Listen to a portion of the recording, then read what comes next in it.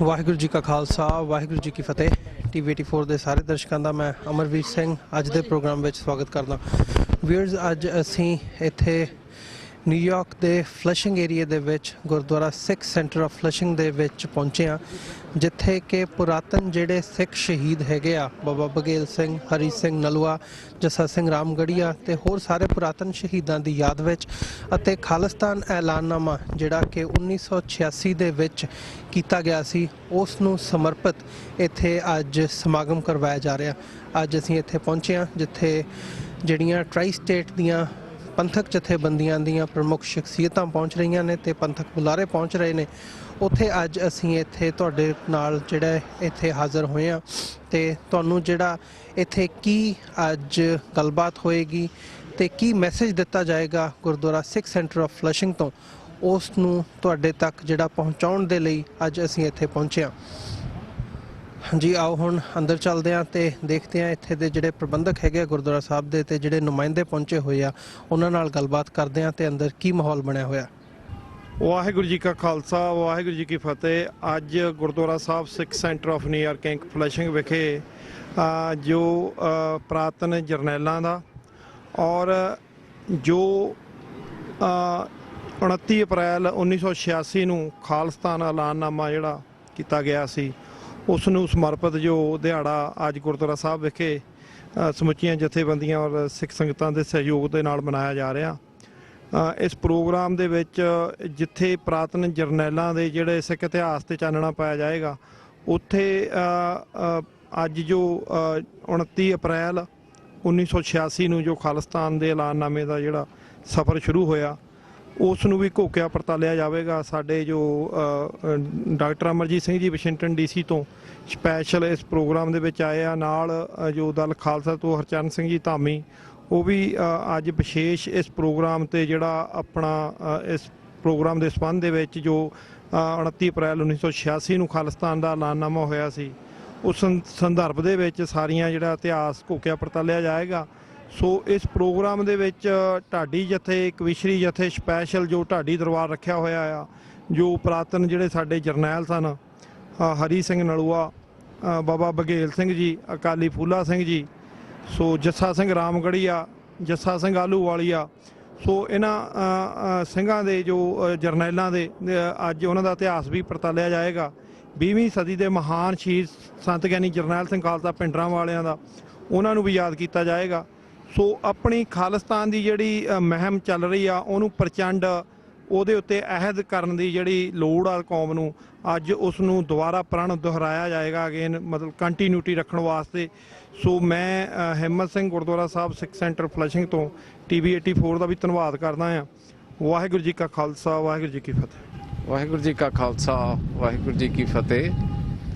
ਅੱਜ ਤੋਂ ਕਰੀਬ 31 ਸਾਲ ਪਹਿਲਾਂ ਸਰਬੱਤ ਖਾਲਸਾ ਦੁਆਰਾ ਚੁਣੀ ਹੋਈ ਕਮੇਟੀ ਨੇ 29 ਅਪ੍ਰੈਲ 1986 ਨੂੰ ਜਿਹੜਾ ਸਿੱਖ ਕੌਮ ਦਾ ਰਾਜਸੀ ਨਿਸ਼ਾਨਾ ਆ, ਉਹ ਖਾਲਿਸਤਾਨ ਮਿੱਥਿਆ ਸੀ। ਜਿਹੜਾ ਸਾਡਾ ਰਾਜਸੀ ਨਿਸ਼ਾਨਾ ਆ ਸਿੱਖ ਕੌਮ ਦੀ ਆਜ਼ਾਦੀ, ਇਹ ਤਾਂ ਜਿਸ ਤਰ੍ਹਾਂ ਇਸ ਸਮਾਗਮ ਦੇ ਵਿੱਚ ਅਸੀਂ ਪੁਰਾਤਨ ਜਰਨੈਲ ਵੀ ਬਾਰੇ ਵੀ ਉਹਨਾਂ ਦਾ ਵਿਚਾਰ ਕਰਨੀ, ਇਤਿਹਾਸ ਨੂੰ ਦੁਹਰਾਉਣਾ ਹੈ। ਉਦੋਂ ਤੋਂ ਹੀ ਸਿੱਖ ਕੌਮ ਦਾ ਇਹ ਦ੍ਰਿੜ ਨਿਸ਼ਚਾ ਰਿਹਾ ਹੈ ਕਿ ਹਮ ਪਾਤਸ਼ਾਹੀ ਸਤਿਗੁਰ ਦੀ ਹੰਨੇ ਹੰਨੇ ਲਾਏ, ਜਾਂ ਹਮ ਰਾਖਤ ਪਾਤਸ਼ਾਹੀ ਦਾਵਾ, ਜਾ ਇਤ ਕੋ ਜਾਗਲੇ ਪਾਵਾ, ਪਾਤਸ਼ਾਹੀ ਛੋੜ ਕੇ ਮਲਹ ਨਵਾਬੀ, ਪਰਾਤੀਨ ਜਿਸ ਮਾਹੇ ਖਰਾਬੀ। ਔਰ ਅਸੀਂ ਰੋਜ਼ ਰਾਜ ਕਰੇਗਾ ਖਾਲਸਾ ਦੁਹਰਾਉਂਦੇ ਆਏ, ਦੋਹਰਾ ਪੜ੍ਹਦੇ ਹਾਂ। ਔਰ ਉਸ ਨਿਸ਼ਾਨੇ ਦੇ ਪ੍ਰਤੀ ਮੌਜੂਦਾ ਸੰਘਰਸ਼, ਜਿਸ ਤਰ੍ਹਾਂ ਸੰਤ ਜਰਨੈਲ ਸਿੰਘ ਭਿੰਡਰਾਂਵਾਲਾ ਨੇ, ਜਿਸ ਤੋਂ ਕੌਮ ਅਵੇਸਲੀ ਹੋ ਗਈ ਸੀ, ਕੌਮ ਨੂੰ ਜਗਾ ਕੇ ਔਰ ਫਿਰ ਇੱਕ ਨਵੀਂ ਲਹਿਰ ਖੜੀ ਕੀਤੀ। ਔਰ ਅੱਜ ਦੇ ਦਿਨ ਉਹ ਸਰਬੱਤ ਖਾਲਸਾ ਦੀ ਚੁਣੀ ਹੋਈ ਪੰਥਕ ਕਮੇਟੀ ਨੇ ਜਿਹੜਾ ਰਾਜਸੀ ਨਿਸ਼ਾਨਾ ਹੈ, ਉਹਨੂੰ ਇੱਕ ਵਾਰੀ ਫਿਰ ਤੋਂ ਦੁਹਰਾਇਆ ਕਿ ਸਿੱਖ ਕੌਮ ਦਾ ਰਾਜਸੀ ਨਿਸ਼ਾਨਾ ਜਿਹੜਾ ਹੈ ਉਹ ਖਾਲਿਸਤਾਨ ਹੈ। ਔਰ ਇਹ ਜਿਹੜਾ ਦਿਨ ਹੈ ਸਾਰੀ ਦੁਨੀਆ ਦੇ ਵਿੱਚ ਬੜੇ ਜੋਸ਼ੋ ਫਰੋਖਤ ਨਾਲ ਮਨਾਇਆ ਜਾਂਦਾ ਹੈ। ਇੱਥੇ ਵੀ ਫਲਸ਼ਿੰਗ ਗੁਰਦੁਆਰੇ ਦੀ ਜਿਹੜੀ ਕਮੇਟੀ ਆ, ਔਰ ਜਿਸ ਤਰ੍ਹਾਂ ਦੱਸਿਆ ਹੋਰਨਾਂ ਜਥੇਬੰਦੀਆਂ ਦੇ ਸਹਿਯੋਗ ਦੇ ਨਾਲ ਬਹੁਤ ਚੜ੍ਹਦੀ ਕਲਾ ਵਿੱਚ ਮਨਾ ਰਹੀ ਹੈ। ਸੋ ਮੈਂ ਵੀ ਇੱਥੇ ਮੈਂ ਆਪਣਾ ਸੁਭਾਗ ਸਮਝਦਾ ਕਿ ਮੈਂ ਇੱਥੇ ਔਰ ਇਹਨਾਂ ਦੇ ਵਿੱਚ ਸ਼ਾਮਲ ਹੋਇਆ। ਔਰ ਅੱਜ ਸਾਡੀ ਸਿੱਖ ਕੌਮ ਲਈ ਇਹ ਦਿਨ ਹੈ ਕਿ ਇਸ ਦਿਨ ਇੱਕ ਵਾਰੀ ਫਿਰ ਅਸੀਂ ਜਿਹੜੀਆਂ ਇਸ ਸੰਘਰਸ਼ 'ਚ ਹਜ਼ਾਰਾਂ ਕੁਰਬਾਨੀਆਂ ਹੋਈਆਂ, ਜੇਲ੍ਹਾਂ ਦੇ ਵਿੱਚ ਨੌਜਵਾਨ ਗਏ ਆ, ਅਜੇ ਵੀ ਜੇਲ੍ਹਾਂ ਦੇ ਵਿੱਚ ਬੈਠੇ ਆ, ਸ਼ਹਾਦਤਾਂ ਹੋ ਰਹੀਆਂ, ਤਸ਼ੱਦਦ ਹੋ ਰਿਹਾ। ਸੋ ਉਸ ਨਿਸ਼ਾਨੇ ਪ੍ਰਤੀ ਅਸੀਂ ਵੀ ਆਪਣੀ ਵਚਨਬੱਧਤਾ ਦੁਹਰਾਈਏ ਔਰ ਉਸ ਨਿਸ਼ਾਨੇ ਦੀ ਪੂਰਤੀ ਲਈ ਸਾਨੂੰ ਆਪਣਾ ਆਪਣਾ ਯੋਗਦਾਨ ਪਾਉਣਾ ਚਾਹੀਦਾ ਹੈ। ਵਾਹਿਗੁਰੂ ਜੀ ਕਾ ਖਾਲਸਾ, ਵਾਹਿਗੁਰੂ ਜੀ ਕੀ ਫਤਿਹ।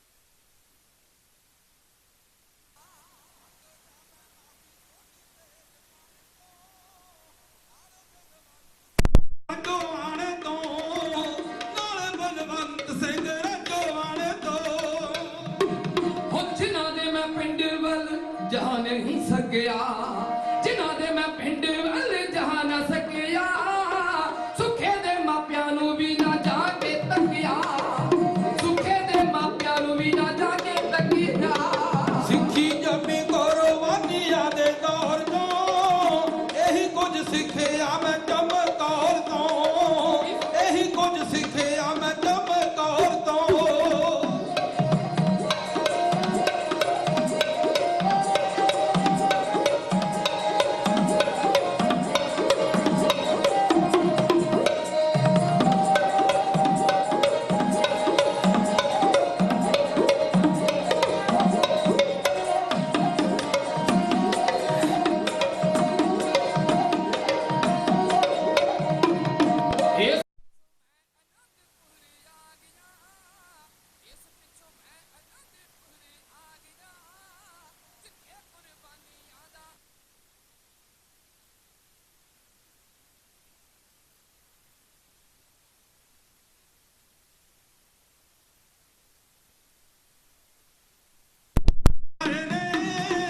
ਮੈਂ ਕਹਿੰਦਾ ਉਹਨੇ ਕਈ ਹਜ਼ਾਰ ਵਾਰੇ ਨੇ ਮੈਂ ਕਹਿੰਦਾ ਉਹਨੇ ਕਈ ਹਜ਼ਾਰ ਵਾਰੇ ਨੇ ਚੰਦਰੀਆ ਨਾ ਤੇਰਾ ਪੰਜਾਬ ਖਾ ਲਿਆ ਪੰਜਾਬ ਖਾ ਲਿਆ ਕਰਦੀ ਮਿਹਰ ਗੁਰੂ ਭਾਜਾ ਵਾਲਿਆ ਉਹ ਕਰਦੀ ਮਿਹਰ ਗੁਰੂ ਭਾਜਾ ਵਾਲਿਆ ਕਰਦੀ ਮਿਹਰ ਗੁਰੂ ਭਾਜਾ ਵਾਲਿਆ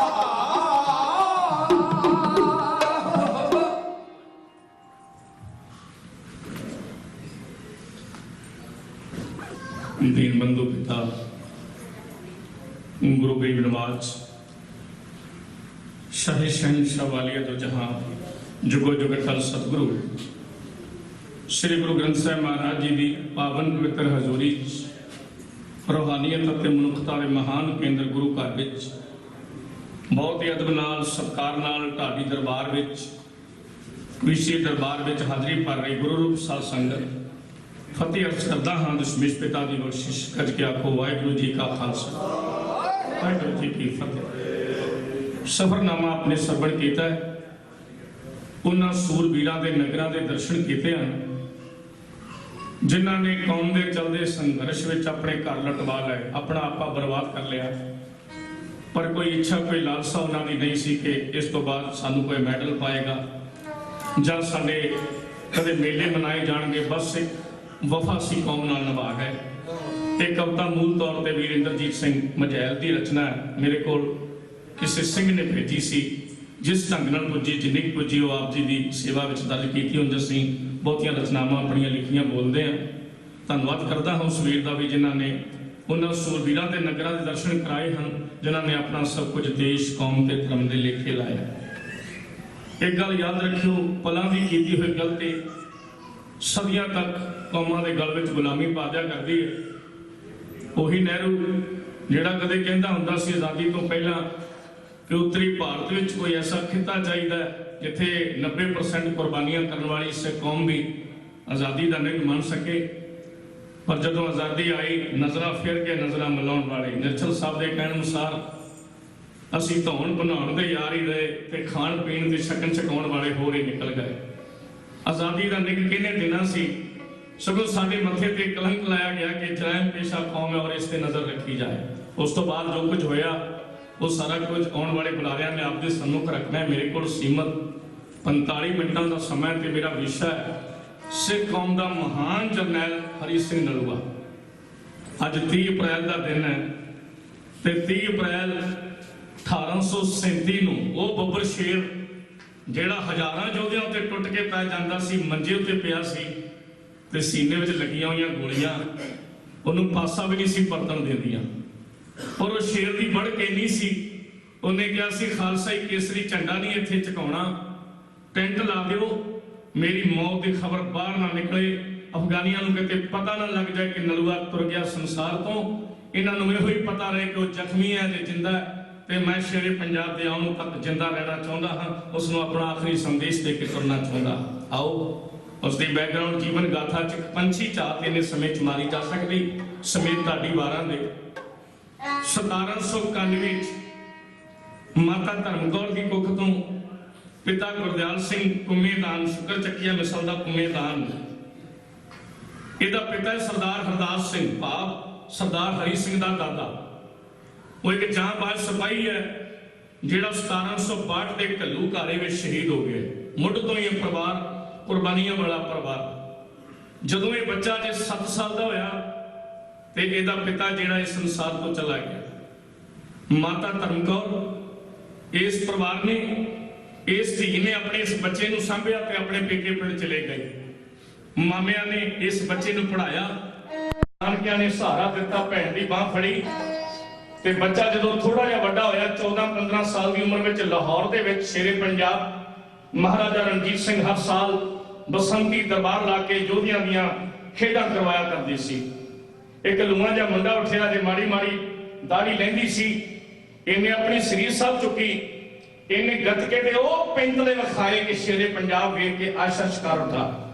ਉਹਨੇ ਲਾਇਆ ਆਪਣੇ ਸੋਨੇ 'ਚ ਪਾਇਆ ਹੋਇਆ, ਗਲ 'ਚ ਪਾਇਆ ਸੋਨੇ ਦਾ ਕੰਠਾ ਤੇ ਇਸ ਗੱਭਰੂ ਦੇ ਗਲ 'ਚ ਪਾ ਕੇ ਇਹਨੂੰ ਛਾਤੀ ਨਾਲ ਲਾ ਕੇ ਪੁੱਛਦਾ, ਕਾਕਾ ਤੇਰਾ ਨਾਂ ਕੀ ਹੈ? ਕਹਿੰਦਾ ਜੀ ਮੇਰਾ ਨਾਂ ਹਰੀ ਸਿੰਘ। ਕਾਕਾ ਕਿੱਥੋਂ ਦਾ ਰਹਿਣ ਵਾਲਾ? ਗੁਜਰਾਂਵਾਲੇ ਦਾ। ਵਾਹ, ਤੂੰ ਤੇ ਮੇਰਾ ਪਿੰਡੂ ਹੈ। ਇੰਨਾ ਖੁਸ਼ ਹੋਇਆ ਇਹਦੀ ਬਹਾਦਰੀ ਨੂੰ ਵੇਖ ਕੇ, ਇਹਨੂੰ ਆਪਣੀ ਫੌਜ ਵਿੱਚ ਭਰਤੀ ਕਰ ਲਿਆ। ਤੇ ਉਹ ਸਮਾਂ ਆਇਆ ਜਦੋਂ 800 ਘੋੜ ਸਵਾਰ ਦਾ ਇਹਨੂੰ ਸਰਦਾਰ ਬਣਾ ਦਿੱਤਾ।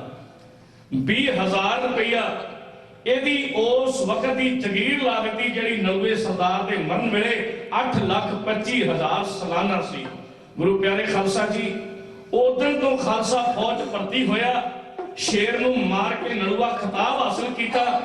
ਤੇ ਜਦੋਂ ਜਿੱਤਾਂ ਜਿੱਤਣ ਦੀ ਵਾਰੀ ਆਈ, ਪਹਿਲਾਂ ਇਹਨੇ ਕਸੂਰ ਨੂੰ ਜਿੱਤਿਆ ਸ਼ੇਰੇ ਪੰਜਾਬ ਨਾਲ ਰਲ ਕੇ 1807 ਵਿੱਚ। ਫਿਰ 1810 ਵਿੱਚ ਮੁਲਤਾਨ ਦਾ ਕਿਲਾ, ਉੱਥੋਂ ਦਾ ਨਵਾਬ ਮੁਜ਼ੱਫਰ ਬੇਗ ਬੜਾ ਅੜੀਅਲ ਸੁਭਾਅ ਦਾ, ਸਰਨੀ ਸੀ ਹੁੰਦੀ ਮੁਲਤਾਨ ਦੀ ਧਰਤੀ। ਸ਼ੇਰੇ ਪੰਜਾਬ ਨੇ ਆਖਿਆ ਕਿ ਸੁਰਗ ਬਣਾਓ ਇਸ ਮੁਲਤਾਨ ਦੇ ਕਿਲੇ ਤੱਕ, ਤੇ ਸੁਰਗ ਬਣਾ ਕੇ ਸਭ ਤੋਂ ਅੱਗੇ ਇਸ ਬਰੂਦ ਦੇ ਜਿਹੜੇ ਲੱਗੇਗਾ ਉਹ ਸਰਦਾਰ ਨਲੂਆ ਹੋਵੇਗਾ। ਜ਼ਖਮੀ ਹੋਇਆ ਪਰ ਆਪਣੀ ਮੌਤ ਦੀ, ਆਪਣੇ ਜ਼ਖਮਾਂ ਦੀ ਪਰਵਾਹ ਨਾ ਕੀਤੀ ਤੇ ਜਾਂਬਾਜ਼ ਜਰਨੈਲ ਨੇ ਮੁਲਤਾਨ ਦੇ ਕਿਲੇ 'ਚ ਫਤਿਹ ਪਾਉਣ 'ਚ ਆਪਣਾ ਯੋਗਦਾਨ ਨਿਭਾਇਆ। ਉਸ ਤੋਂ ਬਾਅਦ ਕਸੂਰ, ਪਿਸ਼ਾਵਰ 1834 ਦੇ ਵਿੱਚ ਅਫਗਾਨਿਸਤਾਨ ਦੇ ਨਾਲ ਲੱਗਦਾ ਪਿਸ਼ਾਵਰ ਦਾ ਸੂਬਾ, ਜਿਹੜਾ 7 ਸਦੀਆਂ ਤੋਂ ਅਫਗਾਨਿਸਤਾਨ ਦਾ ਹਿੱਸਾ ਬਣਿਆ ਹੋਇਆ ਸੀ, ਜਿੱਥੋਂ ਦੇ ਲੋਕਾਂ ਤੇ ਜਜ਼ੀਆ ਟੈਕਸ ਲਾਇਆ ਸੀ ਪ੍ਰਤੀ ਸਿਰ 1 ਦਿਨਾਰ। ਉਹ ਇਲਾਕਾ ਸਰ ਕੀਤਾ ਤੇ ਅਫਗਾਨਿਸਤਾਨ ਦੀ ਧਰਤੀ ਦੇ ਬਾਰਡਰ ਤੇ ਮਜ਼ਬੂਤ ਕਿਲੇ ਬਣਵਾਏ। ਸ਼ੇਰੇ ਪੰਜਾਬ ਦੇ ਇਸ ਅਹਿਮ ਜਰਨੈਲ ਸਰਦਾਰ ਹਰੀ ਸਿੰਘ ਦੀਆਂ ਜਿੱਤਾਂ ਦਾ ਵਰਣਨ, ਉਹਦੇ ਸਿਪਾਹ ਸਲਾਰ ਤੋਂ ਇੱਕ ਜਰਨੈਲ ਬਣਨ ਤੱਕ ਦਾ ਸਫ਼ਰ ਝਾੜੀ ਜਥਾ ਇੱਕ ਬੈਠ ਰਾਹੀਂ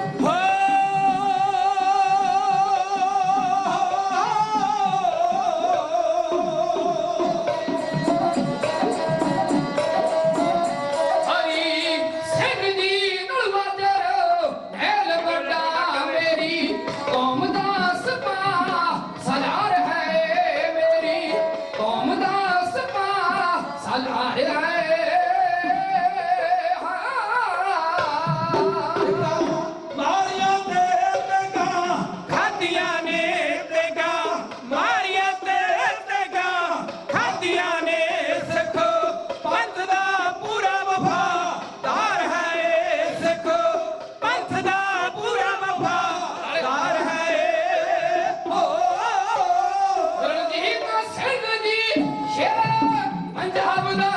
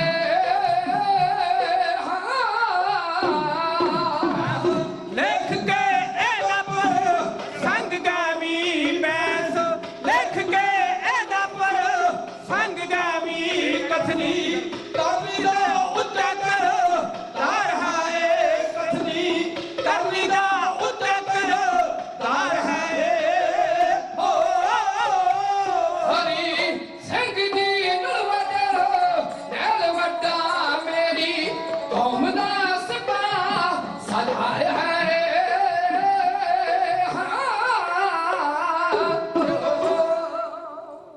ਜਿਹੜਾ ਦਰਦ ਵੰਡਾਵੇ ਨਾ ਦੁੱਖ ਵੇਲੇ ਸੱਜਣ ਨਹੀਂ ਤੇ ਉਹ ਸਾਥ ਵੀ ਨਹੀਂ।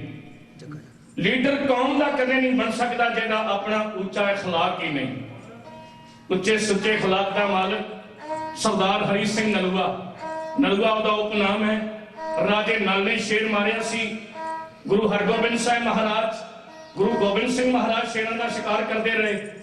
ਗੁਰੂ ਸਾਹਿਬ ਦੇ ਬਰਾਬਰ ਕੋਈ ਸਿੱਖ ਆਪਣਾ ਨਾਂ ਨਹੀਂ ਰੱਖ ਸਕਦਾ, ਇਸ ਲਈ ਨਲੂਆ ਉਪਨਾਮ ਲਾਇਆ ਗਿਆ। ਸ਼ੇਰੇ ਪੰਜਾਬ ਦਾ ਰਾਈਟ ਇਨ ਕਮਾਂਡ, ਸੱਜੀ ਬਾਂਹ ਸਿੱਖ ਰਾਜ ਦਾ ਇੱਕ ਬੁਰਜ ਹੈ। ਮੇਰੇ ਤੋਂ ਪਹਿਲਾਂ ਅਕਾਲੀ ਫੂਲਾ ਸਿੰਘ ਦਾ ਜ਼ਿਕਰ ਹੋ ਰਿਹਾ ਸੀ। ਇਹ ਉਹ ਵੱਡੇ ਜਰਨੈਲ ਹਨ ਅਕਾਲੀ ਫੂਲਾ ਸਿੰਘ, ਸ਼ਾਮ ਸਿੰਘ ਅਟਾਰੀ, ਹਰੀ ਸਿੰਘ ਨਲੂਆ, ਜਿਨ੍ਹਾਂ ਦੇ ਸਹਿਯੋਗ ਕਾਰਨ ਖਾਲਸਾ ਰਾਜ ਉਸ ਵਕਤ ਕਾਇਮ ਹੋ ਸਕਿਆ। ਇਸ ਤੋਂ ਪੇਸ਼ਤਰ ਸਰਦਾਰ ਜੱਸਾ ਸਿੰਘ ਰਾਮਗੜੀਆ, ਸਰਦਾਰ ਜੱਸਾ ਸਿੰਘ ਆਲੂਵਾਲੀਆ, ਜਿਨ੍ਹਾਂ ਨੂੰ ਸਮਰਪਿਤ ਹੈ ਢਾਡੀ ਦਰਬਾਰ। ਇਹ ਉਹ ਯੋਧੇ ਹੋਏ ਨੇ ਜਿਨ੍ਹਾਂ ਨੇ 12 ਮਿਸਲਾਂ ਵਿੱਚ ਰਹਿੰਦਿਆਂ ਤੇਗਾਂ ਮਾਰੀਆਂ ਔਰ 1783 ਮਾਰਚ ਦੇ ਮਹੀਨੇ ਵਿੱਚ ਦਿੱਲੀ ਦੇ ਲਾਲ ਕਿਲੇ ਉੱਤੇ ਕੇਸਰੀ ਪਰਚਮ ਲਹਿਰਾ ਕੇ ਦਿੱਲੀ ਨੂੰ ਫਤਿਹ ਕੀਤਾ ਸੀ। ਠੀਕ ਸੀ, ਉਸ ਵਕਤ ਕੁਝ ਬਾਦ ਇਤਫਾਕੀ ਸੀ। ਛੋਟੀਆਂ ਗੱਲਾਂ ਪਿੱਛੇ ਸਿੱਖ ਸਰਦਾਰ ਲੜ ਪੈਂਦੇ ਸੀ। ਅਦੀਨਾ ਬੇਗ ਨੇ ਕਿਹਾ ਸੀ ਜਲੰਧਰ ਦੇ ਇਕੱਠ ਵਿੱਚ, ਸਿੱਖ ਇੱਕ ਬਹਾਦਰ ਕੌਮ ਹੈ, ਸਿੱਖ ਇੱਕ ਸਿਆਣੀ ਕੌਮ ਹੈ, ਸਿੱਖ ਇੱਕ ਦੂਰਅੰਦੇਸ਼ ਕੌਮ ਹੈ। ਸਾਰੀਆਂ ਗੱਲਾਂ ਕਹਿਣ ਤੋਂ ਬਾਅਦ ਉਹਨੇ ਕਿਹਾ ਸੀ ਪਰ 12 ਮਿਸਲਾਂ ਦੀ ਮੀਟਿੰਗ ਚੋਂ ਬੈਠਾ ਸੀ ਜਲੰਧਰ ਦਾ ਨਵਾਬ, ਉਹਨੇ ਕਿਹਾ ਸੀ ਯੂੰ ਤੋਂ ਹੈ ਸਿੰਘ ਸਭੈ ਬਿਦ ਪੂਰਨ। ਪੰਥ ਪ੍ਰਕਾਸ਼ ਦੇ ਕਰਤਾ ਭਾਈ ਰਤਨ ਸਿੰਘ ਭੰਗੂ ਲਿਖਦੇ ਨੇ ਯੂੰ ਤੋਂ ਹੈ ਸਿੰਘ ਸਭੈ ਬਿਦ ਪੂਰਨ, ਪਰ ਅੰਗਰੇਜ਼ੀ, ਪੰਜਾਬੀ, ਹਿੰਦੀ, ਉਰਦੂ, ਸੰਸਕ੍ਰਿਤ ਸਾਰੀਆਂ ਭਾਸ਼ਾਵਾਂ ਦੀ ਗ੍ਰਾਮਰ ਦਾ ਰੂਲ ਹੈ। ਪਹਿਲੀ ਲਾਈਨ ਲਿਖ ਦਿਓ, ਅਗਲੀ ਲਾਈਨ ਸ਼ੁਰੂ ਕਰਨ ਤੋਂ ਪਹਿਲਾਂ ਪਰ, ਪਰੰਤੂ, ਵਟ, ਮਗਰ, ਲੇਕਿਨ ਸ਼ਬਦ ਆ ਜਾਣ ਤਾਂ ਪਹਿਲੀ ਲਿਖੀ ਲਾਈਨ ਦਾ ਅਰਥ ਵੀ ਉਲਟਾ ਹੋ ਜਾਂਦਾ ਹੈ। ਯੋ ਤਾਂ ਹੈ ਸਿੰਘ ਸਭੈ ਬਿਦ ਪੂਰਨ, ਪਰ ਇਨਮੈਂ ਇਤਫਾਕ ਨਾ ਹੈ। ਥੋੜੀ ਜਿਹੀ ਗੱਲ ਪਿੱਛੇ ਤੋਂ ਦਿੱਲੀ ਦਾ ਰਾਹ ਛੱਡ ਕੇ ਆ ਗਏ। ਰਾਮਗੜੀਏ ਸਰਦਾਰ ਨੇ ਆਖਿਆ ਤੇਗਾਂ ਅਸੀਂ ਮਾਰੀਆਂ, ਸ਼ਾਸਕ ਤੂੰ ਬਣ ਗਿਆ। ਆਲੂਵਾਲੀਏ ਨੇ ਆਖਿਆ ਮੈਂ ਤੇ ਕੌਮ ਦਾ ਸਰਦਾਰ ਹਾਂ, ਜੇ ਭਰਾ ਲੜ ਕੇ ਰਾਜ ਕਰਨਾ ਚਾਹਣ ਤੇ ਚੰਗੀ ਗੱਲ, ਜੇ ਕੁਰਸੀ ਕਰਕੇ ਝਗੜਾ ਪੈਂਦਾ ਸਵਰਗ ਬਣਾ ਦਿੰਦਾ ਹੋਟਾ ਦਿੰਦੀਆਂ ਫੁੱਟ ਜਵਾਰਿਆਂ ਨੂੰ ਉਹ ਚੱਪੂ ਜੇ ਕਰ ਦੋਵੇਂ ਮਜ਼ਬੂਤ ਹੋਵੇ।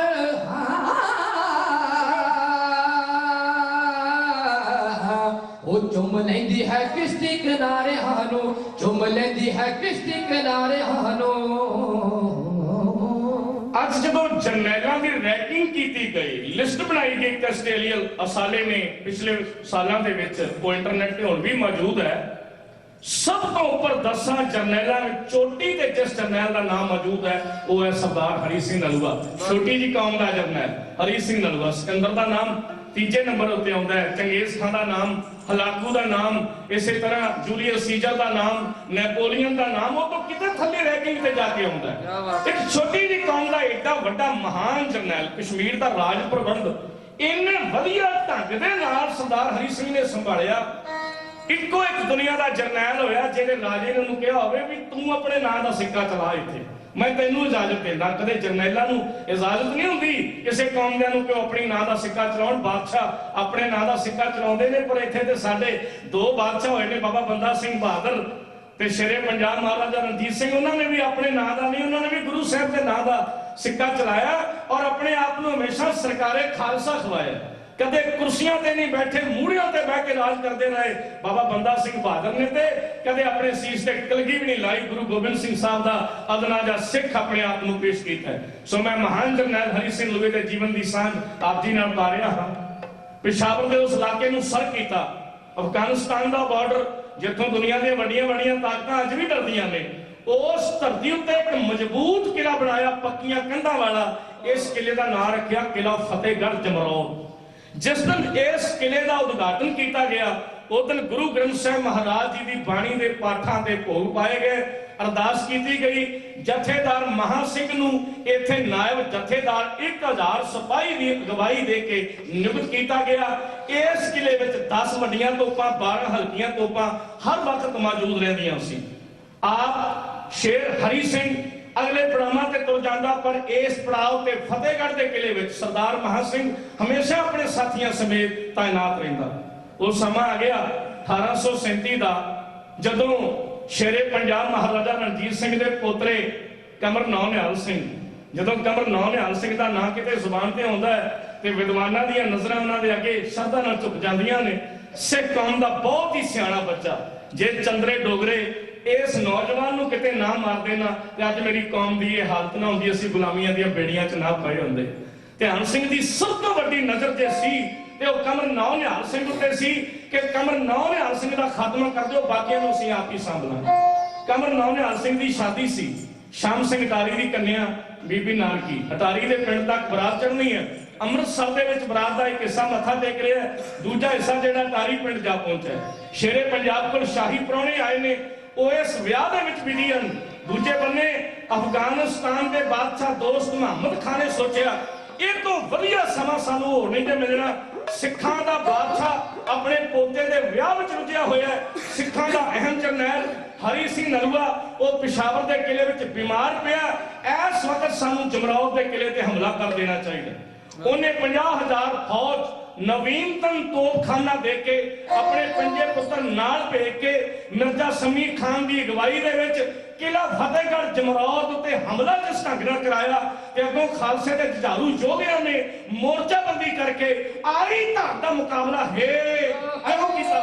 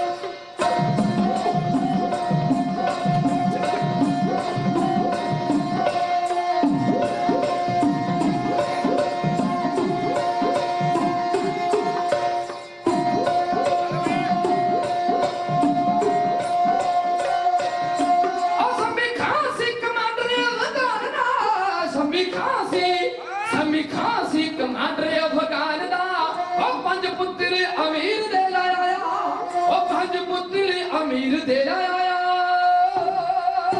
ਦਿਨ ਚੜ੍ਹਦੇ ਨੂੰ ਹੋਣ ਬੈਸ ਫੈਸਲੇ ਖੂਨੀ ਸੂਰਜ ਨੇ ਰੁੱਖ ਪਲਟਾਇਆ ਦਿਨ ਚੜ੍ਹਦੇ ਨੂੰ ਹੋਣ ਬੈਸ ਫੈਸਲੇ ਖੂਨੀ ਸੂਰਜ ਨੇ ਰੁੱਖ ਪਲਟਾਇਆ ਹੱਲਾ ਹੋ ਗਿਆ ਕਿਲੇ ਜਮਰੌਦ ਤੇ ਬਈ ਹੱਲਾ ਹੋ ਗਿਆ ਕਿਲੇ ਜਮਰੌਦ ਤੇ ਉਹ ਘੇਰਾ ਚਾਰ ਚੁਫੇਰਿਆਂ ਸੀ ਪਾਇਆ ਉਹ ਘੇਰਾ ਚਾਰ ਚੁਫੇਰਿਆਂ ਸੀ ਪਾਇਆ ਉਹ ਘੇਰਾ ਚਾਰ ਚੁਫੇਰਿਆਂ ਸੀ ਪਾਇਆ 29 ਅਪ੍ਰੈਲ 1837 ਨੂੰ ਇਹ ਜੰਗ ਆਰੰਭ ਹੋਇਆ ਜਮਰੌਦ ਦੇ ਕਿਲੇ ਦਾ। ਉਹਨਾਂ ਦਿਨਾਂ ਚ ਰਿਵਾਜ ਸੀ ਲੜਾਈ ਕੇਵਲ ਦਿਨ ਵੇਲੇ ਲੜੀ ਜਾਂਦੀ ਸੀ, ਰਾਤ ਨੂੰ ਫੌਜਾਂ ਆਰਾਮ ਕਰਨ ਲਈ ਪਿੱਛੇ ਹਟ ਜਾਂਦੀਆਂ। ਸਾਰਾ ਦਿਨ ਲੜਾਈ ਲੜੀ। ਉਹਨਾਂ ਕੋਲ ਤੋਪਖਾਨਾ ਨਵੇਂ ਢੰਗ ਦਾ, ਉਹਨਾਂ ਦੇ ਟ੍ਰੇਨ ਸਿਪਾਹੀ ਅੱਗੇ ਵੱਧ ਕੇ ਜਿਸ ਢੰਗ ਨਾਲ ਕਿਲੇ ਵਿੱਚ ਘਿਰੇ ਹੋਏ 1000 ਸਿੰਘਾਂ ਨਾਲ ਲੜਦੇ ਸੀ, ਉਹਨਾਂ ਦੀ ਉਸ ਟ੍ਰੇਨਿੰਗ ਦਾ ਸਾਫ਼ ਪਤਾ ਲੱਗਦਾ ਸੀ ਕਿ ਉਹ ਨਵੇਂ ਤੋਪਖਾਨੇ ਦੇ ਆਸਰੇ ਨਾਲ ਕਿਵੇਂ ਅੱਗੇ ਵੱਧ ਰਹੇ। ਸਾਰੇ ਦਿਨ ਦੀ ਲੜਾਈ ਦਾ ਸਿੱਟਾ ਹੀ ਨਿਕਲਿਆ। 200-250 ਸਿੰਘ ਸ਼ਹੀਦ ਹੋ ਗਿਆ ਤੇ ਕੁਝ ਜ਼ਖਮੀ ਹੋ ਗਏ। ਕਿਲੇ ਦੀ ਜਿਹੜੀ ਬਾਹਰਲੀ ਬਾਹੀ ਸੀ, ਜਿਹੜੀ ਬਾਰਡਰ ਦੀ ਦੀਵਾਰ ਸੀ, ਉਹਦੇ 'ਚ ਬਹੁਤ ਵੱਡਾ ਮਹੂਰਾ ਹੋ ਗਿਆ। ਉਹ ਜ਼ਮਾਨਾ ਸੀ ਜਦੋਂ ਜੰਗਾਂ ਕੇਵਲ ਦਿਨ 'ਚ ਲੜੀਆਂ ਜਾਂਦੀਆਂ ਸੀ, ਰਾਤ ਨੂੰ ਫੌਜਾਂ ਆਰਾਮ ਕਰਦੀਆਂ ਸੀ। ਇੱਕ ਲੜਾਈ ਕੌਮ ਨੇ 1984 'ਚ ਲੜੀ। ਇਹ ਲੜਾਈ ਜਿਹੜੀ 3 ਜੂਨ ਤੋਂ, 1 ਜੂਨ ਤੋਂ ਹੀ ਜੰਗ ਆਰੰਭ ਹੋ ਗਈ ਸੀ, ਜਦੋਂ ਸੀਆਰਪੀ ਨੇ ਗੋਲੀ ਚਲਾਈ ਸੀ। ਇਹ ਜੰਗ 4, 5 ਤੇ 6 ਜੂਨ, ਉਂਝ ਤੇ 9 ਜੂਨ ਤੱਕ ਇਹ ਸੰਘਰਸ਼ ਚੱਲਿਆ। ਜਿਉਂ ਬੇਸਮੈਂਟ ਵਿੱਚ ਬੈਠੇ ਹੋਏ ਸਿੰਘ ਅਖੀਰ ਵਿੱਚ ਸ਼ਹੀਦ ਹੋਏ ਜਦੋਂ ਗਿਆਨੀ ਜੈਨ ਸਿੰਘ ਜੀ ਆਏ ਸੀ ਪ੍ਰਕਰਮਾ ਦੇ ਵਿੱਚ। 3 ਦਿਨ ਤੇ ਵਿਚਾਲੀਆਂ ਰਾਤਾਂ, 1 ਮਿੰਟ ਵੀ ਗੋਲੀ ਬੰਦ ਨਹੀਂ ਹੋਈ। ਰਾਤ ਨੂੰ ਵੀ ਲੜਾਈ ਚੱਲੀ। 48 ਘੰਟੇ ਲਗਾਤਾਰ ਭੁੱਖਣ ਭਾਣੇ ਛਕਣ ਲਈ ਕੀ ਸੀ? ਭੁੱਜੇ ਹੋਏ ਛੋਲੇ ਤੇ ਕੁਝ ਗੁੜ ਦੀਆਂ ਰੋੜੀਆਂ, ਜਾਂ ਕਿਤੇ ਥੋੜਾ ਪਾਣੀ ਤੇ ਜੂਨ ਦਾ ਮਹੀਨਾ। ਅਸੀਂ ਬਲਿਆਰ ਜਾਂਦੇ ਹਾਂ ਸਿੰਧੂ ਅਫਸਰ ਸਿਨਹਾ ਤੋਂ, ਜਿਹਨੇ ਆਪਣਾ ਰਿਜ਼ਾਈਨ ਕਰ ਦਿੱਤਾ ਕਿ ਮੈਂ ਉਸ ਮੱਕੇ ਕਾਬੇ ਉੱਤੇ, ਮੈਂ ਉਸ ਭਗਤੀ ਸ਼ਕਤੀ ਦੇ ਕੇਂਦਰ ਹਰਮੰਦਰ ਸਾਹਿਬ ਉੱਤੇ ਫੌਜ ਲੈ ਕੇ ਹਮਲਾ ਨਹੀਂ ਕਰ ਸਕਦਾ। ਸੱਜਣੋ, ਕਈ ਵਾਰ ਅਸੀਂ ਪੂਰੀ ਕੌਮ ਨੂੰ ਕੰਡੈਮ ਕਰਦੇ ਹਾਂ। ਪੂਰੀਆਂ ਕੌਮਾਂ ਕਿਤੇ ਮਾੜੀਆਂ ਨਹੀਂ ਹੁੰਦੀਆਂ। ਗੰਗੂ ਬ੍ਰਾਹਮਣ ਦੀ ਗੱਲ ਕਰਦੇ ਕਰਦੇ ਅਸੀਂ ਕਈ ਵਾਰ ਸਾਰੇ ਕਾਸਟ ਨੂੰ ਕੰਡੈਮ ਕਰ ਜਾਂਦੇ ਹਾਂ। ਕਦੇ ਮਤੀ ਦਾਸ ਬਾਰੇ ਨਹੀਂ ਸੋਚਦੇ ਕਿ ਉਹ ਗੁਰੂ ਤੇਗ ਬਹਾਦਰ ਸਾਹਿਬ ਦਾ ਸਾਥੀ ਕਿਵੇਂ ਆਰੇ ਨਾਲ ਚਰਵਾ ਗਿਆ ਆਪਣੇ ਆਪ ਨੂੰ। ਉਹਦਾ ਛੋਟਾ ਭਰਾ ਸਤੀ ਦਾਸ, ਜਿਹਨੂੰ ਕਿੱਲਾ ਗੱਡ ਕੇ ਲੱਕ ਬੰਨ ਕੇ ਰੱਸਾ ਰੂ ਲਪੇਟ ਕੇ ਮਿੱਟੀ ਦਾ ਤੇਲ ਪਹਿਲਾਂ ਪਾਇਆ ਵੀ 1 ਲੱਖ ਤੱਕ ਲੱਗ ਜਾਏ ਤੇ ਦੇਸੀ ਤੇਲ ਬਾਅਦ ਵਿੱਚ ਪਾਇਆ ਵੀ ਹੌਲੀ ਹੌਲੀ ਅੱਗ ਬਲਦੀ ਰਹੇ। ਸ਼ਮਾ ਵੀ ਜਲਦੀ ਰਹੀ, ਪਰਵਾਨਾ ਜਲ ਜਾਣੇ ਕੇ ਬਾਅਦ। ਬਟਾਲੇ ਦੇ ਇਲਾਕੇ 'ਚ ਇੱਕ ਪਿੰਡ ਪੈਂਦਾ ਤਲਵੰਡੀ। ਇੱਥੋਂ ਦੇ ਗਿਆਨੀ ਮੋਹਰ ਸਿੰਘ ਜੀ, ਉਹਨਾਂ ਨੇ ਅੰਮ੍ਰਿਤ ਛਕ ਲਿਆ। ਬ੍ਰਾਹਮਣ ਪਰਿਵਾਰ ਵਿੱਚੋਂ ਸੀ।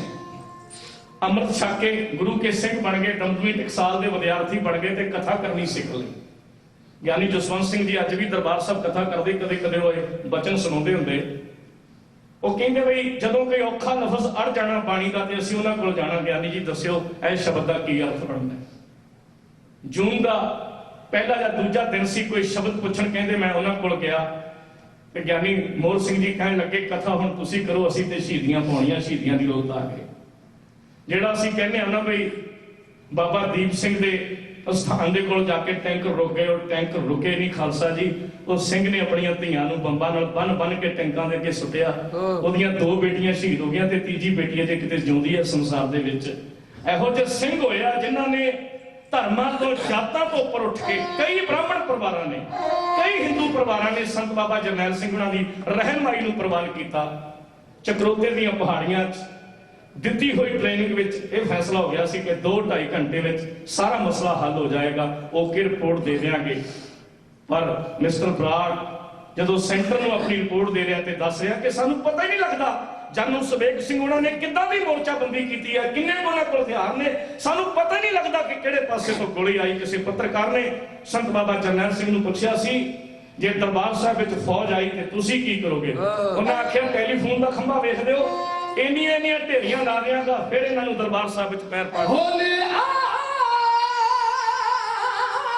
ਕਹਿਣ ਨਹੀਂ ਕਰ ਵੀ ਜਾਣਦੇ ਹਾਂ। ਉਹ ਫੜਾ ਫੋਕੀਆਂ ਖਾਲਸੇ ਮਾਰਦੇ ਨਹੀਂ। ਉਹ ਪੁੱਤਰ 10ਵੀਂ ਦੇ ਵੀਰ ਅਜੀਤ ਸਿੰਘ ਨੇ ਉਹ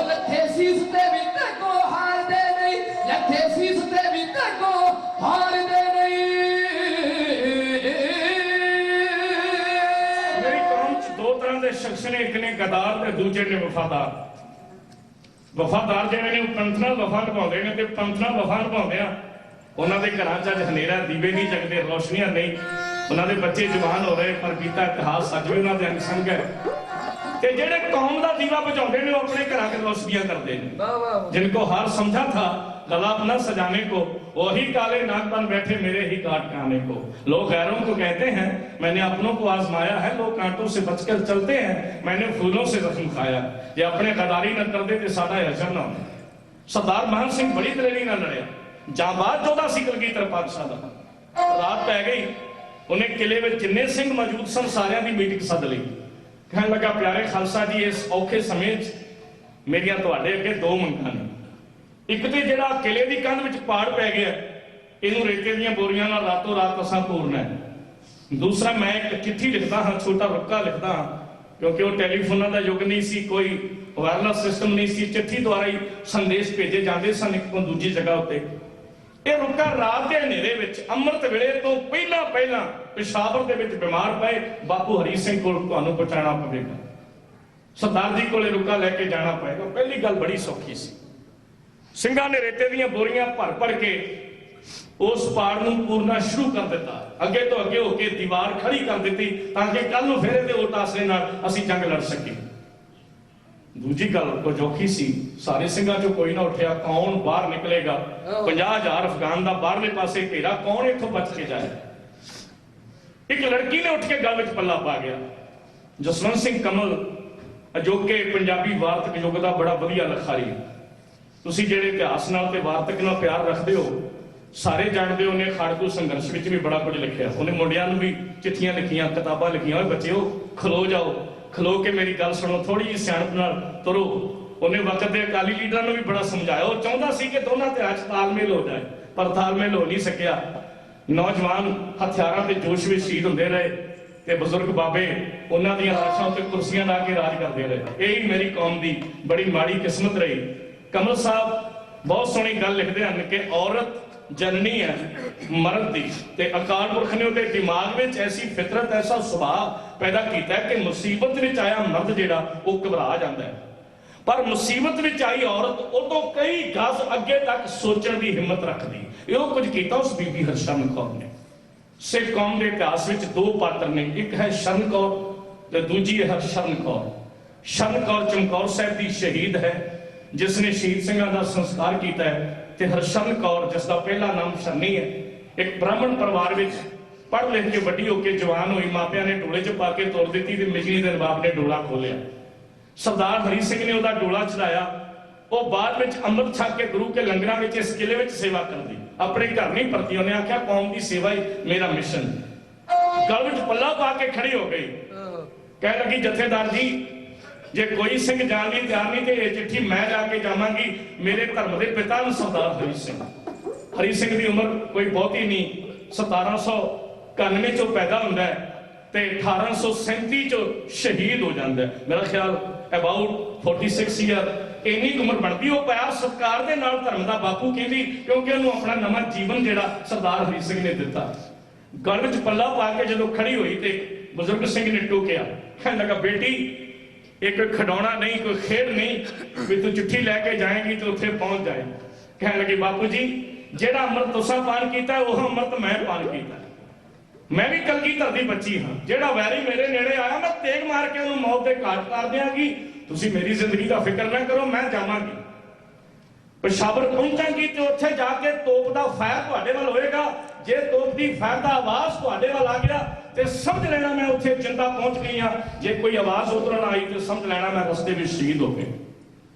29 ਅਪ੍ਰੈਲ 1837 ਦੀ ਰਾਤ ਨੂੰ ਕਿਲਾ ਚਮਰੌਰ ਵਿੱਚ ਖਲੋਤੀ ਬੀਬੀ ਹਰਸ਼ਰਨ ਕੌਰ ਸਰਦਾਰ ਨਲੂਏ ਵੱਲ ਇੱਕ ਚਿੱਠੀ ਲਿਜਾਣ ਦੀ ਮੰਗ ਹੈ ਕਿਉਂ ਕਰ ਰਹੀ ਹੈ?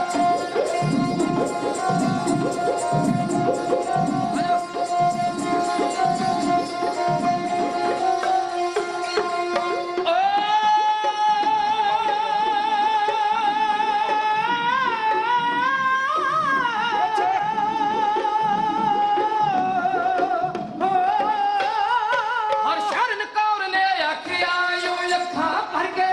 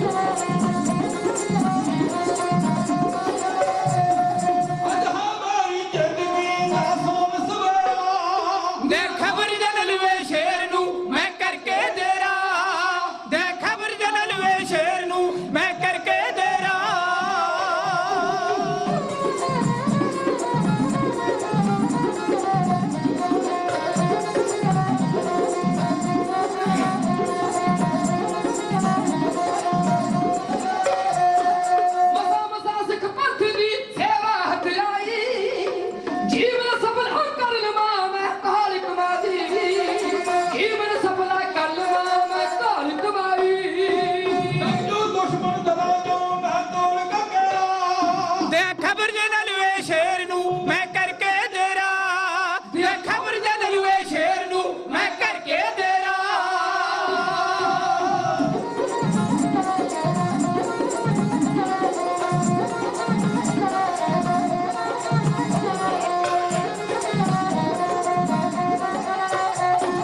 ਮੈਨੂੰ ਤੀਵੀਂ ਸਮਝ ਕੇ ਜਮਾਰੀ ਆਇਆ ਨੇੜੇ ਤੇਗ ਮਾਰ ਕੇ ਝਾੜ ਦੇ ਆਂਗੀ ਮੌਤ ਦੇ ਵੇੜੇ ਤੇਗ ਮਾਰ ਕੇ ਝਾੜ ਦੇ ਆਂਗੀ ਮੌਤ ਦੇ ਵੇੜੇ ਵਿੱਚ ਹੱਥ ਵਿਖਾਉਣ ਦਾ ਬਣ ਜਾਓ ਬਨੇਰਾ ਖਬਰ ਜੇ ਨਲਵੇ ਸ਼ੇਰ ਨੂੰ ਮੈਂ ਕਰਕੇ ਦੇਰਾ ਦੇ ਖਬਰ ਜੇ ਨਲਵੇ ਸ਼ੇਰ ਨੂੰ ਮੈਂ ਕਰਕੇ ਦੇਰਾ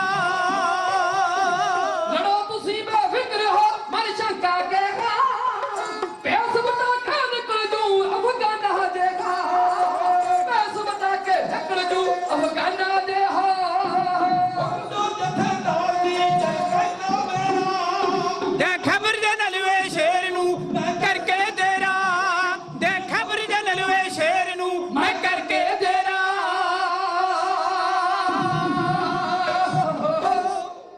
ਹਿੰਮਤੇ ਮਰਦਾ ਮਰਦੇ ਜਵਾਂ ਪੰਜਾਬੀ ਦੀ ਕਹਾਵਤ ਹੈ ਜਿੱਥੇ ਚਾਹਾਂ ਉੱਥੇ ਰਾਹਾਂ ਆਪਣੇ ਆਪ ਬਣ ਜਾਂਦੀਆਂ ਹਨ God helps those who help themselves ਪਰਮਾਤਮਾ ਉਹਨਾਂ ਲੋਕਾਂ ਦੀ ਮਦਦ ਕਰਦਾ ਹੈ ਜਿਹੜੇ ਆਪਣੀ ਮਦਦ ਆਪ ਕਰਨਾ ਜਾਣਦੇ ਤੁਸੀਂ ਅੰਬਲਾ ਮਾਰਿਆ ਤੁਹਾਡੇ ਰਾਜਨੀਤਿਕ ਵੀਰ ਜਿਹੜੇ ਉਹਨਾਂ ਨੇ ਕਾਨੂੰਨ ਤੱਕ ਰਸਾਈ ਕੀਤੀ ਕਿ 5 ਅਪ੍ਰੈਲ ਨੂੰ 199 ਨੰਬਰ ਮਤਾ ਜਿਹੜਾ ਅਮਰੀਕਾ ਦੀ ਕਾਂਗਰਸ ਵਿੱਚ ਪੇਸ਼ ਕੀਤਾ ਗਿਆ ਐਜ਼ ਏ ਕੌਮ ਤੁਹਾਨੂੰ ਮਾਨਤਾ ਮਿਲੀ ਤੁਹਾਡੀ ਸਿੱਖ ਦੇ ਪਰੇਡ ਨੂੰ ਮਾਨਤਾ ਮਿਲੀ ਕੈਨੇਡਾ ਦੇ ਵਿੱਚ ਬਹੁਤ ਵੱਡੀਆਂ ਪ੍ਰਾਪਤੀਆਂ ਕੀਤੀਆਂ ਕੌਮ ਨੇ ਇਹ ਅੰਤਰਰਾਸ਼ਟਰੀ ਪੱਧਰ ਤੇ ਤੁਹਾਡਾ ਸੰਘਰਸ਼ ਹੀ ਹੈ ਤੁਹਾਡੀ ਜੱਦੋ ਜਹਿਦੀ ਹੈ ਜਿਹੜਾ ਤੁਸੀਂ ਕੌਮ ਦੀ ਚੜ੍ਹਦੀ ਕਲਾ ਲਈ ਆਪਣਾ ਕਾਰਜ ਰੰਭੇ ਮੈਂ ਆਪਣੇ ਵਿਸ਼ੇ ਤੇ ਪਰਤਾ ਮੇਰੇ ਕੋਲ 14-15 ਮਿੰਟ ਬਾਕੀ ਔਰ ਮੈਂ ਚਾਹੁੰਦਾ ਇਹਦੇ ਵਿੱਚ ਢਾਡੀ ਰੰਗ ਦੀਆਂ 2 ਆਈਟਮਾਂ ਕਿਉਂਕਿ ਢਾਡੀ ਰੰਗ ਅੱਜ ਅਲੋਪ ਹੁੰਦਾ ਜਾ ਰਿਹਾ ਅੱਜ ਦੇ ਨਵੇਂ ਆ ਰਹੇ ਜਥੇ ਜਿਹੜੇ ਅੱਜ ਤੋਂ 5 ਤੋਂ 7 ਸਾਲ ਸੀਡੀ ਯੁੱਗ ਵਿੱਚ ਪੈਦਾ ਹੋ ਰਹੇ ਨੇ ਸੀਤਲ ਸਾਹਿਬ ਉਹਨਾਂ ਬਾਰੇ ਗੱਲ ਕਹਿੰਦੇ ਸੀ ਢਾਡੀ ਸੁਣ ਸਿੰਘ ਸੀਤਲ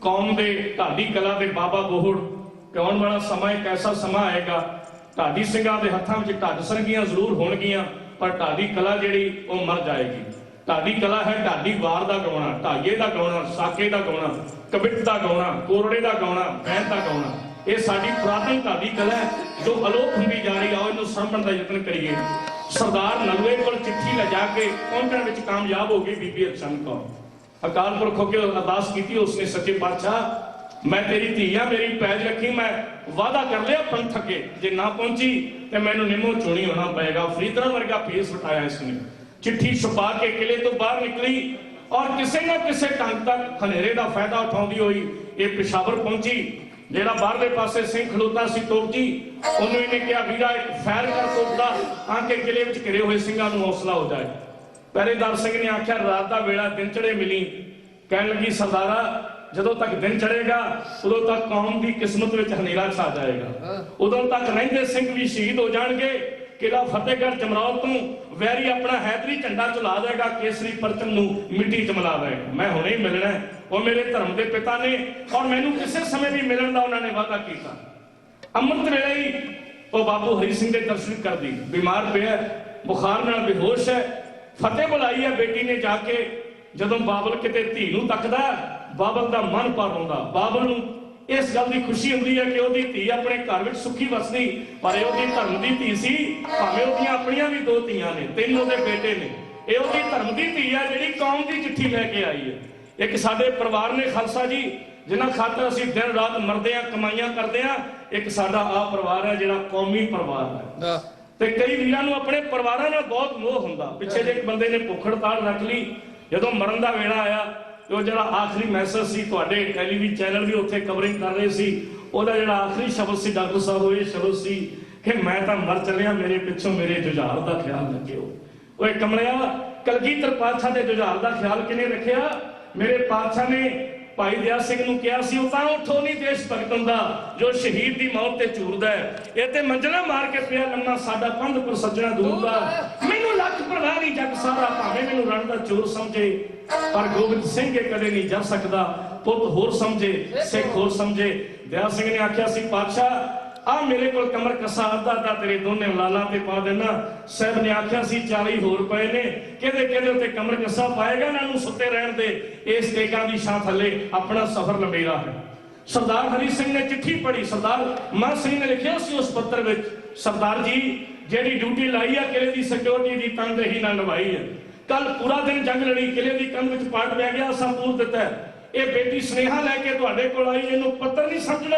ਪੰਥ ਦਾ ਹੁਕਮ ਸਮਝੋ ਤੇ ਸਾਡੀ ਸਹਾਇਤਾ ਲਈ ਪੁੱਜੋ ਜੇ ਤੁਸੀਂ ਪਹੁੰਚ ਕੇ ਸੁਨੇਹਾ ਸਾਡਾ ਨਾ ਮੰਨਿਆ ਤੇ ਕੱਲ ਦਿਨ ਚੜ੍ਹਦੇ ਤੱਕ ਜਿਹੜੇ ਬਾਕੀ ਸਿੰਘ ਨੇ ਉਹ ਵੀ ਸ਼ਹੀਦ ਹੋ ਜਾਣਗੇ ਜਿਹੜਾ ਆਪਣੀ ਬਿਮਾਰੀ ਕਾਰਨ ਬੇਹੋਸ਼ ਪਿਆ ਸੀ ਉਹ ਸੂਰਮਾ ਉੱਠਿਆ ਤੇ ਉਹਨੇ ਉਸੇ ਵਕਤ ਉਹਦਾ ਹੱਥ ਤਲਵਾਰ ਦੇ ਮੁੱਠੇ ਤੇ ਗਿਆ ਆਪਣੇ ਜਥੇਦਾਰਾਂ ਨੂੰ ਨਿਧਾਨ ਸਿੰਘ ਪੰਜ ਹੱਥਾ ਅਜੈਬ ਸਿੰਘ ਕਮਾਂਡਰ ਨੂੰ ਹੁਕਮ ਕੀਤਾ ਜਿੰਨੇ ਸਿੰਘ ਕੋਲ ਨੇ ਕਿਉਂਕਿ ਲਾਹੌਰੋਂ ਮਦਦ ਨਹੀਂ ਆ ਸਕਦੀ ਪਰਿਵਾਰ ਜਿਹੜਾ ਵਿਆਹ ਵਿੱਚ ਰੁੱਝਿਆ ਹੋਇਆ ਸਾਨੂੰ ਹੀ ਜਾਣਾ ਪਏਗਾ ਕਰਤਾਰ ਸਿੰਘ ਸਰਾਭੇ ਦੇ ਕੁਝ वचन ने मजा इश्क का कुछ वही जानते हैं जो मौत को जिंदगी जानते हैं नहीं जानते क्या अंजाम क्या है वो मरना महज दिल लगी जानते हैं जब से सुना है कि मरने में जिंदगी है सर पे कफन को ओढ़कर कातिल को ढूंढते हैं आशिक जो शहादत के हैं वो जीना छोड़ देते हैं खिलौना समझ के जिस्म को तोड़ देते हैं ना ताजों क्या की तमन्ना ना हूरों की हसरत खुदा अगर खुदाई भी दे तो मोड़ देते हैं शहादत के हर कतरा खून में छुपा ईमान होता है ये वो खून है जिसमें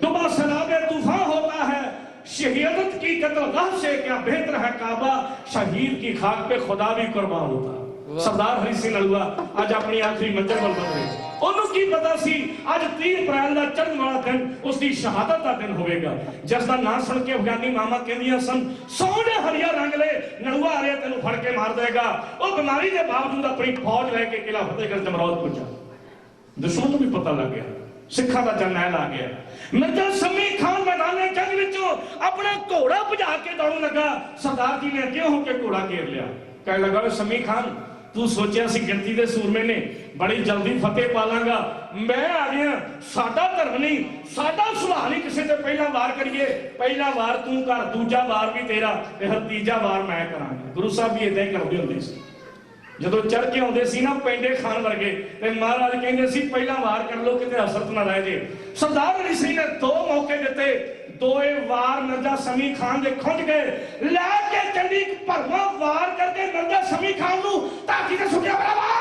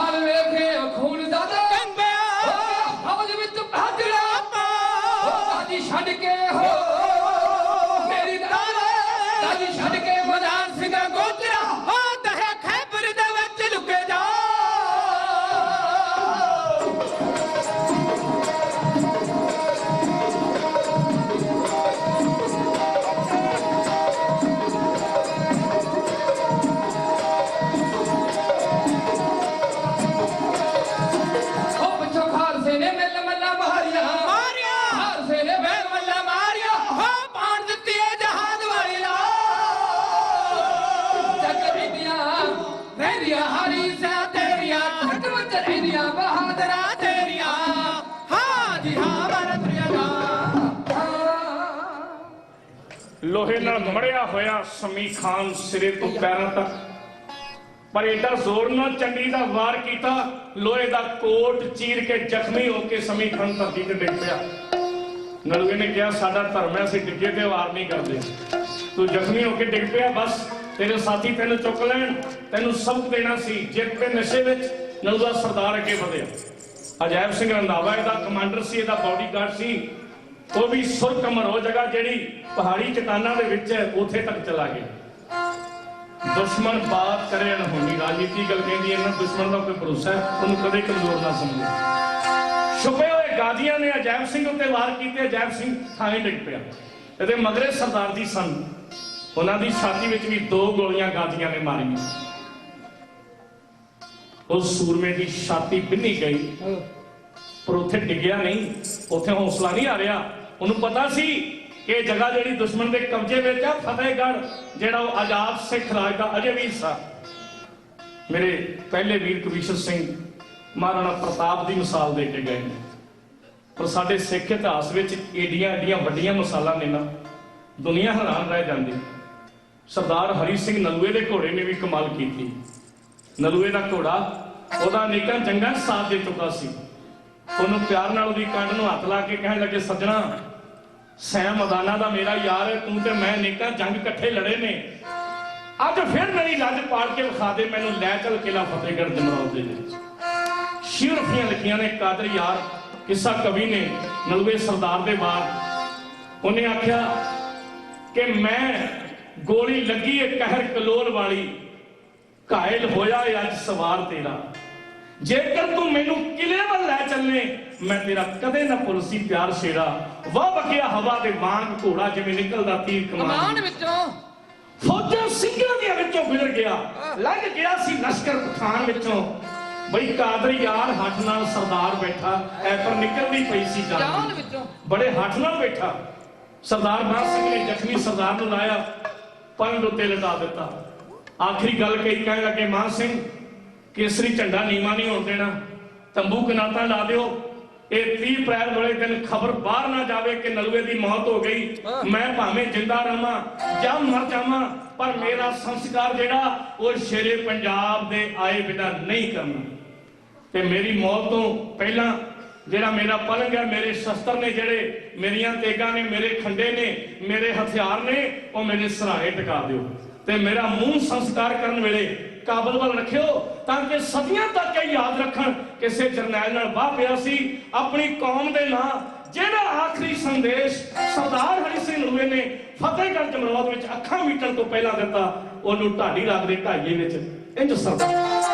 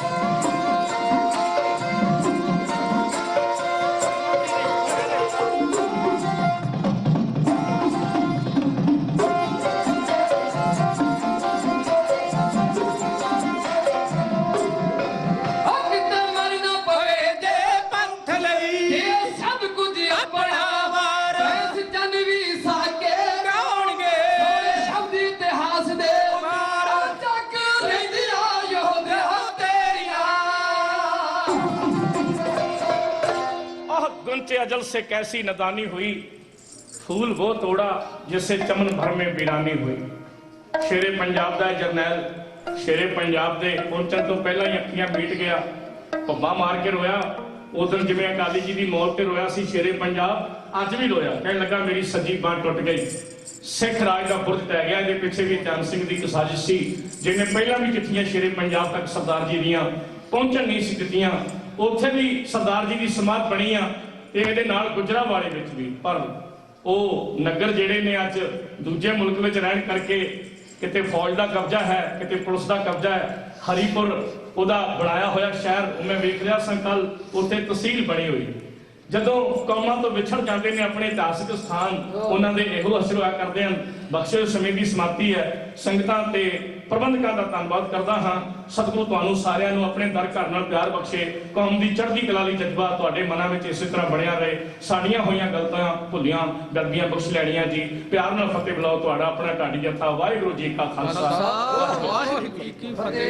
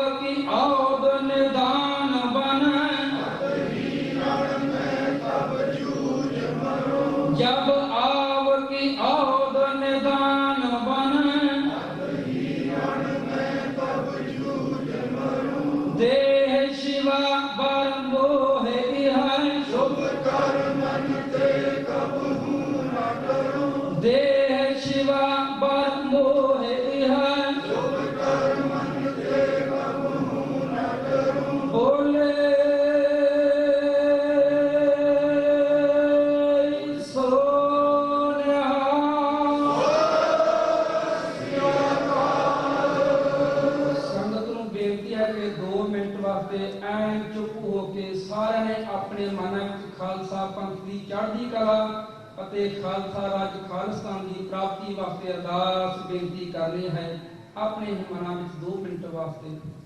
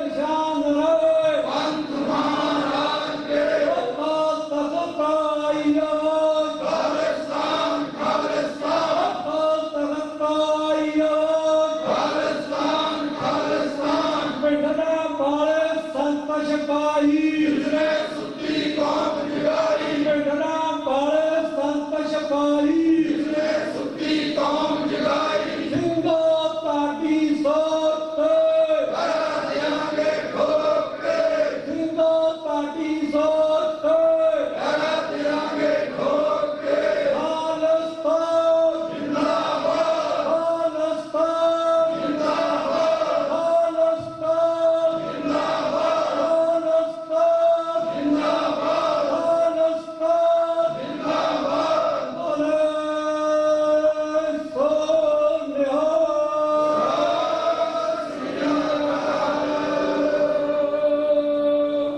1986 ਨੂੰ ਉਹ ਨੀਂਹ ਨੂੰ ਪੱਕਾ ਕੀਤਾ ਗਿਆ। ਉਹਦੇ ਬਾਰੇ ਮੇਰੇ ਤੋਂ ਬਹੁਤ ਵਧੀਆ ਜ਼ਿਆਦਾ ਸਾਡੇ ਸੁਲਝੇ ਹੋਏ ਖਾਸ ਕਰ ਅਫੇਅਰ ਸੈਂਟਰ ਤੋਂ ਡਾਕਟਰ ਅਮਰਜੀਤ ਸਿੰਘ ਜੀ ਉਹਨਾਂ ਨੂੰ ਬੇਨਤੀ ਹੈ ਕਿ ਉਹ 25 ਮਿੰਟ ਵਾਹਿਗੁਰੂ ਜੀ ਕਾ ਖਾਲਸਾ ਵਾਹਿਗੁਰੂ ਜੀ ਕੀ ਫਤਿਹ।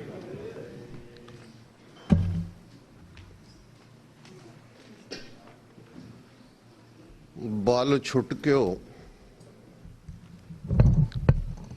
बल छुटक्यो बंधन परै कछु न होत उपाय कहो नानक अब ओट हर गज ज्यों हो सहाय बल होआ बंधन छुटै सब किछ होत उपाय नानक सब किछ तुमरे हाथ में तुम ही होत सहाय। वाहिगुरु जी का खालसा वाहिगुरु जी की फतेह। साहिब श्री गुरु ग्रंथ साहिब जी की हजूरी में जुड़े बैठे सतगुरु जी का अपना आपा गुरु खालसा साध संगत जीओ, अज का ये विशेष दीवान जिथे 18वीं सदी दे साडे महान जरनैलों की याद नूं समर्पित है, उत्थे 31 वरे पहला बाबा गुरबचन सिंह मानोचाल की अगवाई थले 5 मैंबरी पंथक कमेटी वालों 29 अप्रैल 1986 नूं जारी खालिस्तान के ऐलाननामे की याद नूं भी समर्पित है। बड़े अरसे बाद लंबा वक्त ढाडी जत्थियां नूं इस तरह बह के सुनने का मौका मिले। बहुत बार 10, 15, 20 मिनट हुंदे ने, लेकिन एक गल जिहड़ी दीवान च बैठे हैं जिन्हां जरनैलों की याद नूं ये ढाडी दरबार समर्पित है, उन्हां चों मेरे मन च ख्याल आ रहा सी कि असीं बहुत बार अपनी अकल, अपने ज्ञान, अपने रिसोर्सिस, अपने फैमिली हैरीटेज इस सब ते बड़ा मान करते हैं कि ये चीज़ां सानू किवें अगे ले जांदियां ने। ते जे इतिहास वाल देखिए तो साढ़े 3 वड्डे वो जरनैल जिन्हां ने वो पैरामीटर सैट कीते ने, जिन्हां ने वो पूरने पाए ने जिहड़े टिल एटर्निटी साडी अगवाई करनगे, वो सन जिहड़े बचपन दे विच अपनी मां दे प्यार तो वांझे रहे, जां जिन्हां लई शब्द असी यतीम इस्तेमाल करते हैं कि वो यतीम हुए।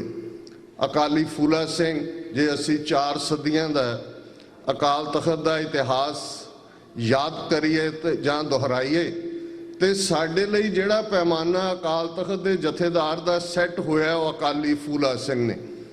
अकाली फूला सिंह जिहड़े उस वेले दे सावरन रंजीत सिंह नूं अकाल तखत ते तलब करन दी हिम्मत भी रखते ने, जिहड़े बिना खौफ तो जंग दे मैदान विच जूझदे ने ते अज भी अफगानिस्तान ते खैबर पख्तूनवा जिहड़ा सूबा पाकिस्तान दे उत्थे लंडा दरिया है, उस दे कंढे अकाली फूला सिंह दी समाध ते सैकड़ियां एकड़ जमीन जिहड़ी गुरुद्वारे दे नां रही, वो याद करवा रही है कि अरदास की अहमियत की है।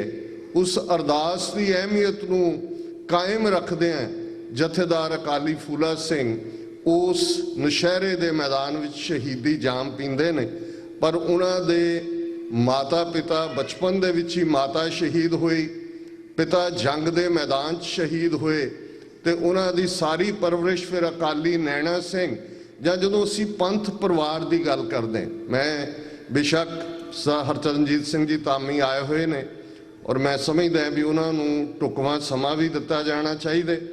ਦਲ ਖਾਲਸਾ ਸਾਡੀ ਉਹ ਜਥੇਬੰਦੀ ਹੈ ਪੰਜਾਬ ਦੇ ਵਿੱਚ ਕਿ ਜਦੋਂ ਅਜੇ ਬਹੁਤ ਸਾਰਿਆਂ ਨੇ ਜੂਨ 84 ਤੋਂ ਬਾਅਦ ਖਾਲਿਸਤਾਨ ਸ਼ਬਦ ਸੁਣਿਆ ਜਾਂ ਇਸ ਪਾਸੇ ਤੁਰੇ, ਪਰ ਇਸ ਜਥੇਬੰਦੀ ਦੇ ਬਾਨੀ ਸਰਦਾਰ ਗਜਿੰਦਰ ਸਿੰਘ ਜਿਨ੍ਹਾਂ ਦੀ ਵੱਡੀ ਪ੍ਰੇਰਨਾ 20ਵੀਂ ਸਦੀ ਦੇ ਮਹਾਨ ਸਿੱਖ ਫਿਲਾਸਫਰ ਸਰਦਾਰ ਕਪੂਰ ਸਿੰਘ ਸਨ, ਚੰਡੀਗੜ੍ਹ ਰਹਿੰਦੇ ਆ, ਉਹਨਾਂ ਦਾ ਸਾਥ ਮਾਣਿਆ।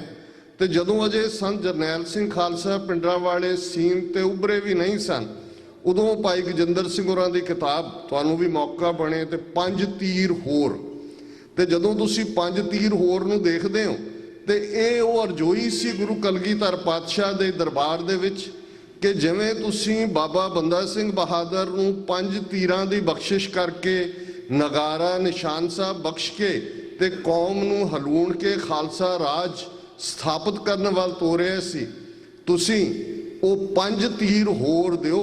ਤੇ ਇਹ ਵੀ ਕਈ ਵਾਰ ਜਿਹੜੀ ਇਹ ਮਿਸਟਿਕ ਦੁਨੀਆ ਹੈ, ਰਹੱਸਵਾਦ ਦੀ ਦੁਨੀਆ ਹੈ, ਇਹ ਸ਼ਬਦਾਂ 'ਚ ਬਿਆਨ ਨਹੀਂ ਹੁੰਦੀ। ਸੱਚਮੁੱਚ ਇੱਕ ਤੀਰ ਵਾਲਾ ਬਾਬਾ ਆਇਆ ਤੇ ਉਸ ਤੀਰ ਵਾਲੇ ਨੇ ਔਰ 1977 'ਚ 5 ਤੀਰ ਹੋਰ, ਗੰਗੂ ਦੀ ਰੂਹ, ਇਹ ਸਾਰਾ ਇਹ ਉਹਨਾਂ ਜ਼ਮਾਨਿਆਂ ਦੀਆਂ ਗੱਲਾਂ ਨੇ ਜਦੋਂ ਬਹੁਤਿਆਂ ਨੂੰ ਲੱਗਦਾ ਸੀ ਕਿ ਇਹ ਕੀ ਬੇਮਤਲਬ ਵਕਤ ਦਾ ਜ਼ਿਆ ਹੈ। ਸੋ ਇਹ ਸਾਰੀਆਂ ਅਹਿਮੀਅਤ ਵਾਲੀਆਂ ਗੱਲਾਂ ਔਰ ਕਿਵੇਂ ਔਖੇ ਹਾਲਾਤ ਦੇ ਵਿੱਚ ਜਿਹੜੀਆਂ ਜਥੇਬੰਦੀਆਂ ਪੰਜਾਬ ਦੇ ਵਿੱਚ ਪੰਥਕ ਆਜ਼ਾਦੀ ਲਈ ਕੰਮ ਕਰਦੀਆਂ ਨੇ, ਦਲ ਖਾਲਸਾ ਝੰਡਾ ਬਰਦਾਰ ਹੈ, ਉਹਨਾਂ 'ਚੋਂ ਇੱਕ ਪ੍ਰੋਮੀਨੈਂਟ ਉਹਨਾਂ ਦਾ ਰੋਲ ਹੈ। ਉਸ ਬਾਰੇ ਮੈਂ ਚਾਹਾਂਗਾ ਕਿ ਵੇਰਵੇ ਨਾਲ ਅਸੀਂ ਉਹਨਾਂ ਦੀ ਗੱਲ ਵੀ ਸੁਣੀਏ। ਪਰ ਜਿਹੜੀ ਗੱਲ ਵੱਲ ਮੈਂ ਧਿਆਨ ਦਿਵਾਉਣਾ ਚਾਹੁੰਦੇ ਕਿ ਬਹੁਤ ਵਾਰ ਹੁਣ ਅੱਜ ਇੱਕ ਫੈਸ਼ਨ ਬਣ ਗਿਆ, ਅਸੀਂ ਬੱਚਾ ਬੱਚੀ ਦੇ ਜਨਮ ਤੋਂ ਪਹਿਲਾਂ ਹੀ ਉਹਦਾ ਨਾਂ ਘਰ 'ਚ ਡਿਸਾਈਡ ਕਰ ਲਿਆ ਹੁੰਦੇ, ਪਰ ਇਹ ਜਿਹੜੀ ਪਰੰਪਰਾ ਸੀ ਕਿ ਜਦੋਂ ਮਾਤਾ ਇਸ ਕਦਰ ਸਵਸਥ ਹੋ ਜਾਂਦੀ ਹੈ ਕਿ ਉਹ ਬੱਚੇ ਬੱਚੀ ਨੂੰ ਲੈ ਕੇ ਗੁਰੂ ਦਰਬਾਰ 'ਚ ਆਏ, ਹੁਕਮਨਾਮਾ ਲਿਆ ਜਾਂਦਾ ਹੈ, ਪਹਿਲਾ ਸ਼ਬਦ ਹੁੰਦਾ ਤੇ ਸੰਗਤ ਦੀ ਪ੍ਰਵਾਨਗੀ ਦਾ ਮਤਲਬ ਸੀ ਕਿ ਉਹ ਬੱਚਾ ਜਾਂ ਬੱਚੀ ਸਿਰਫ ਮਾਪਿਓ ਦੇ ਨਹੀਂ ਨੇ, ਉਹ ਸਮੂਹ ਪੰਥ ਦੇ ਨੇ, ਉਹ ਪੰਥ ਪਰਿਵਾਰ ਦਾ ਹਿੱਸਾ ਨੇ। ਉਸ ਨਾਂ ਨੂੰ ਸੰਗਤ ਫਾਈਨਲ ਕਰਦੀ ਸੀ ਔਰ ਉਹ ਫਿਰ ਜਦੋਂ ਪੰਥ ਨੂੰ ਬਿਲੋਂਗ ਕਰਦੇ ਸੀ, ਜਦੋਂ ਅਸੀਂ ਅਕਾਲੀ ਫੂਲਾ ਸਿੰਘ ਦੀ ਗੱਲ ਕਰਦੇ ਹਾਂ, ਉਸ ਪੰਥ ਪਰਿਵਾਰ ਦੇ ਵਿੱਚ ਉਹਨਾਂ ਦੀ ਪਰਵਰਿਸ਼ ਹੁੰਦੀ ਹੈ। ਤੇ ਫਿਰ ਕਿਉਂ ਜੇ ਕਾਰਨਾਮੇ ਇਸ ਜਰਨੈਲ ਨੇ ਕੀਤੇ, ਇਹ ਤੁਸੀਂ ਢਾਡੀਆਂ ਤੋਂ ਸੁਣੇ ਨੇ। ਸਰਦਾਰ ਹਰੀ ਸਿੰਘ ਨਲੂਆ, ਅੱਜ 30 ਅਪ੍ਰੈਲ ਦਾ ਦਿਨ ਹੈ ਤੇ 30 ਅਪ੍ਰੈਲ 1887 ਨੂੰ ਇਹੀ ਡੇਟ ਦੀ ਸਲੈਬ ਅੱਜ ਵੀ ਕਿਲਾ ਜਮਰੌਦ ਜਿਹੜਾ ਐ ਸੱਚ ਹੈ, ਜਦੋਂ ਅੰਗਰੇਜ਼ਾਂ ਦੇ ਕਬਜ਼ੇ 'ਚ ਵੀ ਪੰਜਾਬ ਗਿਆ, ਉਹਦੇ 'ਚੋਂ ਇੱਕ ਇੱਟ ਵੀ ਨਵੀਂ ਨਹੀਂ ਲਾ ਸਕੇ। ਇੰਨਾ ਕੰਪੈਕਟ ਕਿਲਾ, ਇੰਨੀ ਫਸਟ ਕਲਾਸ ਜਿਓਗ੍ਰਾਫੀਕਲ ਲੋਕੇਸ਼ਨ, ਦਰਾ ਦਰਵਾਜ਼ੇ ਨੂੰ ਕਹਿੰਦੇ ਨੇ, ਦਰਾ-ਏ ਖੈਬਰ। ਹੁਣ ਬਹੁਤ ਸਾਰਿਆਂ ਨੂੰ ਲੱਗਦਾ ਹੈ ਕਿ ਜੀ ਸਿੱਖਾਂ ਨੇ ਕਾਬਲ ਕਿਉਂ ਨਹੀਂ ਲਿਆ, ਕੰਧਾਰ ਕਿਉਂ ਨਹੀਂ ਲਿਆ। ਅੱਜ ਵੀ ਜਿਨ੍ਹਾਂ ਨੇ ਕੋਸ਼ਿਸ਼ ਕੀਤੀ ਕਾਬਲ ਕੰਧਾਰ ਲੈਣ ਦੀ, ਤੁਸੀਂ ਉਹਨਾਂ ਦਾ ਹਾਲ ਦੇਖ ਲਓ। ਸੋਵੀਅਤ ਐਮਪਾਇਰ ਦਾ ਕੀ ਹਾਲ ਹੋਇਆ, ਨੈਟੋ ਦੀਆਂ ਫੋਰਸਿਸ ਦਾ ਕੀ ਹਾਲ ਹੋਇਆ। ਤੇ ਬੈਸਟ ਸਟ੍ਰੈਟੇਜੀਸ਼ੀਅਨ ਮਹਾਰਾਜਾ ਰਣਜੀਤ ਸਿੰਘ, ਹਰੀ ਸਿੰਘ ਨਲੂਆ, ਉਹਨਾਂ ਨੇ ਉੱਥੇ ਕ ਜਾ ਕੇ ਔਰ ਦਰਾ-ਏ ਖੈਬਰ ਤੋਂ ਕਾਬਲ, ਜਿਹਨੂੰ ਅੰਗਰੇਜ਼ੀ 'ਚ ਕਹਿੰਦੇ ਨੇ ਐਜ਼ ਦਾ ਕ੍ਰੋ ਫਲਾਈਜ਼, 40 ਜਾਂ 50 ਮੀਲ ਬਣਦਾ ਜੇ ਉਸ ਦਾ ਪ੍ਰੋਜੈਕਟਾਈਲ ਬਣਾਉਣਾ ਹੋਏ। ਔਰ ਉਹੀ ਸਭ ਤੋਂ ਮਹਿਫੂਜ਼ ਅੱਜ ਵੀ ਅੰਗਰੇਜ਼ ਹੈਰਾਨ ਸੀ ਕਿ ਇਸ ਲੈਵਲ ਦੇ, ਔਰ ਕੱਲਾ ਇਹ ਹੀ ਨਹੀਂ, ਜਦੋਂ ਅਸੀਂ, ਕਿਉਂਕਿ ਬਹੁਤ ਵਾਰ ਸਾਡਾ ਫੋਕਸ ਬਹਾਦਰੀ ਤੇ ਰਹਿੰਦਾ ਹੈ, ਤੇ ਜਿਹੜੀ ਜੰਗੀ ਸਟ੍ਰੈਟਜੀਜ਼ ਨੇ, ਪੇਸ਼ਾਵਰ ਤੋਂ ਜਮਰੌਦ ਤੱਕ ਲਗਭਗ 60 ਦੇ ਕਰੀਬ ਕਿਲੇ ਜਿਹੜੇ ਨੇ, ਉਹਨਾਂ ਦੀ ਉਸਾਰੀ ਵੀ ਹੋਈ ਸੀ। ਔਰ ਬਹੁਤ ਵਾਰ ਕੁਝ ਚੀਜ਼ਾਂ ਅਸੀਂ ਇੰਨੀਆਂ ਸਿੰਪਲੀਫਾਈ ਕਰ ਦਿੱਤੀਆਂ। ਕਈ ਵਾਰ ਮਹਾਰਾਜਾ ਰਣਜੀਤ ਸਿੰਘ ਨੂੰ ਜਦੋਂ ਡਿਸਗ੍ਰੇਸ ਦੇਣੀ ਹੁੰਦੀ ਹੈ, ਮੋਰਾਂ ਨਾਲ ਨਾ ਜੋੜ ਦਿੰਦੇ ਆ ਜਾਂ ਕਿਸੇ ਹੋਰ ਨਾਲ ਜੋੜ ਦਿੰਦੇ।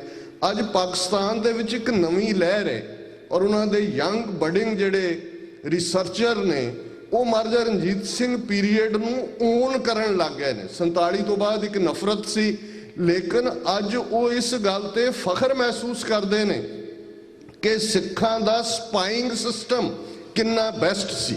ਵੈਸਟ ਦੇ ਵਿੱਚ ਬਹੁਤ ਵਾਰ ਅਸੀਂ ਸੈਕੰਡ ਵਰਲਡ ਵਾਰ ਜਾਂ ਅੱਜ ਵੀ ਇੰਟੈਲੀਜੈਂਸ ਦੇ ਲਈ ਔਰਤਾਂ ਨੂੰ ਇਸਤੇਮਾਲ ਕੀਤਾ ਜਾਂਦੇ ਔਰ ਉਹਦੇ ਲਈ ਹਨੀ ਟ੍ਰੈਪ ਸ਼ਬਦ ਇਸਤੇਮਾਲ ਹੁੰਦੇ। ਔਰ ਇਹ ਨਵੇਂ ਰਿਸਰਚਰਸ ਨੇ ਕੱਢਿਆ ਕਿ ਕਿਵੇਂ ਜਿਹੜਾ ਇਹ ਸਾਰਾ ਤਵਾਇਫ ਕਲਚਰ ਸੀ, ਕਿਵੇਂ ਸਿੱਖ ਰਾਜ ਦੇ ਵੇਲੇ ਜਿੰਨੇ 52 ਦੇ ਕਰੀਬ ਫੋਰੇਨਰ, ਜਿਨ੍ਹਾਂ 'ਚ ਅਮਰੀਕਨ ਨੇ, ਜਨਰਲ ਐਲॉर्ड ਹੈ, general Ventura Italian, French, Austrian, Pennsylvania ਦਾ ਇੱਕ ਡਾਕਟਰ, ਇਹ ਸਾਰੇ ਸੀ, ਇਹ ਸਾਰੇ ਉਸ ਸਪਾਈ ਨੈਟਵਰਕ ਦੇ ਥੱਲੇ ਸੀ। ਔਰ ਇਹਨਾਂ ਸਾਰਿਆਂ ਦੇ ਘਰਾਂ ਦੇ ਵਿੱਚ ਉਹ ਕਲਚਰ ਜਿਹਨੂੰ ਤਵਾਇਫ ਕਲਚਰ ਕਿਹਾ ਜਾਂਦਾ ਹੈ, ਔਰ ਉਹਨਾਂ ਨੂੰ ਮੋਹਰਾਂ ਹੈਡ ਕਰਦੀ ਸੀ। ਔਰ ਇਸੇ ਤਰ੍ਹਾਂ ਜਦੋਂ ਬੀਬੀ ਹਰਸ਼ਰਨ ਕੌਰ ਦਾ ਜ਼ਿਕਰ ਹੋਇਆ ਕਿ ਕਿਵੇਂ ਬੀਬੀ ਹਰਸ਼ਰਨ ਕੌਰ ਜਮਰੌਦ ਚੋਂ ਉਹ ਮੈਸੇਜ ਲੈ ਕੇ 29 ਅਪ੍ਰੈਲ ਦੀ ਰਾਤ ਪਿਸ਼ਾਵਰ ਤੱਕ ਪਹੁੰਚਦੀ ਹੈ, ਇਹ ਆਲ ਆਫ ਏ ਸਡਨ ਨਹੀਂ ਸੀ ਕਿ ਕੋਈ ਲੰਗਰ ਪਕਾਉਣ ਵਾਲੀ ਬੀਬੀ ਚਲੀ ਗਈ, ਇਹ ਉਸ ਸਾਰੇ ਨੈਟਵਰਕ ਦਾ ਹਿੱਸਾ ਸੀ। ਔਰ ਬੀਬੀ ਹਰਸ਼ਰਨ ਕੌਰ ਉਸ ਵੇਲੇ ਉਸ ਸਪਾਈਂਗ ਨੈਟਵਰਕ ਦੀ ਬਹੁਤ ਵੱਡੀ ਜਿਹੜੀ ਹੈ ਉਹ ਅਧਿਕਾਰੀ ਹੋਏਗੀ ਕਿ ਕਿਸ ਤਰੀਕੇ ਨਾਲ। ਔਰ ਪੁਰਾਤਨ ਸੋਰਸ ਸਾਂਢਣੀ ਸਵਾਰ ਲਿਖਦੇ ਨੇ ਕਿ ਵੀ ਉਹਨੇ ਜਿਹੜੀ ਸਵਾਰੀ ਵੀ ਕੀਤੀ, ਔਰ ਕਿਉਂਕਿ ਬੁਰਕਾ ਕਲੈਡ ਹੁੰਦੀਆਂ ਨੇ ਮੁਸਲਿਮ ਵੂਮਨ, ਉਹ ਬਹੁਤ ਵਾਰ ਇਸਲਾਮ ਦੇ ਵਿੱਚ ਜਦੋਂ ਇਹ ਪਾਰਟ ਆਉਂਦਾ ਹੈ ਉਹ ਮਹਿਫੂਜ਼ ਹੁੰਦਾ ਹੈ। ਸੋ ਇਹ ਸਾਰਾ ਇੱਕ ਨੈਟਵਰਕ ਕ੍ਰੀਏਟ ਕਰਨਾ। ਅੱਜ ਐਜੂਕੇਸ਼ਨ ਸਿਸਟਮ ਦੇ ਹਵਾਲੇ ਨਾਲ ਗੱਲ ਹੁੰਦੀ ਹੈ ਕਿ ਮਹਾਰਾਜਾ ਰਣਜੀਤ ਸਿੰਘ ਦੇ ਪੀਰੀਅਡ 'ਚ 90%, ਔਰ ਇਹ ਮੈਂ ਨਹੀਂ ਕਹਿ ਰਿਹਾ, ਇਹ ਪਾਕਿਸਤਾਨੀਆਂ ਦੇ ਰਿਸਰਚ ਲਿਟਰੇਸੀ ਰੇਟ ਸੀ ਕਿ ਕਿਵੇਂ ਉਹ ਭਾਵੇਂ ਸਿਸਟਮ ਧਰਮਸ਼ਾਲਾ, ਮਸਜਿਦ ਜਾਂ ਠਾਕਰ ਦੁਆਰਿਆਂ ਦੇ ਵਿੱਚ ਹੀ ਗ੍ਰਾਂਟ ਸੀ, ਧਾਰਮਿਕ ਗੱਲ ਅਸੀਂ ਸਮਝਦੇ ਹਾਂ, ਨਿਆਂ ਦੀ ਗੱਲ ਅਸੀਂ ਸਮਝਦੇ ਹਾਂ, ਤੇ ਬਹਾਦਰੀ ਦੀ ਗੱਲ ਉਸ ਦੇ ਤਾਂ ਉਹ ਯਾਰਡ ਸਟਿਕ ਨੇ। ਹਰੀ ਸਿੰਘ ਨਲੂਆ ਜਦੋਂ ਸ਼ਿਮਲਾ ਕਾਨਫਰੰਸ ਵੇਲੇ ਮਿਲਦੇ ਨੇ ਤੇ ਉਹਨਾਂ ਦੇ ਜਿਹੜੇ ਅੰਗਰੇਜ਼ਾਂ ਦੇ ਨਾਲ ਉਹ ਮੁਲਾਕਾਤ ਸੀ, ਉਹ ਹੈਰਾਨ ਹੁੰਦੇ ਨੇ ਕਿ ਇਹ ਸਿਰਫ ਜਰਨੈਲ ਨਹੀਂ ਹੈ, ਉਹ ਉਹਨਾਂ ਦੇ ਨਾਲ ਡਿਸਕਸ ਕਰ ਰਹੇ ਨੇ ਫ੍ਰੈਂਚ ਕਨਸਟੀਟਿਊਸ਼ਨ, ਬ੍ਰਿਟਿਸ਼ ਸਿਸਟਮ। ਇੱਕ ਯਤੀਮ ਹੋਣ ਦੇ ਬਾਵਜੂਦ, ਔਰ ਯਤੀਮ ਬਹੁਤ ਛੋਟੇ ਹੁੰਦੇ ਆ, 3-4 ਸਾਲ ਦੀ ਉਮਰ 'ਚ ਉਹਨਾਂ ਦੀ ਮਾਤਾ ਚੜ੍ਹਾਈ ਕਰ ਜਾਂਦੀ ਹੈ। ਔਰ ਬਹੁਤ ਸੋਰਸ ਉਹਨਾਂ ਦੇ ਚਾਚਾ ਦੀ ਗੱਲ ਕਰਦੇ ਨੇ, ਗੁਰਦਿਆਲ ਸਿੰਘ ਦੇ, ਕੁਛ ਉਹਨਾਂ ਦੇ ਨਾਨਕਿਆਂ ਦੀ ਗੱਲ ਕਰਦੇ ਨੇ, ਪਰ ਇਹ ਫੈਕਟ ਹੈ ਕਿ ਹਰੀ ਸਿੰਘ ਨਲੂਆ ਇੱਕ ਯਤੀਮ ਬੱਚਾ ਜਿਹਦੀ ਪਰਵਰਿਸ਼ ਇੱਕ ਉਸ ਪੰਥ ਪਰਿਵਾਰ ਵਰਗੇ ਮਾਹੌਲ 'ਚ ਹੁੰਦੀ ਹੈ। ਔਰ ਗੁਜਰਾਂਵਾਲਾ ਦੇ ਵਿੱਚ ਬਹੁਤ ਵਾਰ ਅਸੀਂ ਜਦੋਂ ਪਹਿਲਾ ਐਨਕਾਊਂਟਰ ਲਾਹੌਰ ਦੇ ਵਿੱਚ ਦੱਸਦੇ ਹਾਂ, ਰਣਜੀਤ ਸਿੰਘ ਨੇ ਪੁੱਛਿਆ ਤੂੰ ਕੌਣ, ਇਹ ਨਹੀਂ ਹੈ, ਉਹ ਗੁਜਰਾਂਵਾਲੇ 'ਚ ਮਹੱਲੇਦਾਰ ਸਨ। ਉਸੇ ਉਹੀ ਗੁਜਰਾਂਵਾਲਾ ਚੜਤ ਸਿੰਘ ਸ਼ੁਕਰ ਚੱਕੀਆ ਨੇ ਜਿਹਨੇ ਫਾਊਂਡ ਕੀਤਾ ਹੈ, ਸ਼ੁਕਰ ਚੱਕੀਆ ਮਿਸਲ ਦਾ ਹੈੱਡਕੁਆਰਟਰ ਸੀ। ਔਰ ਹਰੀ ਸਿੰਘ ਨਲੂਏ ਦੀ ਟ੍ਰੇਨਿੰਗ ਉਸ ਪੰਥਕ ਪਾਰਟ 'ਚ ਹੁੰਦੀ ਹੈ। ਬਚਪਨ ਦੇ ਵਿੱਚ ਅੰਮ੍ਰਿਤ ਛਕਦੇ ਨੇ, ਹਰ ਪੱਖ ਤੋਂ ਐਜੂਕੇਸ਼ਨ ਦੇ ਮੁਕੰਮਲ ਹੁੰਦੇ ਨੇ। ਔਰ ਕਿਉਂ ਜੇ ਕਾਰਨਾਮੇ ਹਰੀ ਸਿੰਘ ਨਲੂਏ ਨੇ, ਉਹਨਾਂ ਦੀ ਡਿਪਲੋਮੇਸੀ, ਉਹਨਾਂ ਦਾ ਐਡਮਿਨਿਸਟ੍ਰੇਸ਼ਨ, ਉਹਨਾਂ ਦੀ ਐਜੂਕੇਸ਼ਨ। ਔਰ ਜਦੋਂ ਅਸੀਂ ਅਕਾਲ ਤਖਤ ਦੀ ਗੱਲ ਕਰਦੇ ਹਾਂ, ਤੁਸੀਂ ਜਦੋਂ ਹਿਸਟਰੀ ਦੇਖੋਗੇ, ਹਸਨ ਅਬਦਾਲ ਪੰਜਾ ਸਾਹਿਬ ਦਾ ਸਰੋਵਰ ਗੁਰਦੁਆਰਾ ਵੀ ਹਰੀ ਸਿੰਘ ਨਲੂਆ ਬਣਾਉਂਦੇ ਨੇ। ਤੇ ਅਕਾਲ ਤਖਤ ਦੀਆਂ ਉੱਪਰਲੀਆਂ ਮੰਜ਼ਲਾਂ ਸਾਨੂੰ ਲੱਗਦਾ ਵੀ ਪਹਿਲੇ ਦਿਨ ਤੋਂ ਹੀ ਸ਼ਾਇਦ ਇਵੇਂ ਦਾ ਇਹ ਹਰੀ ਸਿੰਘ ਨਲੂਆ ਬਣਾਉਂਦੇ ਨੇ, ਜਿੱਥੇ ਮਹਾਰਾਜਾ ਰਣਜੀਤ ਸਿੰਘ ਹੋਰਾਂ ਨੇ ਦਰਬਾਰ ਸਾਹਿਬ ਦੇ ਸੋਨੇ ਦੀ ਸੇਵਾ ਕਰਵਾਈ 1803-4 ਤੋਂ ਲੈ ਕੇ ਲਾਸਟ ਈਅਰ 1837 ਹੈ, ਜਿਹੜਾ ਦਰਸ਼ਨੀ ਡਿਓੜੀ ਦੇ ਅੰਦਰ ਜਾਂਦੇ ਆ, ਹਰਮੰਦਰ ਸਾਹਿਬ ਦੇ ਬਾਹਰ ਲਿਖਿਆ ਹੋਇਆ ਹੈ ਕਿ ਇਸ ਅਸਥਾਨ ਦੀ ਸੇਵਾ ਸ਼੍ਰੀ ਗੁਰੂ ਰਾਮਦਾਸ ਜੀ ਨੇ ਦਇਆ ਕਰਕੇ ਆਪਣਾ ਪਰਮ ਸਿੱਖ ਜਾਣ ਸਿੰਘ ਸਾਹਿਬ ਮਹਾਰਾਜਾ ਰਣਜੀਤ ਸਿੰਘ ਪਾਸੋਂ ਕਰਵਾਈ। ਇਹ 1837 ਦਾ ਪੀਰੀਅਡ ਹੈ, ਪਰ ਅਕਾਲ ਤਖਤ ਦੀਆਂ ਉਹਨਾਂ ਮੰਜ਼ਲਾਂ ਦੀ ਸੇਵਾ ਹਰੀ ਸਿੰਘ ਨਲੂਆ ਕਰਵਾਉਂਦੇ ਨੇ। ਔਰ ਇਹ ਸਾਰੇ ਪਾਰਟ ਜਦੋਂ ਅਸੀਂ ਹਿਸਟਰੀ ਦੀ ਦੇਖਦੇ, ਔਰ ਅੱਜ ਵੀ ਜਦੋਂ ਅਸੀਂ ਮੂਵਮੈਂਟ ਦੀ ਗੱਲ ਕਰਾਂਗੇ, ਅਸੀਂ ਖਾਮੀਆਂ ਦੀ ਗੱਲ ਕਰਦੇ, ਹਰੀ ਸਿੰਘ ਨਲੂਆ ਪਹਿਲਾ ਇੱਕੋ ਇੱਕ ਔਰ ਕਮਾਂਡਰ ਇਨ ਚੀਫ ਸੀ ਮਹਾਰਾਜਾ ਰਣਜੀਤ ਸਿੰਘ ਦੀ ਫੌਜ ਦਾ। ਜਿਸ ਦਿਨ ਸ਼ਾਲੀਮਾਰ ਬਾਗ ਲਾਹੌਰ 'ਚ ਮਹਾਰਾਜਾ ਸ਼ੇਰ ਸਿੰਘ ਦੀ ਗੱਦੀ ਨਸ਼ੀਨੀ ਡੋਗਰਿਆਂ ਦੀ ਚੁੱਕ ਥੱਲੇ ਕਿ ਜੀ ਜਿਉਂਦੇ ਜੀ ਡਿਸਾਈਡ ਕਰ ਦਿਓ ਹੋਈ, ਨਲੂਆ ਉਸ ਫੰਕਸ਼ਨ 'ਚ ਸ਼ਾਮਲ ਨਹੀਂ ਹੋਏ। ਉਹਨਾਂ ਨੂੰ ਇਹ ਨਜ਼ਰ ਆਇਆ ਕਿ ਇਹ ਅਸੀਂ ਆਪਣੇ ਰਾਜ ਦੀ ਡਿਸਟਰਕਸ਼ਨ ਦੀ ਨੀਂਹ ਜਿਹੜੀ ਹੈ ਉਹ ਪੁੱਟ ਲਈ ਹੈ, ਕਿਉਂਕਿ ਸਿੱਖਾਂ 'ਚ ਕਨਸੈਪਟ ਉਹੀ ਸਰਬੱਤ ਖਾਲਸਾ, ਕਲੈਕਟਿਵ ਲੀਡਰਸ਼ਿਪ। ਔਰ ਹੌਲੀ ਹੌਲੀ ਈਵਨ ਮਹਾਰਾਜਾ ਰਣਜੀਤ ਸਿੰਘ ਜਿਨ੍ਹਾਂ ਦੀ ਗਲੋਰੀ, ਜਿਨ੍ਹਾਂ ਦੀ ਬਹਾਦਰੀ, ਜਿਨ੍ਹਾਂ ਦੀ ਰਾਜਨੀਤੀ ਉਹ ਅਨਪੈਰਲਡ ਹੈ। ਪਰ ਜਦੋਂ ਅਸੀਂ ਈਵਨ ਅੱਜ ਦੀਆਂ ਆਪਣੀਆਂ ਮਿਸਟੇਕਸ ਵੱਲ ਦੇਖਾਂਗੇ ਤੇ ਫਿਰ ਹਿਸਟਰੀ ਦੇ ਕੁਝ ਉਹ ਬਲੰਡਰ ਨੇ, ਜਿਉਂ ਹੀ ਜਿਹੜੀ ਪਾਵਰ ਹੈ ਪੰਥ ਦੀ, ਸਰਬੱਤ ਖਾਲਸਾ ਦੀ, ਫੈਸਲੇ ਲੈਣ ਦੀ, ਉਹ ਅਕਾਲ ਤਖਤ ਤੋਂ ਲਾਹੌਰ ਦੇ ਪੈਲੇਸ ਚਲੀ ਜਾਂਦੀ ਹੈ ਤੇ ਜਿੱਥੇ ਪੈਲੇਸ ਹੋਏਗਾ ਉੱਥੇ ਪੈਲੇਸ ਇੰਟਰੀਗ ਹੋਏਗੀ, ਸਾਜ਼ਿਸ਼ ਹੋਏਗੀ। ਫਿਰ ਡੋਗਰਿਆਂ ਨੇ ਕੀ ਕੀਤਾ, ਮਿਸਰਾਂ ਨੇ ਕੀ ਕੀਤਾ, ਸੰਧਾ ਵਾਲੀਆਂ ਨੇ ਕੀ ਕੀਤਾ, ਉਹ ਸ਼ਾਹ ਮੁਹੰਮਦ ਨੂੰ ਕੋਟ ਕਰੀਏ, ਉਹ ਅਥਰੂ ਵਗਾਈਏ, ਸਿੱਖ ਰਾਜ ਕਿਵੇਂ ਬਣਿਆ, ਸਿੱਖ ਰਾਜ ਕਿਵੇਂ ਗਿਆ। ਪਰ ਗੱਲ ਬੜੀ ਸਪਸ਼ਟ ਹੈ ਕਿ ਅਸੀਂ ਮਰਕਜ਼ ਨਾਲੋਂ ਜਦੋਂ ਟੁੱਟੇ, ਬੇਸ਼ੱਕ 40 ਸਾਲ ਗਲੋਰੀਅਸ ਰਾਜ ਰਣਜੀਤ ਸਿੰਘ ਨੇ ਦਿੱਤੇ, ਪਰ ਜਿਉਂ ਹੀ ਅਸੀਂ ਅਕਾਲ ਤਖਤ ਤੋਂ ਟੁੱਟੇ, ਪੈਲੇਸ ਵੱਲ ਵਧੇ, ਸਾਡਾ ਹਰਾਸ, ਸਾਡੀ ਉਹ ਨੀਵਾਂਪਨ ਢਹਿੰਦੀ ਕਲਾ ਸ਼ੁਰੂ ਹੋਈ। ਤੇ ਐਂਡ ਇਹ ਹੋਇਆ ਸ਼ਾਹ ਮੁਹੰਮਦ ਦੀਆਂ ਉਹਨਾਂ 2 ਲਾਈਨਾਂ 'ਚ ਕਿ ਸ਼ਾਹ ਮੁਹੰਮਦ ਦਾ ਇੱਕ ਸਰਕਾਰ ਬਾਜੋਂ ਫੌਜਾਂ ਜਿੱਤ ਕੇ ਅੰਤ ਨੂੰ ਹਾਰੀਆਂ ਨੇ। ਔਰ ਇਹੀ ਪਾਰਟ ਕੰਟੀਨਿਊਸਲੀ ਅੱਜ ਵੀ ਸਾਨੂੰ ਹੌਂਟ ਕਰ ਰਿਹਾ। ਇਸ ਲਈ ਜਦੋਂ ਅਸੀਂ 26 ਜਨਵਰੀ 1986 ਦੇ ਸਰਬੱਤ ਖਾਲਸਾ ਦੀ ਗੱਲ ਕਰਦੇ, ਉਸ ਸਰਬੱਤ ਖਾਲਸਾ ਵੱਲੋਂ ਥਾਪੀ 5 ਮੈਂਬਰੀ ਪੰਥਕ ਕਮੇਟੀ ਦੀ ਗੱਲ ਕਰਦੇ, ਅਕਾਲ ਤਖਤ ਨਾਲ ਜੁੜੇ ਖਾਲਿਸਤਾਨ ਦੇ ਐਲਾਨਨਾਮੇ ਦੀ ਗੱਲ ਕਰਦੇ, ਤੇ ਫਿਰ ਇਹ ਬੜੀਆਂ ਹੀ ਗੱਲਾਂ ਅਹਿਮੀਅਤ ਵਾਲੀਆਂ ਨੇ। ਜੇ ਸ਼ਹਾਦਤ ਸੰਤ ਜਰਨੈਲ ਸਿੰਘ ਖਾਲਸਾ ਪਿੰਡਾਂ ਵਾਲਿਆਂ ਦੀ, ਜਰਨਲ ਸੁਬੇਗ ਸਿੰਘ ਦੀ, ਭਾਈ ਅਮਰੀਕ ਸਿੰਘ ਦੀ, ਅਕਾਲ ਤਖਤ ਦੀ ਆਨ ਸ਼ਾਨ, ਸੋਵਰਨਿਟੀ ਪੰਥ ਦੀ ਲਈ ਹੁੰਦੀ ਹੈ। ਐਵੇਂ ਨਹੀਂ ਮਾਰਕ ਟਲੀ ਤੇ ਸਤੀਸ਼ ਜੈਕਬ ਨੇ, ਭਾਵੇਂ ਉਹ ਬੜੀ ਬਾਇਸਡ ਕਿਤਾਬ ਹੈ, ਮਾਰਕ ਟਲੀ ਦੀ ਘਰਵਾਲੀ ਦੇਸੀ ਹੈ, ਉਹ ਕਾਂਗਰਸ ਨੂੰ ਖੁਸ਼ ਕਰਨ ਦੇ ਰਿਹਾ, ਹੁਣ ਵੀ ਸ਼ਾਇਦ ਉੱਥੇ ਹੀ ਰਹਿੰਦਾ ਜ਼ਿਆਦਾ, ਪਰ ਉਹਦੀ ਕਿਤਾਬ ਦਾ ਨਾਮ ਬੜਾ ਸਿਗਨੀਫੀਕੈਂਟ ਹੈ। ਉਹ ਕਹਿੰਦੇ ਅੰਮ੍ਰਿਤਸਰ ਮਿਸਿਸ ਗਾਂਧੀਜ਼ ਲਾਸਟ ਬੈਟਲ, ਔਰ ਉਹਨੂੰ ਅੰਦਰ ਕਈ ਥਾਂ ਬੈਟਲ ਆਫ ਅਕਾਲ ਤਖਤ। ਹੁਣ ਇਹ ਜਿਹੜੀ ਬੈਟਲ ਆਫ ਅਕਾਲ ਤਖਤ ਹੈ, ਇਹ ਮਰਕਜ਼ ਨਾਲ ਵਾਪਸ ਜੋੜ ਦਿੰਦੀ ਹੈ। ਸੰਤ ਪਿੰਡਾਂ ਵਾਲਿਆਂ ਨੇ ਜੇ ਅਕਾਲ ਤਖਤ ਦੇ ਉਸ ਮੁਕਾਮ ਤੇ 6 ਜੂਨ ਦੀ ਸਵੇਰ ਸ਼ਹੀਦੀ ਜਾਮ ਪੀਤਾ, ਤੇ ਭਵਿੱਖ ਦੀਆਂ ਪੀੜ੍ਹੀਆਂ ਲਈ ਜਿੱਥੇ ਅਕਾਲ ਤਖਤ ਦਾ ਮਰਕਜ਼ ਕਾਇਮ ਦੁਬਾਰਾ ਕੀਤਾ, ਉੱਥੇ ਇਹਨਾਂ ਸ਼ਬਦਾਂ ਦੇ ਨਾਲ ਵੀ ਖਾਲਿਸਤਾਨ ਦੀ ਨੀਂਹ ਰੱਖਣ ਦੀ ਗੱਲ ਉਹਨਾਂ ਦੇ ਸ਼ਬਦਾਂ 'ਚ ਹੀ ਹੈ। ਔਰ ਇਹ ਪੰਥਕ ਕਮੇਟੀ ਦਾ ਐਲਾਨਨਾਮਾ ਉਸ ਸੇਧ ਵਾਲੀ ਹੈ ਜਿਹੜੀ ਕਿ ਬੇਸ਼ੱਕ ਲਿਟਰਲੀ 1849 'ਚ ਅੰਗਰੇਜ਼ੀ ਰਾਜ ਦੇ ਪੇਟੇ ਪੈਣ ਤੋਂ ਬਾਅਦ ਸਾਡੀ ਆਈਡੈਂਟੀਟੀ ਗਈ, ਫਿਰ ਕਿੱਥੋਂ ਇੰਡੀਅਨ ਨੈਸ਼ਨਲਿਜ਼ਮ ਆ ਵੜਿਆ।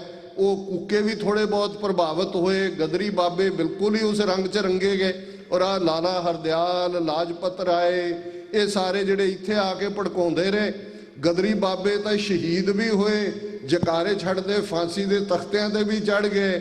ਅੰਡੇਮਾਨ ਨਿਕੋਬਾਰ ਕਾਲੇ ਪਾਣੀ ਦੀਆਂ ਜੇਲ੍ਹਾਂ ਵੀ, ਤੇ ਸਾਡੀ ਸ਼੍ਰੋਮਣੀ ਕਮੇਟੀ ਹੁਣ 2 ਮੈਂਬਰੀ ਵਫਦ ਬਣਾ ਰਹੀ ਹੈ। ਉਹ ਪਹੁੰਚੇ ਨੇ ਕੱਲ੍ਹ ਹੀ ਕਾਲੇ ਪਾਣੀ, ਅੰਡੇਮਾਨ ਨਿਕੋਬਾਰ, ਕਿ ਜੋ ਸਾਡਾ ਇਤਿਹਾਸ ਗਾਇਬ ਕਰ ਦਿੱਤਾ। ਇੱਥੇ ਸਭ ਤੋਂ ਜ਼ਿਆਦਾ ਤੇ ਅਸੀਂ ਜੇਲ੍ਹਾਂ ਕੱਟੀਆਂ ਸੀ, ਤੇ ਇਹਨਾਂ ਨੇ ਇੱਥੋਂ ਦੇ 에ਅਰਪੋਰਟ ਦਾ ਨਾਂ ਵੀ ਸਾਵਰਕਰ ਦੇ ਨਾਂ ਤੇ ਰੱਖਿਆ। ਅੰਦਰੋਂ ਵੀ ਸਾਡਾ ਇਤਿਹਾਸ, ਅਸੀਂ ਹੁਣ ਇਸ ਕੰਮ ਤੇ ਲੱਗੇ ਹੋਏ ਹਾਂ। ਪਰ ਫੈਕਟ ਇਹ ਹੈ ਕਿ ਅਸੀਂ ਡਿਵੀਏਟ ਹੋ ਗਏ ਸਿੱਖ ਰਾਜ ਦੇ ਕਨਸੈਪਟ ਤੋਂ। ਔਰ ਇਹੀ ਕਹਾਣੀ ਅਕਾਲੀ ਮੂਵਮੈਂਟ, ਬੇਸ਼ੱਕ ਅਕਾਲੀ ਲਹਿਰ ਗੁਰਦੁਆਰਾ ਸੁਧਾਰ ਲਹਿਰ ਦੇ ਤੌਰ ਤੇ ਸ਼ੁਰੂ ਹੋਈ, ਪਰ ਉਹਦੇ 'ਚ ਤੁਹਾਨੂੰ ਥੋੜ੍ਹੀਆਂ ਜਿਹੀਆਂ ਝਲਕੀਆਂ ਮਿਲਦੀਆਂ ਜਿਨ੍ਹਾਂ ਨੂੰ ਅਸੀਂ ਸਿੱਖਾਂ ਦਾ ਬੇਤਾਜ ਬਾਦਸ਼ਾਹ ਕਹਿੰਦੇ ਹਾਂ। ਬਾਬਾ ਖੜਕ ਸਿੰਘ, ਉਹ ਪਹਿਲੇ ਲੀਡਰ ਸਨ, ਬਾਰ ਐਟ ਲਾਅ ਕੰਪਲੀਟ ਨਹੀਂ ਸੀ ਕਰ ਸਕੇ। ਰਈਸ ਖਾਨਦਾਨ, ਸਿਆਲਕੋਟ ਦਾ ਕਿਤੇ ਨਾ ਕਿਤੇ ਜੱਸਾ ਸਿੰਘ ਆਹਲੂਵਾਲੀਆ ਦੇ ਉਸ ਪਰਿਵਾਰ ਨਾਲ ਵੀ ਸੰਬੰਧ। ਔਰ ਇੱਕ ਸਟੇਜ ਤੇ ਉਹਨਾਂ ਨੇ ਕਿਹਾ ਸੀ, ਉਹਨਾਂ ਨੇ ਕਿਹਾ ਕਿ ਮੇਰੀ ਹੈਸੀਅਤ ਅਕਾਲੀ ਦਲ ਦਾ ਪ੍ਰਧਾਨ ਹੋਣ ਦੇ ਨਾਤੇ ਇੱਕ ਸੋਵਰਨ ਬਾਦਸ਼ਾਹ ਵਾਲੀ ਹੈ, ਜਿਵੇਂ ਇੰਗਲੈਂਡ ਦੇ ਬਾਦਸ਼ਾਹ ਦੀ ਹੈ, ਔਰ ਮੇਰੇ ਲਈ ਇਹਨਾਂ ਦਾ ਹੁਕਮ ਨਹੀਂ ਮੰਨਣਾ ਜ਼ਰੂਰੀ ਹੈ। ਮੈਂ ਆਪਣੀ ਕੌਮ ਦੀ ਸੋਵਰਨਿਟੀ ਦੀ ਨੁਮਾਇੰਦਗੀ ਕਰਦਾ। ਪਰ ਹੌਲੀ ਹੌਲੀ ਹੌਲੀ ਜਿਉਂ ਹੀ ਗਾਂਧੀ ਸੀਨ ਤੇ ਆਉਂਦਾ ਹੈ ਨੈਸ਼ਨਲਿਜ਼ਮ ਦਾ, ਫਿਰ ਉਹ ਭੂਤ ਸਿੱਖਾਂ ਤੇ ਚੜ ਜਾਂਦੇ। ਫਿਰ ਇੱਕੋ ਵੇਲੇ ਸਿੱਖ ਅਕਾਲੀ ਵੀ ਨੇ, ਕਾਂਗਰਸੀ ਵੀ ਨੇ, ਔਰ ਕਿਵੇਂ ਸਾਰੀ ਮੂਵਮੈਂਟ ਜਿਹੜੀ ਹੈ ਉਹ ਕਾਂਗਰਸ ਹਾਈਜੈਕ ਕਰਦੀ ਹੈ। ਤੇ 1947 'ਚ ਕੀ ਹੁੰਦਾ, ਉਹ ਇੱਕ ਸ਼ੇਅਰ ਹੀ ਬਿਆਨ ਕਰ ਦਿੰਦੇ, ਉਹ ਵਕਤ ਵੀ ਦੇਖਾ ਤਾਰੀਖ ਕੀ ਘੜੀਆਂ ਨੇ, ਜਬ ਲਮਹੋਂ ਨੇ ਖਤਾ ਕੀ ਸਦੀਆਂ ਨੇ ਸਜ਼ਾ ਪਾਈ। ਹੁਣ ਹਰੀ ਸਿੰਘ ਨਲੂਆ ਨਾ ਉਸ ਮੋਨਾਰਕੀ ਦੇ ਹੱਕ 'ਚ ਸਨ ਜਿਹੜੀ ਖੜਕ ਸਿੰਘ ਦੇ ਰਾਹੀਂ ਆਈ, ਔਰ 1837 ਦੇ ਵਿੱਚ ਉਹਨਾਂ ਦੀ ਸ਼ਹਾਦਤ, ਹੁਣ ਜਦੋਂ ਬਹੁਤ ਸਾਰੇ ਸਬੂਤ ਸਾਹਮਣੇ ਆ ਰਹੇ ਨੇ, ਉਹ ਕੋਈ ਪਠਾਨ ਲੁਕੇ ਹੋਇਆਂ ਨੇ, ਕੋਈ ਕਾਰਬਾਈਨ ਨਾਲ ਫਾਇਰ ਨਹੀਂ ਸੀ ਕੀਤਾ। ਇਹ ਵੀ ਗੁਲਾਬ ਸਿੰਘ ਡੋਗਰਾ ਜਿਹੜਾ ਉਸ ਤੋਂ ਪਹਿਲਾਂ ਇੱਕ ਵਾਰ ਅਟਕ ਜਾ ਚੁੱਕਾ ਸੀ, ਉਸ ਸਾਜ਼ਿਸ਼ ਚੋਂ ਨਿਕਲਦਾ। ਔਰ ਇਹ ਗੱਲ ਸਾਹਮਣੇ ਆਉਂਦੀ ਹੈ ਕਿ ਹਰੀ ਸਿੰਘ ਨਲੂਏ ਦੀ ਸ਼ਹਾਦਤ ਧਿਆਨ ਸਿੰਘ ਦਾ ਰੋਲ ਸਾਨੂੰ ਪਤਾ ਹੈ ਕਿ 3 ਚਿੱਠੀਆਂ ਪੇਸ਼ਾਵਰ ਚੋਂ ਹਰੀ ਸਿੰਘ ਨਲੂਆ ਭੇਜਦੇ ਨੇ, ਧਿਆਨ ਸਿੰਘ ਜੇਬ 'ਚ ਪਾ ਲੈਂਦੇ, ਤੇ ਜਦੋਂ ਮਹਾਰਾਜਾ ਰਣਜੀਤ ਸਿੰਘ ਉਹਨੂੰ ਪੁੱਛਦਾ ਉਹਨਾਂ ਦੀ ਸ਼ਹਾਦਤ ਤੋਂ ਬਾਅਦ, ਤੇ ਉਹ ਕਹਿੰਦਾ ਜੀ ਮੈਂ ਕਿਹਾ ਮਹਾਰਾਜਾ ਸਾਹਿਬ ਆਪਣੇ ਪੋਤੇ ਦੇ ਵਿਆਹ ਦੀਆਂ ਖੁਸ਼ੀਆਂ 'ਚ ਨੇ, ਰੰਗ 'ਚ ਭੰਗ ਕਾਹਨੂੰ ਪਾਉਣਾ, ਤੇ ਉਹ ਸਾਡਾ ਇਤਿਹਾਸ ਕਹਿੰਦਾ ਜੀ ਰਣਜੀਤ ਸਿੰਘ ਨੇ ਗੜਵਾ ਉਹਦਾ ਖਿੱਚ ਕੇ ਮਾਰਿਆ। ਉਹਦੇ ਸਾਜ਼ਿਸ਼ਾਂ ਉਦੋਂ ਤੱਕ ਕੰਪਲੀਟ ਹੋ ਚੁੱਕੀਆਂ ਸੀ, ਪੈਲੇਸ ਇੰਟ੍ਰੀਗ ਸ਼ੁਰੂ ਹੋ ਚੁੱਕੀ ਸੀ, ਪਰ ਹਰੀ ਸਿੰਘ ਨਲੂਆ ਇੱਕ ਮਾਂ ਮਹਿਟਰ ਬੱਚਾ, ਉਸਨੇ ਉਸ ਰੁਤਬੇ ਤੱਕ ਜਾ ਕੇ ਦੱਸਿਆ ਕਿ ਜਦੋਂ ਤੁਸੀਂ ਪੰਥ ਪਰਿਵਾਰ ਦਾ ਹਿੱਸਾ ਬਣ ਕੇ ਜਿਉਂਦੇ ਹੋ ਤੇ ਫੇਰ ਕਿਉਂ ਜੇ ਕ੍ਰਿਸ਼ਮੇ ਕਰਾਮਾਤਾਂ ਹੁੰਦੀਆਂ ਨੇ। ਸਰਦਾਰ ਜੱਸਾ ਸਿੰਘ ਆਹਲੂਵਾਲੀਆ, ਮੈਂ ਸਮਝਦਾ ਵੀ ਕੁਝ ਸ਼ਖਸੀਅਤਾਂ ਜਿਨ੍ਹਾਂ ਨਾਲ ਅਸੀਂ ਬਹੁਤਾ ਇਨਸਾਫ ਨਹੀਂ ਕੀਤਾ, ਈਵਨ ਅੱਜ ਦੇ ਦੌਰ 'ਚ ਸੰਤ ਜਰਨੈਲ ਸਿੰਘ ਖਾਲਸਾ ਪਿੰਡਰਾਂ ਵਾਲਿਆਂ ਨਾਲ ਵੀ ਅਸੀਂ ਇਨਸਾਫ ਨਹੀਂ ਕੀਤਾ। ਅਜੇ ਵੀ ਸਾਡਾ ਇੱਕ ਵੱਡਾ ਹਿੱਸਾ ਉਹੀ ਸਰਕਾਰੀ ਪ੍ਰੋਪੇਗੈਂਡਾ ਹੈ ਜੀ, ਕਾਂਗਰਸ ਲਿਆਈ ਜੀ, ਜ਼ੈਲ ਸਿੰਘ ਲਿਆਇਆ ਜੀ, ਸੰਜੇ ਗਾਂਧੀ ਲਿਆਇਆ ਜੀ, ਠੀਕ ਹੈ ਜੀ, ਬਾਅਦ ਸ਼ਹੀਦ ਹੋ ਗਏ ਜੀ, ਪਰ ਲਿਆਏ ਉਹ। ਇਸ ਕਿਸਮ ਦਾ ਪ੍ਰੋਪੇਗੈਂਡਾ ਅੱਜ ਵੀ ਸਾਡੇ ਇੱਕ ਵੱਡੇ ਵਰਗ ਦੇ ਉੱਤੇ ਅਸਰ ਅੰਦਾਜ਼ ਹੁੰਦੇ। ਔਰ ਮੈਂ ਸਮਝਦਾ ਕਿ ਜੱਸਾ ਸਿੰਘ ਆਹਲੂਵਾਲੀਆ, ਜਿਨ੍ਹਾਂ ਦੇ ਪਿਤਾ ਜਦੋਂ ਉਹ 3-4 ਸਾਲ ਦੇ ਨੇ ਤੇ ਉਹ ਚੜ੍ਹਾਈ ਕਰ ਜਾਂਦੇ ਨੇ, ਉਹਨਾਂ ਦੀ ਮਾਤਾ ਜਿਹੜੀ ਦੋਤਾਰੇ ਨਾਲ ਕੀਰਤਨ ਕਰਦੀ ਹੈ, ਮਾਂ ਬੇਟਾ ਦੋਨੋਂ ਸਾਂਝਾ ਬੈਠ ਕੇ ਕੀਰਤਨ ਕਰਦੇ ਨੇ, ਦੂਰ ਦੂਰ ਤੱਕ ਇਸ ਗੱਲ ਦੀ ਰਸਵਾਈ ਹੈ। ਤੇ ਫਿਰ ਮਾਤਾ ਸੁੰਦਰੀ ਦੀ ਛਤਰ ਛਾਇਆ ਥੱਲੇ ਦਿੱਲੀ ਦੇ ਵਿੱਚ ਉਹ ਬਚਪਨ ਦੇ ਕੁਝ ਸਾਲ ਗੁਜ਼ਾਰਦੇ ਨੇ, 11-12 ਸਾਲ ਤੱਕ ਉੱਥੇ ਰਹਿੰਦੇ ਨੇ, ਫਾਰਸੀ ਬਾਕੀ ਇਲਮ। ਔਰ ਬਾਅਦ ਦੇ ਵਿੱਚ ਜਿਵੇਂ ਸਾਡੀ ਇਹ ਵੀ ਪ੍ਰਾਚੀਨ ਪੰਥ ਪ੍ਰਕਾਸ਼ ਦਾ ਮੈਂਸ਼ਨ ਹੈ ਕਿ ਕਿਵੇਂ ਖਾਲਸੇ ਦਾ ਦੀਵਾਨ ਸਜਦੇ ਅੰਮ੍ਰਿਤਸਰ ਜੀ ਦੇ ਅੰਦਰ, ਤੇ ਮਾਂ ਪੁੱਤਰ ਦੋਨੋਂ ਉਸ ਦੋਤਾਰੇ ਨਾਲ ਬੜੇ ਵਜਦ 'ਚ ਆਸਾ ਦੀ ਵਾਰ ਦਾ ਕੀਰਤਨ ਕਰਦੇ ਨੇ। ਤੇ ਨਵਾਬ ਕਪੂਰ ਸਿੰਘ ਜਿਨ੍ਹਾਂ ਨੇ ਆਪਣਾ ਜੀਵਨ ਹੀ ਪੰਥ ਨੂੰ ਸਮਰਪਿਤ ਕੀਤਾ ਸੀ, ਉਹ ਜਿਉਂ ਹੀ ਦੀਵਾਨ ਸਮਾਪਤ ਹੁੰਦੇ ਮਾਤਾ ਨੂੰ ਕਹਿੰਦੇ ਨੇ ਇਹ ਬੱਚਾ ਤੇ ਪੰਥ ਦਾ, ਤੇ ਉਹਨਾਂ ਨੇ ਉਸੇ ਵੇਲੇ ਮਾਂ ਬਾਂਹ ਫੜਾ ਦਿੰਦੀ ਹੈ, ਲਓ ਜੀ ਤੁਸੀਂ ਕਿਹਾ ਤੇ ਇਹ ਪੰਥ ਦਾ ਹੀ ਹੈ। ਹੁਣ ਉਹਨਾਂ ਦੀ ਟ੍ਰੇਨਿੰਗ ਦਿੱਲੀ 'ਚ ਹੋਈ ਹੈ, ਇੱਧਰ ਫਿਰ ਨਵਾਬ ਕਪੂਰ ਸਿੰਘ ਦੀ ਛਤਰ ਛਾਇਆ ਥੱਲੇ। ਔਰ ਸਾਡੇ ਇਤਿਹਾਸ ਦੇ ਕੁਝ ਵੇਰਵੇ ਬੜੇ ਦਿਲਚਸਪ ਵੀ ਨੇ, ਛੋਟੇ ਨੇ, ਦਿੱਲੀ 'ਚੋਂ ਆਏ, ਲੈਂਗੁਏਜ ਦੇ ਵਿੱਚ ਹਿੰਦੁਸਤਾਨੀ ਦੀ ਇਨਪੁਟ ਹੈ, ਹਮ ਕੀ ਤੁਮ ਕੀ ਕਹਿੰਦੇ ਨੇ ਜ਼ਿਆਦਾ ਇਸਤੇਮਾਲ ਕਰਦੇ ਨੇ, ਤੇ ਉਹਨਾਂ ਦਾ ਉਹ ਲਾ ਦਿੰਦੇ ਨੇ ਜਿਹੜਾ ਉਹਨਾਂ ਦੀ ਡਿਊਟੀ ਕਿ ਸਿੰਘਾਂ ਨੂੰ ਘੋੜਿਆਂ ਦੇ ਲਈ ਜਿਹੜਾ ਉਹ ਦਾਣਾ ਫੱਕਾ ਦੇਣਾ, ਤੇ ਸਿੰਘ ਉਹਨੂੰ ਮਜ਼ਾਕ ਕਰਦੇ ਨੇ, ਹਮ ਕੀ ਤੁਮ ਕੀ ਉਹਦਾ ਨਾਂ ਰੱਖ ਦਿੰਦੇ ਨੇ। ਤੇ ਉਹ ਆ ਕੇ ਨਵਾਬ ਕਪੂਰ ਸਿੰਘ ਨੂੰ ਕਹਿੰਦੇ ਜੀ ਮੇਰੇ ਨਾਲ ਦੇਖੋ ਇਹ ਮਜ਼ਾਕ ਕਰਦੇ ਨੇ। ਉਹ ਕਹਿੰਦੇ ਨਹੀਂ, ਇਹ ਪੰਥ ਬੜਾ ਦਿਆਲ ਹੈ, ਇਹ ਪੰਥ ਜਿਹੜਾ ਤੈਨੂੰ ਹਮਕੀ ਤੁਮਕੀ ਕਹਿੰਦਾ ਪਤਾ ਨਹੀਂ ਕਦੋਂ ਇਹਨਾਂ ਨੇ ਤੈਨੂੰ ਦਿੱਲੀ ਦੇ ਤਖਤ ਤੇ ਬਿਠਾ ਦੇਣੇ।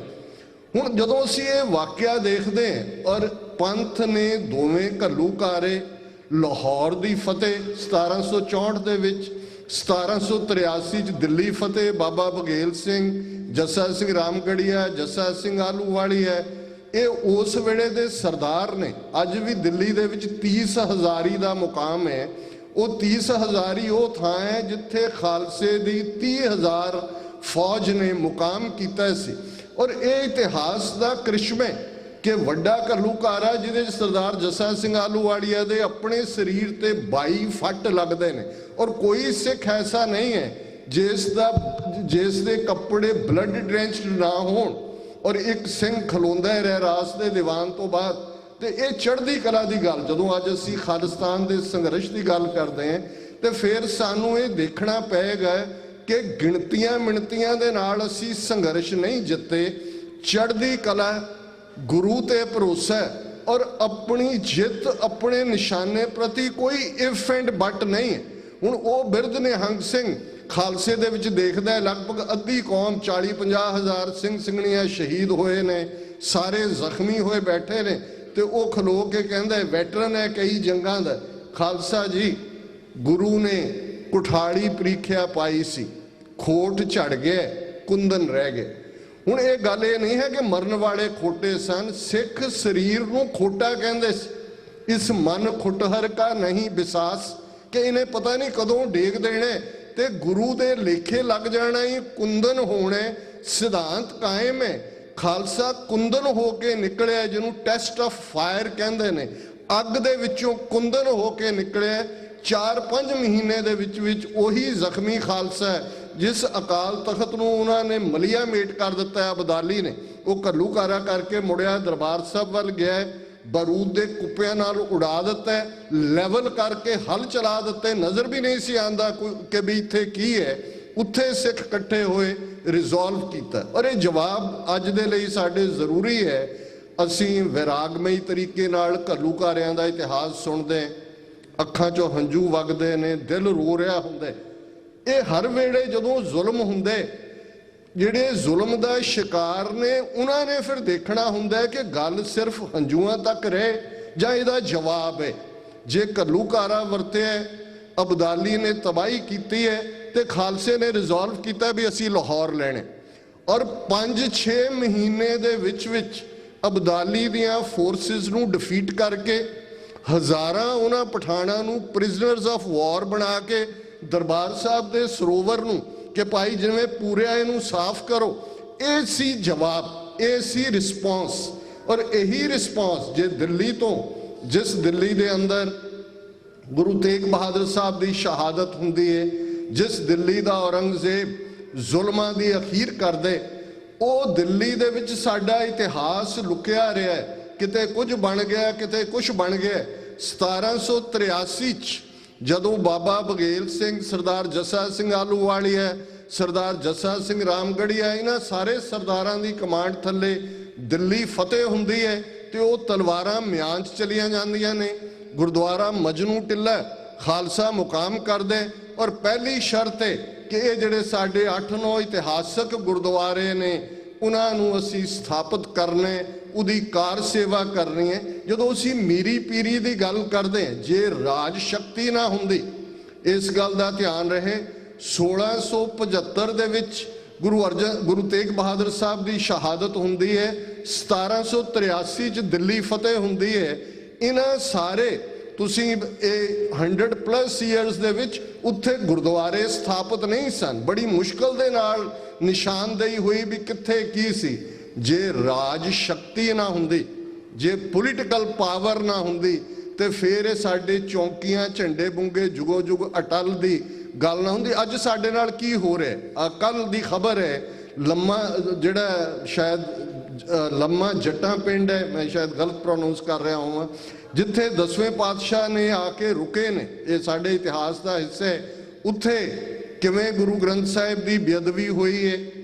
ਇੰਦੌਰ ਦਾ ਗੁਰਦੁਆਰਾ ਜਿਹੜਾ ਸਿਕਲੀਗਰ ਸਿੱਖਾਂ ਦਾ ਹੈ, ਜਿਹੜੇ ਲੱਖਾਂ ਕਰੋੜਾਂ ਦੀ ਗਿਣਤੀ 'ਚ ਨੇ, ਜਿਨ੍ਹਾਂ ਨੂੰ ਪੰਥ ਨੇ ਇਗਨੋਰ ਕੀਤੇ, ਉਸ ਨੂੰ ਕਿਵੇਂ ਮਿਊਨਿਸਪੈਲਿਟੀ ਨੇ ਢਾਹ ਢੇਰੀ ਕੀਤੇ। ਕਿਵੇਂ ਲਗਾਤਾਰਤਾ ਦੇ ਨਾਲ ਕਿਤੇ ਕਕਾਰਾਂ ਦੀ ਬੇਅਦਬੀ ਹੁੰਦੀ ਹੈ, ਕਿਤੇ ਕੁਝ ਹੋਰ ਚੱਲ ਰਿਹਾ। ਕਦੇ ਅਸੀਂ ਇਹ ਸਵਾਲ ਪੁੱਛੇ ਕਿ ਅਸੀਂ ਤਾਂ ਸੋਨਾ ਲਾਣ ਤੇ ਸੰਗਮਰਮਰ ਲਾਣ ਤੇ ਬਹੁਤ ਧਿਆਨ ਦਿੰਦੇ ਹਾਂ, ਬਹੁਤ ਚੰਗੀ ਗੱਲ ਹੈ, ਗੁਰਦੁਆਰੇ ਸਾਡੇ ਸੋਹਣੇ ਹੋਣੇ ਚਾਹੀਦੇ ਨੇ, ਪਰ ਜਿਹੜਾ ਅਗਲਾ ਜੋ ਕੁਝ ਸਾਡਾ ਸੀ, ਜੋ ਅਸੀਂ ਲੁੱਟਿਆ, ਉਹ ਮੁੜਵਾ ਲਿਆ ਉਹਨਾਂ ਤੋਂ। ਅਸੀਂ ਤਾਂ ਇਤਿਹਾਸਕ ਖਜ਼ਾਨਾ ਜਿਹੜਾ 18ਵੀਂ ਸਦੀ ਦੇ ਘੱਲੂਘਾਰਿਆਂ ਤੋਂ ਬਚ ਗਿਆ, 47 ਦੀ ਸਿਵਲ ਵਾਰ ਤੋਂ ਬਚ ਗਿਆ, ਉਹ ਵੀ ਲੁੱਟ ਕੇ ਲੈ ਗਏ ਨੇ। ਆ ਪਿਛਲੇ ਦਿਨਾਂ 'ਚ ਪਟਿਆਲੇ ਤੋਂ MP ਡਾਕਟਰ ਧਰਮਵੀਰ ਗਾਂਧੀ ਨੇ ਲਿਖਿਆ ਹੋਮ ਮਿਨਿਸਟਰ ਨੂੰ, ਰਾਜਨਾਥ ਸਿੰਘ ਨੂੰ, ਕਿ ਰੱਬ ਦੇ ਵਾਸਤੇ ਇਹ ਸਿੱਖਾਂ ਦਾ ਖਜ਼ਾਨਾ ਹੀ ਨਹੀਂ, ਇਹ ਪੰਜਾਬ ਦਾ ਧਰੋਹਰ ਹੈ, ਇਹ ਪੰਜਾਬ ਦਾ ਹੈਰੀਟੇਜ ਹੈ, ਇਹ ਵਾਪਸ ਕਰੋ ਜੋ ਤੁਸੀਂ ਸਾਡੇ ਤੋਂ ਲੈ ਕੇ ਗਏ ਹੋ। ਇਹ ਜਦੋਂ ਰਾਜ ਸ਼ਕਤੀ ਨਹੀਂ ਰਹਿੰਦੀ ਤੇ ਫਿਰ ਇਹੀ ਹਾਲ ਹੁੰਦਾ, ਬੰਧਨ ਵੀ ਪੈਂਦੇ ਨੇ, ਤੁਹਾਡੇ ਸਿਰਾਂ ਦੇ ਮੁੱਲ ਵੀ ਰੱਖੇ ਜਾਂਦੇ ਨੇ। ਅੱਜ ਜਦੋਂ ਅਸੀਂ ਇਸ 31ਵੀਂ ਵਰ੍ਹੇਗੰਢ ਨੂੰ ਯਾਦ ਕਰ ਰਹੇ ਤੇ ਸਾਡੇ ਸਾਹਮਣੇ 1.5 ਲੱਖ ਉਹ ਪੰਥ ਦੇ ਸਪੁੱਤਰ ਸਪੁੱਤਰੀਆਂ ਜਿਨ੍ਹਾਂ ਨੇ ਆਪਣਾ ਅੱਜ ਦਿੱਤਾ ਤਾਂ ਕਿ ਕੌਮ ਦਾ ਆਉਣ ਵਾਲਾ ਕੱਲ ਮਾਣ ਮਤਾ ਹੋਏ, ਸ਼ਾਨ ਮਤਾ ਹੋਏ। ਤੇ ਇਸ ਗੱਲ ਵੱਲ ਧਿਆਨ ਰਹੇ ਕਿ ਅਜੇ ਸਾਡਾ ਕਾਜ ਅਧੂਰੇ। ਜਦੋਂ ਸੰਤ ਪਿੰਡਾਂ ਵਾਲੇ ਕਹਿੰਦੇ ਸਨ, ਖਾਲਸਾ ਜੀ ਸ਼ਹੀਦਾਂ ਦੇ ਖੂਨ ਦਾ ਹੱਕ ਲੈਣਾ, ਹੱਕ ਲੈਣਾ ਸਿਰਫ ਦੀਵਾਨ ਮਨਾਉਣ ਤੱਕ ਮਹਿਦੂਦ ਨਹੀਂ ਹੈ, ਹੱਕ ਲੈਣਾ ਉਸ ਨਿਸ਼ਾਨੇ ਨੂੰ ਪ੍ਰਾਪਤ ਕਰਨੇ।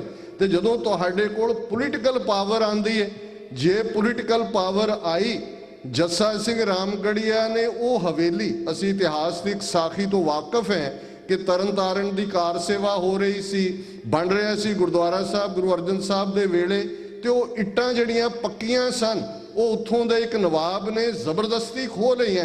ਔਰ 5ਵੇਂ ਪਾਤਸ਼ਾਹ ਨੇ ਕਿਹਾ ਕੋਈ ਨਹੀਂ, ਇਹ ਗੁਰੂ ਘਰ ਦੀਆਂ ਨੇ, ਆ ਜਾਣਗੀਆਂ। ਜਦੋਂ ਰਾਜ ਸ਼ਕਤੀ ਆਈ, ਜੱਸਾ ਸਿੰਘ ਰਾਮਗੜੀਏ ਨੂੰ ਯਾਦ ਸੀ ਕਿ ਵੀ ਇਹ ਕੀ ਹੈ, ਉਹਨਾਂ ਨੇ ਯਕੀਨੀ ਬਣਾਇਆ ਉਹ ਹਵੇਲੀ ਉਹ ਢਵਾਈ ਉਸ ਨਵਾਬ ਦੀ, ਔਰ ਉਹ ਇੱਟਾਂ ਲਿਆ ਕੇ ਵਾਪਸ ਤਰਨਤਾਰਨ ਲਵਾਈਆਂ। ਇਹ ਰਾਜ ਸ਼ਕਤੀ ਦਾ ਕਮਾਲ ਹੈ। ਜਦੋਂ ਰਾਜ ਸ਼ਕਤੀ ਨਹੀਂ ਸੀ ਤੇ ਦਿੱਲੀ ਤਖਤ ਤੋਂ ਕਿਉਂ ਜੇ ਆਰਡਰ ਆਉਂਦੇ ਸਨ, ਪਰ ਜਦੋਂ ਦਿੱਲੀ ਸਿੰਘਾਂ ਨੇ ਫਤਿਹ ਕੀਤੀ, ਅੱਜ ਵੀ ਕਦੇ ਤੁਸੀਂ ਹਰਮੰਦਰ ਸਾਹਿਬ ਦੀਆਂ ਪਰਿਕਰਮਾ 'ਚ ਜਾਓ, ਬੁੰਗਾ ਰਾਮਗੜੀਆਂ ਸੁਭਾਏਮਾਨ ਹੈ। ਗੁਰੂ ਗ੍ਰੰਥ ਸਾਹਿਬ ਦਾ ਜਿੱਥੇ ਪ੍ਰਕਾਸ਼ ਹੈ ਉਹਦੇ ਥੱਲੇ ਉਹ ਸਿੱਲ ਹੈ। ਮੁਗਲਾਂ ਦਾ ਤਖਤ ਤਖਤੇ ਤਾਊਸ ਸੀ, ਤਾਊਸ ਮੋਰ ਨੂੰ ਕਹਿੰਦੇ ਨੇ ਫਾਰਸੀ 'ਚ, ਮੋਰ ਦੀ ਸ਼ਕਲ ਦਾ। 1739 'ਚ ਨਾਦਰ ਸ਼ਾਹ ਆਇਆ, ਉਹ ਲੈ ਗਿਆ ਉਸ ਤਖਤ ਦਾ ਉੱਪਰਲਾ ਹਿੱਸਾ, ਅੱਜ ਵੀ ਤਹਿਰਾਨ ਈਰਾਨ ਦੇ ਇੱਕ ਮਿਊਜ਼ੀਅਮ 'ਚ ਪਿਆ। ਪਰ ਜਦੋਂ ਸਿੰਘਾਂ ਨੇ ਦਿੱਲੀ ਫਤਿਹ ਕੀਤੀ, ਜੱਸਾ ਸਿੰਘ ਰਾਮਗੜੀਆ ਇਸ ਬਾਰੇ ਬੜਾ ਪਾਰਟਿਕੂਲਰ ਸੀ। ਕੁਝ ਚੀਜ਼ਾਂ ਹਿਸਟਰੀ ਦੇ ਇਨਸਟਿੰਕਟ ਹੁੰਦੇ ਨੇ। ਉਹ ਜਿਹੜੀ ਤਖਤੇ ਤਾਊਸ ਦੇ ਥੱਲੇ ਸਲੈਬ ਸੀ, ਉਹਨੂੰ ਉਹਨੇ ਚੇਨਾ ਪਾ ਲਈਆਂ, ਉਹਨਾਂ ਨੂੰ ਘੜੀਸ ਕੇ ਲਿਆਂਦਾ ਦਰਬਾਰ ਸਾਹਿਬ, ਕਿਉਂਕਿ ਇਹ ਜਦੋਂ ਸੀ ਪ੍ਰਿਜ਼ਨਰ ਆਫ ਵਾਰ ਹੁੰਦੇ ਨੇ, ਜਿਵੇਂ ਨਾਜ਼ੀਆਂ ਨੂੰ ਲੱਭਦੇ ਫਿਰਦੇ ਨੇ ਯਹੂਦੀ ਅੱਜ ਤੱਕ, ਜਾਂ ਜਿਵੇਂ ਓਨਟਾਰੀਓ ਦੀ ਪਾਰਲੀਮੈਂਟ ਨੇ ਪਾਸ ਕੀਤੇ ਕਿ ਜੈਨੋਸਾਈਡ ਕੀਤਾ ਇਹਨਾਂ ਨੇ ਸਿੱਖਾਂ ਦਾ 84, ਇਹ ਅਸੀਂ ਇਵੇਂ ਹੀ ਕਰਨਾ ਇਹਨਾਂ ਨੂੰ, ਇਹ ਕਿਤੇ ਵੀ ਲੁਕੇ ਹੋਣ ਇਹਨਾਂ ਨੂੰ ਇਵੇਂ ਹੀ ਚੇਨਾ ਪਾ ਕੇ ਅਸੀਂ ਇੰਟਰਨੈਸ਼ਨਲ ਕ੍ਰਿਮੀਨਲ ਕੋਰਟ 'ਚ ਵੀ ਲਿਜਾਵਾਂਗੇ, ਇਹਨਾਂ ਨੂੰ ਖਾਲਿਸਤਾਨ ਦੇ ਵਿੱਚ ਲਿਆ ਕੇ ਵੀ ਕਰਾਂਗੇ। ਔਰ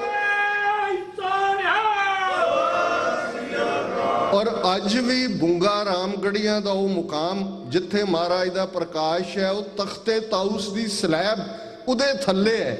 ਇਹ ਦੱਸਣ ਦੇ ਲਈ ਕਿ ਜਦੋਂ ਰਾਜ ਸ਼ਕਤੀ ਆਂਦੀ ਹੈ ਕਿਵੇਂ ਸਾਰੇ ਕਲਚਰ ਬਦਲਦੇ ਨੇ। 29 ਅਪ੍ਰੈਲ 1986 ਦਾ ਐਲਾਨਨਾਮਾ ਇਹ ਡੈਕਲੇਰੇਸ਼ਨ ਸੀ ਕਿ ਅੱਜ ਤੋਂ ਖਾਲਸੇ ਦਾ ਆਪਣਾ ਘਰ ਖਾਲਿਸਤਾਨ ਹੋਵੇਗਾ, ਜਿੱਥੇ ਖਾਲਸੇ ਦੀਆਂ ਚੌਂਕੀਆਂ ਝੰਡੇ ਬੁੰਗੇ ਜੁਗੋ ਜੁਗ ਅਟਲ ਹੋਣਗੇ ਤੇ 10 ਨੋਹਾਂ ਦੀ ਕਿਰਤ ਕਮਾਈ ਕਰਨ ਵਾਲਿਆਂ ਦਾ ਰਾਜ ਭਾਗ ਤੇ ਪੂਰਾ ਕੰਟਰੋਲ ਹੋਵੇਗਾ।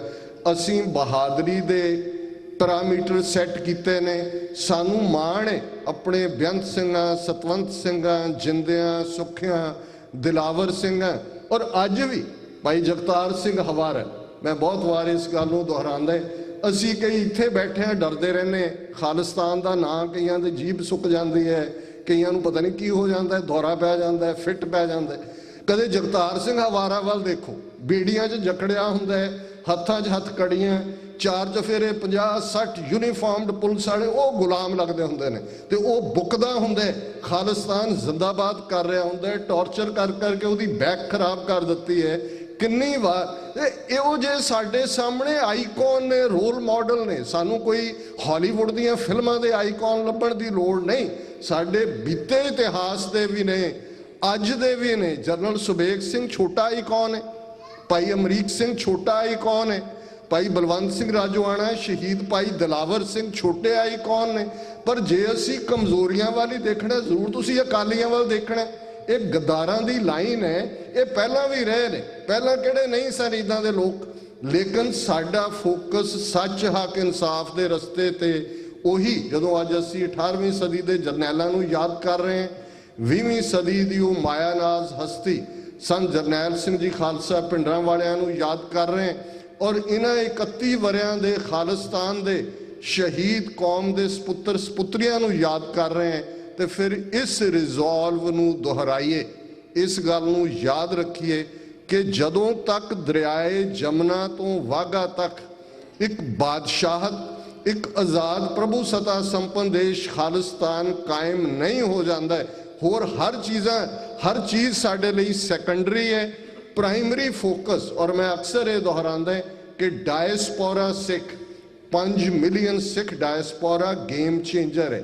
ਅੱਜ US ਹਾਊਸ ਦੇ ਵਿੱਚ ਰੈਜ਼ੋਲੂਸ਼ਨ ਹੁੰਦਾ ਹੈ, ਵੀਰ ਹਿੰਮਤ ਸਿੰਘ ਬੈਠੇ ਨੇ, ਔਰ ਮੈਂ ਮੁਬਾਰਕਬਾਦ ਦੇਣਾ ਚਾਹੁੰਦਾ ਕਿ ਈਸਟ ਕੋਸਟ ਗੁਰਦੁਆਰਾ ਕਮੇਟੀ ਨੇ ਜਿਸ ਅੰਦਾਜ਼ ਦੇ ਵਿੱਚ 2 ਪੈਰੇਡਸ ਆਰਗੇਨਾਈਜ਼ ਕੀਤੀਆਂ ਇਸ ਵਾਰ, ਜਿਵੇਂ ਕੈਪੀਟਲ ਹਿੱਲ ਦੇ ਉੱਤੇ, ਉਹ ਇੱਕ ਆਪਣੀ ਸ਼ਾਨ ਹੁੰਦੀ ਹੈ। ਔਰ ਉੱਥੇ ਐਡਰੈਸ ਕਰਦੇ ਹਾਂ ਮੈਂ ਕਿਹਾ ਕਿ ਅੱਜ ਜਿਸ ਕੈਪੀਟਲ ਤੇ ਅਸੀਂ ਖੜੇ ਹਾਂ, ਕਦੇ 13 ਕਾਲੋਨੀਜ਼ ਦੇ ਨੁਮਾਇੰਦੇ ਫਿਲਾਡੈਲਫੀਆ 'ਚ, ਉਹਨਾਂ ਨੂੰ ਅੰਦਾਜ਼ਾ ਵੀ ਨਹੀਂ ਸੀ ਕਿ ਇੰਨਾ ਪਾਵਰਫੁਲ ਬ੍ਰਿਟਿਸ਼ ਐਮਪਾਇਰ, ਔਰ ਅਸੀਂ ਕਦੇ ਦੁਨੀਆ ਦੀ ਇੱਕ ਸੁਪਰ ਪਾਵਰ ਬਣਾਂਗੇ। ਅੱਜ ਸਿੱਖ ਕੈਪੀਟਲ ਹਿੱਲ ਦੀ ਫੁੱਟ ਹਿੱਲ ਦੇ ਉੱਤੇ ਬੈਠੇ ਖਾਲਿਸਤਾਨ ਜ਼ਿੰਦਾਬਾਦ ਕਹਿ ਰਹੇ ਨੇ। ਅੱਜ ਕੈਨੇਡਾ ਦੀ ਓਨਟਾਰੀਓ ਲੈਜਿਸਲੇਚਰ ਹੋਏ, ਐਲਬਰਟਾ ਹੋਏ, ਬ੍ਰਿਟਿਸ਼ ਕੋਲੰਬੀਆ ਹੋਏ, ਇੰਗਲੈਂਡ ਦੇ ਵਿੱਚ ਲੇਬਰ ਪਾਰਟੀ ਨੇ 2 ਕੈਂਡੀਡੇਟ, ਇੱਕ ਬੀਬੀ ਪ੍ਰੀਤ ਕੌਰ ਔਰ ਇੱਕ ਸਰਦਾਰ ਢੇਸੀ, ਉਹ ਆਲਰੇਡੀ ਸਿਲੈਕਟ ਕੀਤੇ ਨੇ। 9 ਜੂਨ ਨੂੰ ਵੋਟਾਂ ਪੈਣੀਆਂ ਨੇ ਇੰਗਲੈਂਡ। ਆਸਟ੍ਰੇਲੀਆ, ਨਿਊਜ਼ੀਲੈਂਡ ਦੇ ਪ੍ਰਾਈਮ ਮਿਨਿਸਟਰ ਆਪਣੇ ਮੈਸੇਜ ਦਿੰਦੇ ਨੇ।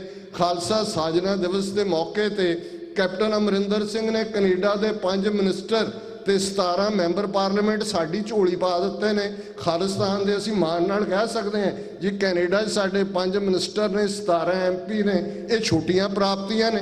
ਤੇ ਜੇ ਅੱਜ 31 ਸਾਲਾਂ 'ਚ ਅਸੀਂ ਇੱਥੋਂ ਤੱਕ ਪਹੁੰਚ ਗਏ, ਹੁਣ ਤਾਂ ਜਿਵੇਂ ਉਹ ਪੰਜਾਬੀ 'ਚ ਇੱਕ ਰਾਈਟਰ ਕਹਿੰਦੇ ਹੁੰਦੇ ਨੇ ਕਿ ਮੋਢੇ ਛੰਡੋ, ਅੱਖਾਂ ਦੇ ਥੱਲੇ ਉਂਗਲ ਫੇਰੋ, ਤਾਂ ਵੱਲ ਦੇਖੋ ਔਰ final leap to the victory, ਜਿਹੜੀ ਕਿ ਅਲਟੀਮੇਟਲੀ ਸਾਡੇ ਕਰੀਬ ਹੈ, ਦਸਤਕ ਦੇ ਰਿਹਾ ਖਾਲਿਸਤਾਨ ਸਾਡੇ ਦਰਾਂ ਤੇ ਜੇ ਇਹੀ ਹਾਲ ਰਿਹਾ, ਜਿਵੇਂ ਸਾਡਾ ਇੱਕ ਹਿੱਸਾ ਨਮੋਸ਼ੀ ਦਾ ਸ਼ਿਕਾਰ ਹੈ, ਢੈਂਦੀ ਕਲਾ ਦਾ ਸ਼ਿਕਾਰ ਹੈ, ਹਰ ਚੀਜ਼ ਚੋਂ ਕੀੜੇ ਕੱਢਣ ਦੀ ਉਹਨਾਂ ਨੂੰ ਆਦਤ ਹੈ, ਪ੍ਰਾਪਤੀਆਂ ਵੱਲ ਦੇਖੋ, ਹਾਂ ਪੱਖੀ ਰੋਲ ਰੱਖੋ। ਕਮਜ਼ੋਰੀਆਂ ਹੁੰਦੀਆਂ ਨੇ, ਜਿਹੜਾ ਬੰਦਾ ਕੰਮ ਕਰਦਾ ਗਲਤੀਆਂ ਵੀ ਕਰਦੇ, ਅਸੀਂ ਹਾਂ ਪੱਖੀ ਪਹੁੰਚ ਰੱਖੀਏ। ਇਹੀ ਖਾਲਸੇ ਦੀ ਪਹੁੰਚ ਹੋਏ, ਜਿਹੜੀ ਵੱਡੇ ਘੱਲੂਘਾਰੇ ਦੀ ਟ੍ਰੈਜਡੀ ਵੇਲੇ ਜਿਹੜੀ ਕਾਲ ਜੱਸਾ ਸਿੰਘ ਆਲੂਵਾਲੀਆ ਨੇ ਦਿੱਤੀ ਸੀ, ਮਿਸਲ ਵੰਡ ਅਬ ਕਬਹੂ ਨਾ ਪਾਓ, ਰਲ ਮਿਲ ਕੇ ਇਹ ਪੰਥ ਬਚਾਓ, ਕਿ ਇਸ ਵੇਲੇ ਇਹ ਹੈ ਟੂ ਬੀ ਔਰ ਨਾਟ ਟੂ ਬੀ। ਜੋ ਕੁਝ ਹਿੰਦੂਤਵਾਦ ਦਾ ਮੋਦੀ ਔਰ ਜਿਵੇਂ RSS ਅੱਜ ਕਰ ਰਿਹਾ, ਅੱਜ ਗੱਲ ਇਹ ਹੈ ਵੀ ਅਸੀਂ ਸਰਵਾਈਵ ਕਰਨਾ ਹੈ ਕਿ ਨਹੀਂ ਕਰਨਾ। ਸਾਡਾ ਇਤਿਹਾਸ 3 ਸਦੀਆਂ 'ਚ ਮੁਗਲ, ਅਫਗਾਨ, ਬ੍ਰਿਟਿਸ਼ਰਸ, ਉਹਨਾਂ ਨੂੰ ਚੈਲੰਜ ਕਰਨ ਦੇ, ਔਰ ਅਸੀਂ ਹਿੰਦੂਤਵਾ ਰਾਜ ਦੀਆਂ ਵੀ ਜੜ੍ਹਾਂ ਪੁੱਟ ਕੇ ਇੰਡੀਅਨ ਓਸ਼ਨ ਦੇ ਕੋਸੇ ਪਾਣੀਆਂ 'ਚ ਖਾਲਸੇ ਨਹੀਂ ਵਗਾ ਕੇ ਮਾਰਨੀਆਂ ਨੇ। ਇਤਿਹਾਸ ਉਡੀਕ ਰਿਹਾ ਸਾਨੂੰ, ਅਸੀਂ ਸੁਨਹਿਰੀ ਇਤਿਹਾਸ ਹੀ ਨਾ 31 ਸਾਲਾਂ 'ਚ ਲਿਖਿਆ। ਭਵਿੱਖ ਸਾਡਾ, ਆਉਣ ਵਾਲਾ ਸਮਾਂ ਸਾਡਾ। ਸਤਿਗੁਰੂ ਰਹਿਮਤ ਕਰਨ। ਮੈਂ ਗੁਰਦੁਆਰਾ ਪ੍ਰਬੰਧਕ ਕਮੇਟੀ ਨੂੰ ਬਹੁਤ-ਬਹੁਤ ਮੁਬਾਰਕਬਾਦ ਦਿੰਦਾ ਔਰ ਮੈਨੂੰ ਇਹ ਚੰਗਾ ਲੱਗਾ। ਸਾਨੂੰ ਢਾਡੀ ਦਰਬਾਰ ਕਵੀਸ਼ਰਾਂ ਨੂੰ ਐਨਕਰੇਜ ਕਰਨਾ ਚਾਹੀਦਾ। ਜੇ 6ਵੇਂ ਪਾਤਸ਼ਾਹ ਨੇ ਸਭ ਤੋਂ ਪਹਿਲਾਂ ਭਾਈ ਨੱਥਾ ਤੇ ਅਬਦੁੱਲਾ ਪਹਿਲੇ ਢਾਡੀ ਪੰਥ ਦੇ, ਤੇ ਜਿਨ੍ਹਾਂ ਨੇ ਅਕਾਲ ਤਖਤ ਤੇ ਪਹਿਲੀ ਢਾਡੀ ਵਾਰ ਲਾਈ ਸੀ, ਔਰ ਉਹ ਬੜੀ ਸਪਸ਼ਟ ਵਾਰ ਇਸ ਗੱਲ ਦੀ ਸਾਨੂੰ ਅੱਜ ਵੀ ਉਹ ਸਾਡੇ ਇਤਿਹਾਸ ਨੇ ਸਾਂਭੀ ਹੋਈ ਹੈ ਕਿ ਉਸ 2 ਤਲਵਾਰੀ ਬੱਧੀਆਂ, ਇੱਕ ਮੀਰੀ ਦੀ, ਇੱਕ ਪੀਰੀ ਦੀ, ਇੱਕ ਅਜ਼ਮਤ ਦੀ, ਇੱਕ ਰਾਜ ਦੀ, ਇੱਕ ਰਾਖੀ ਕਰੇ ਵਜ਼ੀਰ ਦੀ, ਪੱਗ ਤੇਰੀ ਕੀ ਜਹਾਂਗੀਰ ਦੀ। ਇਹ ਜਿਹੜੀ ਰਾਜ ਦੀ ਅਜ਼ਮਤ ਦੀ ਗੱਲ ਹੈ, ਇਹ ਢਾਡੀਆਂ ਨੂੰ ਐਨਕਰੇਜ ਕਰਨਾ ਜ਼ਰੂਰੀ ਹੈ। ਰੂਹਾਨੀਅਤ ਦਾ ਇੱਕ ਆਪਣਾ ਮੁਕਾਮ ਹੈ, ਪਰ ਜੇ ਵੀਰ ਰਸੀ ਗੱਲ ਸੰਤ ਪਿੰਡਾਂ ਵਾਲਿਆਂ ਨੇ ਬਹੁਤ ਐਨਕਰੇਜ ਕੀਤਾ ਹੈ ਕਵੀਸ਼ਰੀ ਜਥਿਆਂ ਨੂੰ। ਉਹਨਾਂ ਦੇ ਹਰ ਸਪੀਚ ਤੋਂ ਪਹਿਲਾਂ ਉਹਨਾਂ ਦੇ ਕਵੀਸ਼ਰੀ ਜਥੇ, ਕਿਉਂਕਿ ਇੱਕ ਰਸ ਹੈ। ਤੁਸੀਂ ਸ਼ਾਂਤ ਰਸ ਚਲੇ ਜਾਓ, ਸ਼ਿੰਗਾਰ ਰਸ ਚਲੇ ਜਾਓ, ਵਿਰਾਗ ਰਸ ਚਲੇ ਜਾਓ, ਉਹ ਹਰ ਇੱਕ ਦੀ ਗਾਇਕੀ ਹੈ। ਪਰ ਵੀਰ ਰਸ ਅੱਜ ਲੋੜ ਹੈ ਸਿੱਖਾਂ ਨੂੰ। ਉਸ ਵੀਰ ਰਸ ਤੁਹਾਡੇ 'ਚ ਚੜ੍ਹਦੀ ਕਲਾ ਦਿੰਦਾ ਹੈ। ਵੀਰ ਰਸ ਤੁਹਾਨੂੰ ਵੰਗਾਰਨਾ ਸਿਖਾਉਂਦਾ ਹੈ। ਵੀਰ ਰਸ ਤੁਹਾਨੂੰ ਭਿੜਨਾ ਸਿਖਾਉਂਦਾ ਹੈ। ਵੀਰ ਰਸ ਤੁਹਾਨੂੰ ਜਿੱਤ ਵੱਲ ਤੋਰਦਾ ਹੈ। ਤੇ ਸਾਡੇ ਢਾਡੀ ਸਿੰਘ ਸਿੰਘਣੀਆਂ ਵੀ ਇਹ ਸਾਡੇ ਉਸ ਵੀਰ ਰਸ ਦਾ ਪ੍ਰਤੀਕ ਨੇ। ਔਰ ਮੈਂ ਮੁਬਾਰਕਬਾਦ ਦਿੰਦਾ ਪ੍ਰਬੰਧਕ ਕਮੇਟੀ ਨੂੰ ਕਿ ਉਹਨਾਂ ਨੇ ਅੱਜ ਸਾਰਾ ਦੀਵਾਨ ਹੀ ਢਾਡੀਆਂ ਦੇ ਉਹਨਾਂ 18ਵੀਂ ਸਦੀ ਦੇ ਯੋਧਿਆਂ ਦੀਆਂ ਵਾਰਾਂ ਗਾਉਣ ਨੂੰ ਉਹਨਾਂ ਨੇ ਸਮਰਪਿਤ ਕੀਤਾ। ਕਿਸੇ ਵੀ ਭੁੱਲ ਚੁੱਕ ਲਈ ਮੁਆਫੀ। ਵਾਹਿਗੁਰੂ ਜੀ ਕਾ ਖਾਲਸਾ, ਵਾਹਿਗੁਰੂ ਜੀ ਕੀ ਫਤਿਹ। ਸਤਿ ਸ੍ਰੀ ਅਕਾਲ। ਇਹ ਸਨ ਖਾਲਿਸਤਾਨ ਅਫੇਅਰ ਸੈਂਟਰ ਤੋਂ doctor Amarjit Singh ji, DC Washington. ਬਹੁਤ ਬਹੁਤ ਧੰਨਵਾਦ। ਮਨ ਤੇ ਬੜਾ ਕਰਦਾ ਕਿ ਜਾਂ ਡਾਕਟਰ ਸਾਹਿਬ, ਕਿਉਂਕਿ ਬਹੁਤ ਵੱਡਾ ਇਤਿਹਾਸ ਜਿਹੜਾ ਡਾਕਟਰ ਸਾਹਿਬ ਜੀ ਨੇ ਸਾਂਭ ਕੇ ਰੱਖਿਆ, ਬੜਾ ਮਨ ਕਰਦਾ ਕਿ ਘੰਟਿਆਂ ਬੱਧੀ ਸੁਣੀਏ। ਕਈ ਵਾਰੀ ਕੀ ਹੁੰਦਾ, ਟਾਈਮ ਦੀ ਪਾਬੰਦੀ ਹੁੰਦੀ ਹੈ। ਸਾਡੇ ਪਾਸ ਜਦੇ ਵੀ ਹਨ, ਬੱਧੋ ਨਹੀਂ ਤਾਂ ਬੀਬੀਆਂ ਸਾਡੇ ਪਾਸ ਅੱਜ ਹੋਣੀਆਂ ਸਨ। ਸੋ ਉਹਨਾਂ ਨੇ ਖਾਸ ਕਰਕੇ ਬੇਨਤੀ ਕੀਤੀ ਕਿ ਸੰਗਤ ਕੋਲੋਂ ਸਾਰੇ ਜਥੇ ਵੱਲੋਂ ਮਾਫੀ ਮੰਗਿਓ। ਸੋ ਮੈਂ ਸੰਗਤ ਕੋਲੋਂ ਮਾਫੀ ਮੰਗਦਾ ਉਹ ਜਥੇ ਵੱਲੋਂ। ਸੋ ਹੁਣ ਮੈਂ ਬੇਨਤੀ ਕਰਾਂ, ਬੀਬੀਆਂ ਨੂੰ 10 ਮਿੰਟ ਹੋਰ ਰੁਕ ਲਓ ਭੈਣ ਜੀ, ਸਾਡਾ ਜਥਾ ਆ। ਸੋ ਭਾਈ ਸਾਹਿਬ ਹਰਚਰਨ ਸਿੰਘ ਜੀ ਧਾਮੀ, ਜਿਨ੍ਹਾਂ ਦੀ ਬਹੁਤ ਵੱਡੀ ਦੇਣ ਹੈ ਦਲ ਖਾਲਸਾ, ਉਹਨਾਂ ਨੂੰ ਮੈਂ ਬੇਨਤੀ ਕਰਾਂ 10 ਮਿੰਟ ਵਾਸਤੇ, ਕਿਉਂਕਿ ਸਮਾਂ ਥੋੜ੍ਹਾ ਜਿਹਾ ਭੈਣਾਂ ਸਾਡੀਆਂ ਬੈਠੀਆਂ, ਸਮਾਂ ਥੋੜ੍ਹਾ ਜਿਹਾ ਕੰਟਰੋਲ ਦੇ ਵਿੱਚ ਆਪਾਂ ਲੈ ਲਈਏ। ਸੋ ਅਸੀਂ ਬਹੁਤ ਪਹਿਲਾਂ ਤਾਂ GIS ਤੋਂ ਦੀ ਗੁਰਦੁਆਰਾ ਪ੍ਰਬੰਧਕ ਕਮੇਟੀ ਵੱਲੋਂ ਇੱਥੋਂ ਦੀ ਗੁਰਦੁਆਰਾ ਪ੍ਰਬੰਧਕ ਕਮੇਟੀ ਨਹੀਂ ਹੈਗੀ, ਇਹ ਸਮੂਹ ਸਾਰੇ ਸੇਵਾਦਾਰ ਹੀ। ਅਸੀਂ ਕਮੇਟੀ ਮੰਨਦੇ ਨਹੀਂ ਆਪਣੇ ਆਪ ਨੂੰ, ਇਹ ਸਾਰੇ ਸਮੂਹ ਸੇਵਾਦਾਰ ਹੈ। ਸੋ ਉਹਨਾਂ ਵੱਲੋਂ ਇਹ ਸਾਰਾ ਪ੍ਰੋਗਰਾਮ ਲਿਖਿਆ ਗਿਆ। ਸੋ ਧਾਮੀ ਸਾਹਿਬ ਜੀ, ਵਾਹਿਗੁਰੂ ਜੀ ਕਾ ਖਾਲਸਾ। ਨਹੀਂ ਕੋਈ ਨਹੀਂ ਜੀ, 10 ਵੀ ਬਹੁਤ ਆ। ਇੰਨੇ ਜੀ ਬਹੁਤ।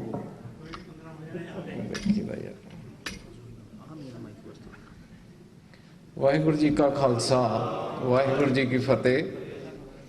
ਮੈਂ ਤਾਂ ਜਦੋਂ ਭਾਜੀ ਡਾਕਟਰ ਸਾਹਿਬ ਅਮਰਜੀਤ ਸਿੰਘ ਹੁਣਾਂ ਵੱਲ, ਭਾਜੀ ਰਣਜੀਤ ਸਿੰਘ, ਭਾਜੀ ਹਿੰਮਤ ਸਿੰਘ ਜਾਂ ਹੋਰ ਇੱਕ ਝੰਡੀਆਂ ਕੌਣ ਜਾਣੇ ਮੇਰਾ ਨਾਂ ਜੀ ਉਹ ਵੱਲ ਦੇਖਦਾ ਤਾਂ ਮੈਨੂੰ ਤਾਂ ਕਬੀਰ ਜੀ ਦਾ ਸ਼ਲੋਕ ਚੇਤੇ ਆਉਂਦਾ, ਕਬੀਰ ਜਿਹਨੂੰ ਕੁਛ ਜਾਣਿਆ ਨਹੀਂ ਸੁਖੀ ਰਹਿਣ ਵਿਹਾਏ। ਜਿਹਨਾਂ ਨੂੰ ਪਤਾ ਹੀ ਨਹੀਂ ਕੌਮ 'ਚ ਕੀ ਹੋ ਰਿਹਾ ਉਹ ਬੜੀ ਆਰਾਮ ਨਾਲ ਸੁਣਦੇ ਆ। ਜੈਸੇ ਕੋਈ ਸੋਝੀ ਪਰੀ ਪੂਰੀ ਪਰੀ ਬੁਲਾਏ। ਜੇ ਥੋੜਾ ਜਿਹਾ ਪਤਾ ਲੱਗ ਗਿਆ ਫਿਰ ਵੀ ਕੌਮ ਨਾਲ ਕੀ ਹੋ ਰਿਹਾ, ਫਿਰ ਆਦਮੀ ਹੋਰ ਦੇਖਦਾ ਕਿਉਂ ਹੋ ਰਿਹਾ, ਫਿਰ ਹੋਰ ਜਾਂਦਾ ਤਾਂ ਉਹਦੀ ਫਿਰ ਨੀਂਦਾਂ ਉੱਡ ਜਾਂਦੀਆਂ, ਪੂਰੀ ਬਲਾ ਪੈ ਜਾਂਦੀ ਆ। ਦੂਸਰਿਆਂ ਲਈ ਤਾਂ ਉਹ ਮੇਰੇ ਬਾਬਾ ਮੈਂ ਬੋਰਾ। ਅਸੀਂ ਵੀ ਜਦੋਂ ਕੋਈ ਸਾਡੇ 'ਚ ਸ਼ਾਮਲ ਹੋਵੇ ਤਾਂ ਅਸੀਂ ਕਹਿ ਦਈਦਾ ਵੀ ਹਮ ਬਿਗੜੇ ਮਤ ਔਰਾ, ਵੀ ਇਹ ਤਾਂ ਘਰਦਿਆਂ ਨੂੰ ਪਹਿਲਾਂ ਹੀ ਦੱਸ ਦਿਓ ਵੀ ਅਸੀਂ ਤਾਂ ਵਿਗੜੇ ਹੋਏ ਆ ਤੇ ਜੇ ਵਿਗੜਨਾ ਹੀ ਹੈ ਤੇ ਆ ਜਾਓ। ਸੋ ਇਹ ਇੱਕ ਗੁਰੂ ਮਹਾਰਾਜ ਨੂੰ ਕਹਿੰਦੇ ਸੀ। ਸੋ ਇਹ ਜਿਹੜਾ ਮਾਰਗ ਆ ਖੰਡੇ ਧਾਰ, ਇਸ ਮਾਰਗ ਦੇ ਉੱਤੇ ਕਮੇਟੀ ਜਾਂ ਤੁਸੀਂ ਸਾਰੇ ਚੱਲ ਰਹੇ ਆ, ਇਹ ਗੁਰੂ ਜੀ ਦੀ ਖਾਸ ਬਖਸ਼ਿਸ਼ ਆ ਜਾਂ ਗੁਰੂ ਮਹਾਰਾਜ ਨੇ ਇਹਨਾਂ ਨੂੰ ਸੇਵਾ ਲਈ ਚੁਣਿਆ। ਹੁਣ 10 ਮਿੰਟ 'ਚ ਮੈਂ ਇੱਕ ਹੋਰ ਦੱਸ ਦਿਆਂ। ਜਦੋਂ ਭਾਈ ਸਾਹਿਬ ਨੇ ਜਜ਼ਬਾਤਾਂ ਦੀ ਵੀ ਗੱਲ ਕੀਤੀ, ਜਦੋਂ ਨਿਸ਼ਾਨ ਸਾਹਿਬ ਨੂੰ ਸਲਾਮੀ ਦੇ ਰਹੇ ਸੀ ਤਾਂ ਅਸੀਂ ਵੀ 15 ਸਾਲ ਪਹਿਲਾਂ 26 ਜਨਵਰੀ ਨੂੰ ਸਾਡੇ ਮਨ 'ਚ ਆਇਆ ਪਿਆ ਅਸੀਂ ਵੀ ਨਾ ਖਾਲਸਾ ਨਿਸ਼ਾਨ ਸਾਹਿਬ ਜਿਹੜਾ ਚੜ੍ਹਾ ਕੇ ਤਾਂ ਇਹਨੂੰ ਸਲਾਮੀ ਦੇਣੀ ਆ। ਔਰ ਉਹ ਬਹੁਤ ਵਧੀਆ ਨਜ਼ਾਰਾ ਸੀ। ਅਸੀਂ ਉਹ ਮਹਾਰਾਜਾ ਰਣਜੀਤ ਸਿੰਘ ਦਾ ਜਿਹਤੇ ਖਾਲਸਾ ਲਿਖਿਆ, ਸਰਕਾਰੇ ਖਾਲਸਾ ਲਿਖਿਆ। ਔਰ ਜਿਹੜਾ ਝੰਡਾ ਜੇ ਜਾਓ ਤਾਂ ਰੋਪੜ ਜਦੋਂ ਅਸੀਂ ਕ੍ਰਾਸ ਕਰਦੇ ਨਾ, ਜਿੱਥੇ ਸੰਧੀ ਹੋਈ ਸੀ ਮਹਾਰਾਜ ਦੀ, ਉਹ ਪਹਾੜੀ ਦੇ ਉੱਤੇ ਲੱਗਾ ਆ, ਤੁਸੀਂ ਦੇਖਿਓ ਉਹ ਸੇਮ ਝੰਡਾ। ਉਹ ਝੰਡਾ ਬਣਾਇਆ ਬਕਾਇਦਾ ਤਿੱਲੇ ਦੀਆਂ ਤਾਰਾਂ ਨਾਲ ਕਢੂ ਕੇ ਕਮਲਪਾਲ ਸਿੰਘ ਹੁਣੀ ਉਹਨੂੰ ਜਦੋਂ 5 ਰਾਈਫਲਾਂ ਨਾਲ ਸਲਾਮੀ ਦਿੱਤੀ ਅਸੀਂ ਤੇ ਫਿਰ ਉਹ ਬੈਂਡ ਵੱਜਿਆ। ਤਾਂ ਜਦੋਂ ਆਪਣਾ ਝੰਡਾ ਝੂਲਦਾ ਹੈ ਨਾ, ਉਹ ਆਪਣਾ ਹੀ ਹੁੰਦਾ। ਮੈਂ ਤੁਹਾਨੂੰ ਦੱਸਦਾ ਵੀ ਸਾਰਿਆਂ ਦੀਆਂ ਅੱਖਾਂ 'ਚੋਂ ਮੈਨੂੰ ਅੱਜ ਵੀ ਉਹ ਬਹੁਤ ਇਹ ਕਈ ਵਾਰੀ ਇਹ ਜਜ਼ਬਾ, ਇਹ ਜਿਹੜਾ ਵਿਰਾਟ ਤੇ ਜਜ਼ਬਾਤ, ਇਹ ਵੀ ਬੜਾ ਜਿਹੜਾ ਨਜ਼ਾਰਾ ਆਉਂਦਾ ਜਾਂ ਕਹਿ ਲਓ ਬਹੁਤ ਹੀ ਇਹਦਾ ਵਰਣਨ ਨਹੀਂ ਕੀਤਾ ਜਾ ਸਕਦਾ। ਉਹ ਬਹੁਤ ਵੱਡੀ ਸੀ ਔਰ ਉਹ ਅਜੇ ਵੀ ਸਾਡੇ ਅੱਖਾਂ 'ਚ ਉੱਦਾਂ ਹੀ ਦ੍ਰਿਸ਼ ਘੁੰਮਦਾ। ਬਾਅਦ 'ਚ ਸਜ਼ਾ ਉਹ ਤਾਂ ਕੁਛ ਵੀ ਨਹੀਂ। ਸੋ ਔਰ ਫਿਰ ਜੇਲ੍ਹ 'ਚ ਜਦੋਂ ਹੁੰਦੇ ਸੀ, ਭਾਜੀ ਸਤਨਾਮ ਸਿੰਘ ਕਹਿੰਦੇ ਮੈਂ ਜਦੋਂ ਉੱਥੇ ਹੁੰਦਾ ਸੀ ਨਾ ਲਾਹੌਰ ਜੇਲ੍ਹ 'ਚ, ਤਾਂ ਅਸੀਂ ਬਾਹਰ ਨਿਕਲਣਾ, ਜਿਹੜਾ ਸ਼ਾਹੀ ਕਿਲ੍ਹਾ ਉਹਦੇ 'ਤੇ ਵੀ ਹੁਣ ਪਾਕਿਸਤਾਨ ਦਾ ਝੰਡਾ ਝੂਲਦਾ ਜਿਹੜਾ ਮਹਾਰਾਜਾ ਰਣਜੀਤ ਸਿੰਘ। ਕਹਿੰਦੇ ਮੈਂ ਬਹੁਤ ਰੋਂਦਾ ਹੁੰਦਾ ਸੀ ਵੀ ਉੱਧਰ ਤਿਰੰਗਾ, ਇੱਥੇ ਪਾਕਿਸਤਾਨ ਦਾ ਝੰਡਾ ਝੂਲਦਾ ਹੈ, ਸਾਡਾ ਕਿੱਥੇ ਗਿਆ। ਸੋ ਇਹ ਜਿਹੜਾ ਇਹ ਪੂਰੀ ਬਲਾ ਪਈ ਹੋਈ ਹੈ। ਔਰ ਜਿਸ ਤਰ੍ਹਾਂ ਤੁਸੀਂ ਇਹ ਪ੍ਰੋਗਰਾਮ ਆਰਗੇਨਾਈਜ਼ ਕੀਤਾ ਜਾਂ ਪਲਾਨ ਕੀਤਾ, ਇਹ ਵੀ ਬਹੁਤ ਵਧਾਈ ਦੇ ਪਾਤਰ ਹੈ। ਔਰ ਜਿਸ ਤਰ੍ਹਾਂ ਭਾਈ ਸਾਹਿਬ ਨੇ ਸਾਰੇ ਪੁਰਾਤਨ ਸਿੰਘਾਂ ਬਾਰੇ ਦੱਸਿਆ, ਜਿਹੜੇ ਸਾਡੇ ਹੀਰੋ ਹੈ, ਨਾਇਕ ਹੈ, ਔਰ ਉਹਨੂੰ ਹੋਣ ਦੇ ਨਾਲ ਕਰਨਾ, ਇਹ ਬਿਲਕੁਲ ਉਹੀ ਰੂਹਾਂ ਜਾਂ ਉਹ ਹੀ ਕਰੈਕਟਰ ਹੈ ਮੌਜੂਦਾ ਰੂਹਾਂ ਦੇ ਵਿੱਚ ਵੀ ਸੀ। ਔਰ ਉਹਨਾਂ ਦਾ ਵਰਣਨ ਜਿਸ ਤਰ੍ਹਾਂ, ਔਰ ਜੇ ਤੁਸੀਂ ਸੁਣੋ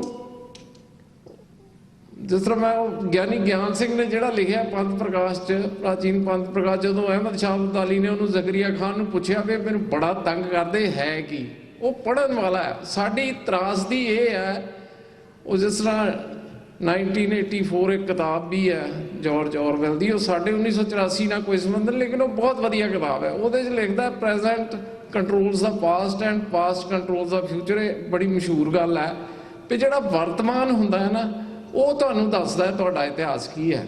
ਸਾਨੂੰ ਹੁਣ ਜਿਹੜਾ ਇੱਥੇ ਹੁਣੇ ਮੈਂ ਵੀ ਕਹੂੰਗਾ ਢਾਡੀ ਵੀਰਾਂ ਨੂੰ ਵੀ ਹੋਰ ਕਲੈਰਿਟੀ ਦੀ ਲੋੜ ਹੈ। ਉਹ ਜਾਤਾਂ ਪਾਤਾਂ ਤੇ ਆ ਗਏ ਵੀ ਸਾਰੇ ਹਿੰਦੂ ਮਾੜੇ ਨਹੀਂ ਹੁੰਦੇ ਜੀ, ਚੰਗੇ, ਇਹ ਨਹੀਂ ਗੱਲ। ਅਸੀਂ ਹਿੰਦੂ ਇਹ ਗੱਲ ਹੀ ਨਹੀਂ ਕਰਦੇ, ਅਸੀਂ ਤਾਂ ਜਾਤ ਪਾਤ ਦਾ ਕਨਸੈਪਟ ਹੀ ਨਹੀਂ, ਅਸੀਂ ਹਿੰਦੁੱਤਵ ਦੀ ਗੱਲ ਕਰਦੇ ਹਾਂ। ਹਿੰਦੁੱਤਵ ਮਾੜਾ ਹੈ, ਜਿਹੜਾ ਬ੍ਰਾਹਮਣੀਕਲ ਕਲਚਰ, ਜਿਹੜਾ ਜਾਤ ਪਾਤ ਤੇ ਆਧਾਰਿਤ ਹੈ, ਉਹ ਮਾੜਾ ਹੈ। ਸੋ ਉਹਦੀ ਮਤਲਬ ਉਹਦੇ ਤੇ ਆ ਗਏ। ਔਰ ਮੈਂ ਕੀ ਗੱਲ ਕਰ ਰਿਹਾ ਸੀ ਤੇ ਉਹ ਜਿਸ ਤਰ੍ਹਾਂ ਜਿਹੜਾ ਪ੍ਰੈਜ਼ੈਂਟ ਆ, ਪ੍ਰੈਜ਼ੈਂਟ ਕੰਟਰੋਲ ਦਾ ਪਾਸ, ਜਿਹੜਾ ਪ੍ਰੈਜ਼ੈਂਟ ਹੈ ਉਹ ਦੱਸਦਾ ਹੈ। ਹੁਣ ਪ੍ਰੈਜ਼ੈਂਟ ਨੇ ਸਾਡਾ ਨਾਇਕ ਵੀਰ ਸਰਵਾਕਰ ਬਣਾਤਾ ਔਰ ਸਰਵਾਕਰ ਦੀਆਂ ਚਿੱਠੀਆਂ ਆ ਮਾਫੀ ਦੀਆਂ, ਝਾਂਸੀ ਦੀ ਰਾਣੀ ਬਣਾਤੀ ਹੈ, ਖੂਬ ਲੜੀ ਮਰਦਾਨੀ ਉਹ ਤਾਂ ਝਾਂਸੀ ਵਾਲੀ ਰਾਣੀ ਦੀ, ਔਰ ਰਾਣੀ ਦੀ ਮਾਫੀ ਦੀਆਂ ਚਿੱਠੀਆਂ ਉੱਥੇ ਇੰਗਲੈਂਡ 'ਚ ਪਈਆਂ। ਉਹ ਕਹਿੰਦੇ ਉਹ ਤਾਂ ਮੈਨੂੰ ਕਹਿੰਦੀ ਥੋੜੀ ਜਿਹੀ ਜ਼ਗੀਰ ਹੀ ਦੇ ਦਿਓ, ਮੇਰਾ ਰੋਟੀ ਪਾਣੀ ਚਾਲੂ ਕਰ ਦਿਓ, ਉਹਦੇ ਤੇ ਹੀ ਆ। ਲੇਕਿਨ ਕਿਉਂਕਿ ਉਹ ਰਾਜੇ ਹੈ ਔਰ ਉਹ ਮਾਫੀਆ ਮੰਗਦੇ ਰਹੇ, ਉਹ ਨਾਇਕ ਬਣ ਗਏ। ਸਾਡੇ ਦੀਵਾਨ ਸਿੰਘ ਕਾਲਾ ਪਾਣੀ ਜਾਂ ਹੋਰ ਇਹ ਸਭ ਗਾਇਬ ਹੋ ਗਏ, ਕਿਉਂਕਿ ਪ੍ਰੈਜ਼ੈਂਟ ਜਿਹੜਾ ਰੂਲਰ ਹੈ ਉਹਨੇ ਸਾਨੂੰ, ਔਰ ਸਾਡਾ ਇਤਿਹਾਸ ਬਿਲਕੁਲ ਉਹਨੇ ਖਤਮ ਕਰਨਾ ਸ਼ੁਰੂ ਕੀਤਾ ਹੋਇਆ। ਸੋ ਇਹ ਸਾਰੀਆਂ ਬਿਮਾਰੀਆਂ ਦੀ ਜਿਹੜੀ ਜੜ ਹੈ, ਮੈਂ ਕਨਕਲੂਡ ਕਰਾਂ, ਪਿੱਛੇ ਜੇ ਇੱਕ ਪਚੌਰੀ ਹੈ, CEO ਹੈ ਇਹਦਾ ਗੂਗਲ ਦਾ, ਉਹ ਆਇਆ, ਉਹ ਸਾਡੀ ਹਾਲਤ ਇਹ ਆ ਵੀ ਕੋਈ ਵੀ ਗੱਲ ਕਰੇ ਉਹਨੂੰ ਅਸੀਂ ਆਪਣੇ ਬਾਰੇ ਸੋਚੀਦਾ। ਉਹਨੇ ਬੜਾ ਸੋਹਣਾ ਆਪਣੇ ਉੱਥੇ ਗਿਆ IIT ਖੜਗਪੁਰ, ਉਹਨੇ ਦਿੱਤਾ, ਕਹਿੰਦਾ ਕੋਈ ਫੰਕਸ਼ਨ ਹੋ ਰਿਹਾ ਸੀ, ਇੱਕ ਕਾਕਰੋਚ ਉੱਡੀ ਤੇ ਇੱਕ ਲੇਡੀ ਦੇ ਨੱਕ ਤੇ ਬੈਠ ਗਈ। ਉਹ ਲੇਡੀ ਨੇ ਉਹ ਟੱਪਣਾ ਸ਼ੁਰੂ ਕਰ ਦਿੱਤਾ, ਉਹ ਤੋਂ ਕਾਕਰੋਚ ਉੱਡੀ ਦੂਜੇ ਦੇ ਨੱਕ ਤੇ ਬੈਠ ਗਈ, ਉਹਨੇ ਵੀ ਟੱਪਣਾ ਸ਼ੁਰੂ ਕਰ ਦਿੱਤਾ। ਇੰਨੇ ਨੂੰ ਇੱਕ ਸਿਆਣਾ ਵਿਅਕਤੀ ਆਇਆ, ਉਹਨੇ ਰੁਮਾਲ ਨਾਲ ਕਾਕਰੋਚ ਫੜੀ ਤਾਂ ਕੱਢ ਕੇ ਬਾਹਰ ਰੱਖ ਦਿੱਤੀ। ਇਹੋ ਹੀ ਹਾਲ ਸਾਡਾ ਕੌਮ ਦਾ ਹੈ, ਚਾਹੇ ਪਾਣੀਆਂ ਦੀ ਗੱਲ ਹੈ, ਚਾਹੇ ਸਾਡੀ ਕਲਚਰ ਦੀ ਆ, ਜਾਂ ਸਾਡੇ ਧਰਮ ਦੀ ਆ, ਕਿਉਂਕਿ ਧਰਮ 'ਚ ਉਹ ਸਾਨੂੰ ਦੱਸਦੇ ਆ ਰਾਮ ਦੇ ਅਰਥ ਕੀ ਹੈ। ਗੁਰੂ ਤੇਗ ਬਹਾਦਰ ਜੀ ਦੀ ਸ਼ਹਾਦਤ ਮਨੁੱਖਤਾ ਲਈ, ਮਨੁੱਖੀ ਹੱਕਾਂ ਲਈ ਨਹੀਂ ਹੋਈ, ਉਹ ਕਹਿੰਦੇ ਆ ਹਿੰਦੂ ਧਰਮ ਦੀ ਰੱਖਿਆ ਲਈ ਹੋਈ, ਜਦ ਕਿ ਔਰ ਹਿੰਦ ਦੀ ਚਾਦਰ ਬਣਾਤਾ, ਜਦ ਕਿ ਪ੍ਰਗਟ ਪੈ ਗੁਰੂ ਤੇਗ ਬਹਾਦਰ ਸਗਲ ਸ਼੍ਰੇਸ਼ਟ ਪੈ ਟਾਪੀ ਚਾਦਰ, ਜਿਹੜਾ ਕਵੀ ਸੈਨਾਪਤੀ ਉਹਦੇ ਸ਼੍ਰੇਸ਼ਟ ਦੇ ਹੈਗੇ ਆ। ਗੁਰੂ ਗੋਬਿੰਦ ਸਿੰਘ ਜੀ ਨੂੰ ਉਹ ਜਿੱਦਾਂ ਤੂੰ ਸੁਲਤਾਨ ਕਹਾਂ ਹੋ ਮੀਆਂ ਤੇਰੀ ਕਬਨ ਬਣਾਈ, ਇੱਕ ਸੁਲਤਾਨ ਨੂੰ ਉਹ ਮੀਆਂ ਬਣਾ ਕੇ ਰੱਖ ਦਿੰਦੇ ਆ, ਮਹਾਰਾਣਾ ਪ੍ਰਤਾਪ ਸ਼ਿਵਾਜੀ ਬਰਾਬਰ ਇਹਦੇ ਇੱਕ ਲੈਵਲ ਤੇ ਉਹ ਕਰਦੇ ਆ। ਸੋ ਸਾਡਾ ਧਾਰਮਿਕ ਜੀਨੋਸਾਈਡ, ਸਾਡਾ ਆਰਥਿਕ ਪਾਣੀਆਂ ਦੀ ਲੁੱਟ ਕਰਦੇ ਆ, ਸਾਡੀ ਸਮਾਜਿਕ, ਸਾਡੀ ਕਲਚਰ, ਸਾਡਾ ਇਤਿਹਾਸ, ਜਿੰਨੀ ਇਹ ਜਿਹੜੀਆਂ ਛੋਟੀਆਂ ਛੋਟੀਆਂ ਕਾਕਰੋਚ ਹੈ, ਇਹਨਾਂ ਤੇ ਟੱਪਣ ਨਾਲੋਂ ਅਸਲੀ ਹੱਲ ਜਿਹੜਾ ਉਹ ਕਾਕਰੋਚ ਨੂੰ ਕੱਢ ਕੇ ਬਾਹਰ ਰੱਖਣਾ ਹੈ। ਔਰ ਉਹ ਗੁਲਾਮੀ ਦੀ ਕਾਕਰੋਚ ਹੈ, ਉਹਨੂੰ ਬਾਹਰ ਕੱਢ ਕੇ ਜੇ ਅਸੀਂ ਖਾਲਿਸਤਾਨ ਨਹੀਂ ਪ੍ਰਾਪਤ ਕਰਦੇ, ਇਹ ਸਾਡੇ ਇਸ਼ੂ ਨਵੇਂ ਤੋਂ ਨਵੇਂ ਇਸ਼ੂ ਉਹਨੀ ਸਾਡੇ ਤੇ ਸਿੱਟਦੇ ਰਹਿਣਾ ਹੈ। ਸਾਡਾ ਜਿਹੜਾ ਫੋਕਸ ਹੈ ਉਹ ਖਾਲਿਸਤਾਨ ਤੇ ਸਿੱਖ ਕੌਮ ਦੀ ਆਜ਼ਾਦੀ ਪਿਆ, ਉਹਦੇ 'ਚ ਹੀ ਸਾਡੇ ਸਾਰੇ ਹੱਲ ਪਏ ਆ। ਅਦਰਵਾਈਜ਼ ਜਿਸ ਤਰ੍ਹਾਂ ਸਰਦਾਰ ਕਪੂਰ ਸਿੰਘ ਤਾਂ ਕਹਿੰਦੇ ਹੁੰਦੇ ਸੀ ਵੀ ਜੇ ਸਾਰੀ ਕੌਮ ਲੜਦੀ ਲੜਦੀ ਸ਼ਹੀਦ ਹੋ ਜਾਏ, ਇਹ ਗਰਭ ਵਾਲੀ ਗੱਲ ਹੋਏਗੀ ਕਿ ਬਸ਼ਰਤੇ ਕਿ ਇਹਨਾਂ ਦਾ ਦਫੇਲ ਬਣ ਕੇ ਰਹਿਣਾ। ਔਰ ਮੈਂ ਕਹਿੰਦਾ ਉਹਨਾਂ ਕਿ ਜਿਹੜੀ ਸਾਡੀ ਕੌਮ ਹੈ, ਜੇ ਇਸੇ ਤਰ੍ਹਾਂ ਜੋ ਇੰਡੀਆ 'ਚ ਚੱਲ ਰਿਹਾ, ਜਿਸ ਤਰ੍ਹਾਂ ਉਹਨੇ ਸਾਡਾ ਸਾਰੀ ਕੀਤਾ ਹੋਇਆ, ਤਾਂ ਆਉਣ ਵਾਲੇ ਸਿੱਖ ਜਿਹੜਾ ਹੋਏਗਾ ਉਹ ਇਦਾਂ ਦਾ ਨਹੀਂ ਹੋਏਗਾ। ਇਹ ਕੋਈ ਨਿਰਾਸ਼ਾਵਾਦੀ ਨਹੀਂ ਹੈ, ਇਹ ਫੋਰਵਾਰਨ ਹੈ। ਕਿਉਂਕਿ ਹੁਣੇ ਤੁਸੀਂ ਦੇਖਿਆ, ਇੱਕ ਪਾਸੇ ਅਸੀਂ ਪੜ੍ਹਦੇ ਆ ਮੈਂ ਨਾ ਗਣੇਸ਼ੈ ਪ੍ਰਿਥਵੀ ਮਨਾਉ ਕਿਸ਼ਨ ਵਿਸ਼ਨ ਕਬੂ ਨਾ ਤਿਹਾਉ, ਔਰ ਜਿਹੜਾ ਹਜੂਰ ਸਾਹਿਬ ਦਾ ਮੁੱਖ ਪ੍ਰਬੰਧਕ ਹੈ ਜਾਂ ਪ੍ਰਧਾਨ ਹੈ, ਉਹ ਗਣੇਸ਼ ਦੀ ਮੂਰਤੀ ਹੱਥ 'ਚ ਫੜ ਕੇ ਸਹੁੰ ਚੱਕਦਾ। ਸੋ ਆਉਣ ਵਾਲਾ ਜਿਹੜਾ ਸਿੱਖ ਹੋਏਗਾ ਉਹ ਉੱਦਾਂ ਦਾ ਹੋਏਗਾ ਜਿੱਦਾਂ ਦਾ RSS ਚਾਹੁੰਦੀ ਹੈ, ਜਿੱਦਾਂ ਦਾ ਗੁਰੂ ਮਹਾਰਾਜ ਨੇ ਸਾਨੂੰ ਬਣਾਇਆ ਹੈ ਨਾ, ਜਿਹੜਾ ਵਿਪਰਨ ਕੀ ਰੀਤ ਤੋਂ ਲੱਗ, ਉੱਦਾਂ ਦੇ ਸਿੱਖ ਲੱਭਣੇ ਬਹੁਤ ਦੁਰਲਭ ਹੋ ਜਾਣਗੇ। ਸੋ ਇਹ ਜਿਹੜੀ ਗੁਲਾਮੀ ਵਾਲੀ ਕਾਕਰੋਚ ਹੈ, ਇਹ ਸਾਨੂੰ ਕੱਢ ਕੇ ਬਹੁਤ ਜ਼ਰੂਰੀ ਹੈ। ਔਰ ਇਹਦੇ ਲਈ ਸਾਨੂੰ ਸਾਰਿਆਂ ਨੂੰ ਸੱਚ ਬੋਲਣਾ ਚਾਹੀਦਾ। ਅਸੀਂ ਝੂਠ ਬੋਲਦੇ ਆ, ਅਸੀਂ ਉਹਨਾਂ ਦੇ ਪੜ੍ਹੇ ਹੋਏ ਤੋਤੇ ਵਾਂਗੂ। ਉਹ ਇੱਕ ਆਂਦੀ ਹੈ ਕਹਾਣੀ, 1 ਮਿੰਟ 'ਚ, ਵੀ ਇੱਕ ਕਿਸੇ ਨੇ ਤੋਤਾ ਲੈ ਆਂਦਾ, ਪਿੰਜਰੇ 'ਚ ਪਾ ਲਿਆ ਤੇ ਉਹਨੂੰ ਦੱਸਿਆ ਵੀ ਤੂੰ ਝੂਠ ਬੋਲਣਾ ਵੀ ਲਾਲਾ ਜੀ ਘਰ ਹੈ ਨਹੀਂ। ਉਹ ਕੋਈ ਬੰਦਾ ਆਇਆ, ਉਹਨੇ ਕਿਹਾ ਲਾਲਾ ਜੀ ਘਰ ਹੈ, ਤੋਤਾ ਕਹਿੰਦਾ ਘਰੇ ਹੀ ਆ। ਉਹਨੇ ਬਥੇਰਾ ਕੁੱਟਿਆ ਕੱਟਿਆ, ਦੂਜੀ ਵਾਰੀ ਫੇਰ ਆਇਆ, ਉਹ ਕਹਿੰਦਾ ਲਾਲਾ ਜੀ ਕਿੱਥੇ ਆ? ਉਹ ਕਹਿੰਦਾ ਘਰ ਹੀ ਆ। ਉਹਨੇ ਸਿਖਾ ਲਿਆ ਸੀ ਵੀ ਤੂੰ ਝੂਠ ਬੋਲਣਾ, ਉਹਨੇ ਛੱਡਤਾ, ਕਹਿੰਦਾ ਦਫਾ ਮਾਰਿਆ ਪਿੰਜਰੇ। ਉਹ ਬਾਕੀ ਤੋਤੇ ਉਹਨੂੰ ਪੁੱਛਦੇ ਵੀ ਤੂੰ ਆਜ਼ਾਦ ਕਿੱਦਾਂ ਹੋ ਗਿਆ? ਕਹਿੰਦਾ ਬਸ ਸੱਚ ਬੋਲਣਾ ਚਾਹੀਦਾ। ਸਿੱਖ ਐਵੇਂ ਦੇਸ਼ ਦੀ ਵਫਾਦਾਰੀ, ਪਤਾ ਨਹੀਂ ਕੀ ਕੀ, ਜਿਹੜੇ ਆਪਣੇ ਹੀਰੋ ਆ, ਆਪਣੇ ਹੀਰੋਜ਼ ਅਸੀਂ ਉਹਨਾਂ ਦੀ ਝੋਲੀ ਦੇ ਵਿੱਚ ਪਾਏ ਹੋਏ ਆ। ਅਸੀਂ ਕਿਉਂ ਨਹੀਂ ਕਹਿੰਦੇ ਕਿ ਸਾਡੇ ਜਿੰਨੀ ਸਾਡੇ ਬੱਬਰ ਅਕਾਲੀ, ਸਾਡੇ ਗਦਰੀ ਬਾਬੇ, ਸਾਡੇ ਸਾਰੇ ਉਹ ਖਾਲਿਸਤਾਨ ਦੇ ਲਈ ਕੰਮ ਕਰਦੇ ਸੀ, ਉਹ ਸਿੱਖ ਕੌਮ ਦੀ ਚੜ੍ਹਦੀ ਕਲਾ ਲਈ ਕੰਮ ਕਰਦੇ ਸੀ। ਅਸੀਂ ਆਪਣੇ ਪਿੱਛੇ ਜੇ ਮਿਜ਼ੋਰਮ ਗਏ, ਇਹੋ ਉਹਨਾਂ ਦਾ ਖੁੰਚੇਰਾ ਹੈ ਇੱਕ ਕੋਈ, ਉਹ ਅੰਗਰੇਜ਼ਾਂ ਨਾਲ ਲੜਦਾ ਸ਼ਹੀਦ ਹੋਇਆ 1948 ਤੋਂ ਪਹਿਲਾਂ। ਇਹ ਭਾਰਤੀ ਗਵਰਨਮੈਂਟ ਉਹਨੂੰ ਓਨ ਕਰਨ ਗਈ, ਕਹਿੰਦੇ ਅਸੀਂ ਉਹਨੂੰ ਸਨਮਾਨ ਕਰਨਾ ਹੈ। ਉਹ ਮਿਜ਼ੋਰਮ ਦੇ ਉਹਨਾਂ ਨੂੰ ਪੜ੍ਹਨ ਨਹੀਂ ਦਿੱਤਾ, ਕਹਿੰਦੇ ਨੋ ਵੀ ਨੋ ਵਟ ਹੀ ਵਾਜ਼ ਐਂਡ ਵੀ ਨੋ ਵਟ ਹੀ ਵਾਜ਼ ਨਾਟ। ਕਹਿੰਦੇ ਉਹਨੂੰ ਕੋਈ ਭਾਰਤ ਭੂਰਤ ਦਾ ਕੋਈ ਮਤਲਬ ਨਹੀਂ ਸੀ। ਉਹ ਮਿਜ਼ੋਰਮ ਦੀ ਆਜ਼ਾਦੀ ਲਈ ਲੜ ਰਿਹਾ ਸੀ। ਸਾਡੇ ਜਿਹੜੇ ਆਪਣੀ ਆਜ਼ਾਦੀ ਲਈ ਲੜ ਰਹੇ ਆ, ਅਸੀਂ ਤੱਕ ਕੇ ਉਹਨਾਂ ਦੇ ਦੇਸ਼ ਉਹਨਾਂ ਦੀ ਝੋਲੀ 'ਚ ਪਾ ਰਹੇ ਹਾਂ। ਇਹ ਸਾਡੇ ਚਾਹੇ ਕੋਈ ਇੱਕ ਦਿਨ ਲਈ ਸ਼ਹੀਦ ਹੁੰਦਾ, ਕੋਈ ਲੱਲੀ ਰਾਮ ਲਈ ਕਤਲ ਲਈ ਅੰਦਰ ਨਹੀਂ ਜਾਂਦਾ, ਕੋਈ ਲਿੱਲੀ ਲਈ ਪਾਤਾ, ਕੋਈ ਕਿਸੇ ਲਈ, ਸਭ ਜੋ ਸਾਡੀਆਂ ਕੁਰਬਾਨੀਆਂ ਜੋ ਕੁਝ ਵੀ ਹੈ, ਇਹ ਜਿਸ ਤਰ੍ਹਾਂ ਜਿਹੜਾ ਖਾਲਿਸਤਾਨ ਹੈ, ਖਾਲਿਸਤਾਨ ਐਲਾਨਨਾਮਾ, ਮੈਂ ਸੋਚਦਾ ਉਸ ਤਰ੍ਹਾਂ ਹੈ ਜਿਸ ਤਰ੍ਹਾਂ ਬਾਹਰ ਤੁਸੀਂ ਕਮਾਈ ਕਰਦੇ ਆ, ਘਰ ਭੇਜਦੇ ਆ, ਲੇਕਿਨ ਤੁਹਾਡੇ ਘਰ ਦੇ ਕਦੀ ਉਸ ਖਾਤੇ 'ਚ ਜਮ੍ਹਾਂ ਕਰਾਈ ਜਾਣ, ਕਦੀ ਉਸ ਇੱਕ ਪਾਰਟੀਕੂਲਰ ਜੇ ਤੁਹਾਡਾ ਖਾਤਾ, ਤੁਹਾਡਾ ਕੁਝ ਬੈਲੈਂਸ ਤਾਂ ਬਣ ਰਿਹਾ ਨਾ। ਇਹ ਸਾਡਾ ਖਾਲਿਸਤਾਨ ਦਾ ਖਾਤਾ ਹੈ।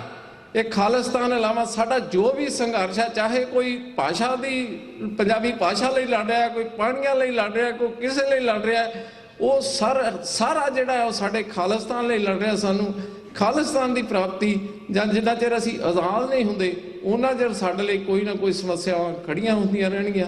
ਸੋ ਸਾਨੂੰ ਸਾਰਿਆਂ ਨੂੰ ਸੱਚ ਬੋਲ ਕੇ ਔਰ ਦ੍ਰਿੜਤਾ ਨਾਲ ਕਹਿਣਾ ਚਾਹੀਦਾ ਕਿ ਸਾਨੂੰ ਇਹ ਜਿਹੜੀ ਗੁਲਾਮੀ ਹੈ ਸਵੀਕਾਰ ਨਹੀਂ, ਅਸੀਂ ਆਜ਼ਾਦ ਹੋਣਾ ਚਾਹੁੰਦੇ ਹਾਂ। ਇਹਦੇ ਵਿੱਚ ਹੀ ਸਾਡੇ ਸਾਰੇ ਹੱਲ ਪਏ ਆ।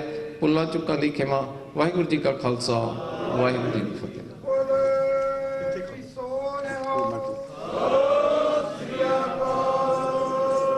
ਭਾਜੀ ਤੁਹਾਨੂੰ ਲੈਣੀ ਹੈ ਜੀ।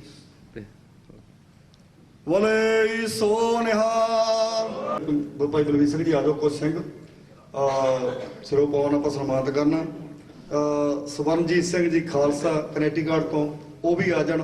ਹੋਰ ਵੀ ਸਿੰਘ ਜਿੰਨੇ ਆ ਸਕਦੇ ਆਜੋ, ਕਿਉਂਕਿ ਭਾਈ ਸਾਹਿਬ ਸਵਰਨਜੀਤ ਸਿੰਘ ਖਾਲਸਾ ਜਿਨ੍ਹਾਂ ਨੂੰ ਡੀਸੀ ਬਿਸ਼ੈਂਟਰ ਤੋਂ ਕੱਲ ਮਾਨ ਸਨਮਾਨ ਮਿਲਿਆ, ਜਿਨ੍ਹਾਂ ਨੇ ਬਹੁਤ ਵੱਡੀਆਂ ਜਿਨ੍ਹਾਂ ਦੀਆਂ ਪ੍ਰਾਪਤੀਆਂ ਘਾਲਣਾ ਘਾਲੀਆਂ।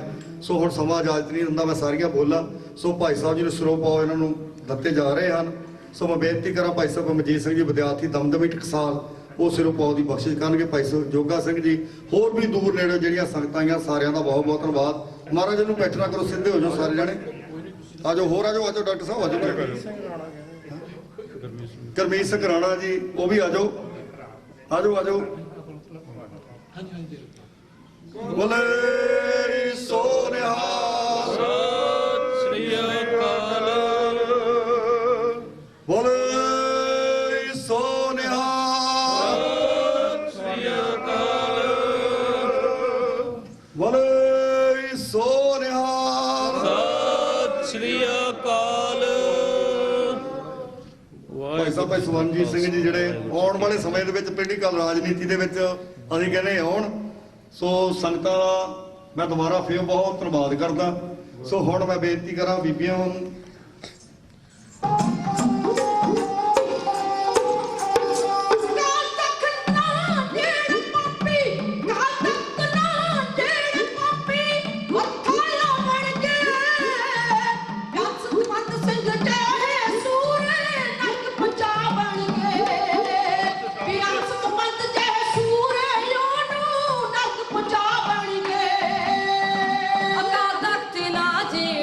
ਪਾਪੀ ਮੱਥਾ ਲਾਵਣਗੇ।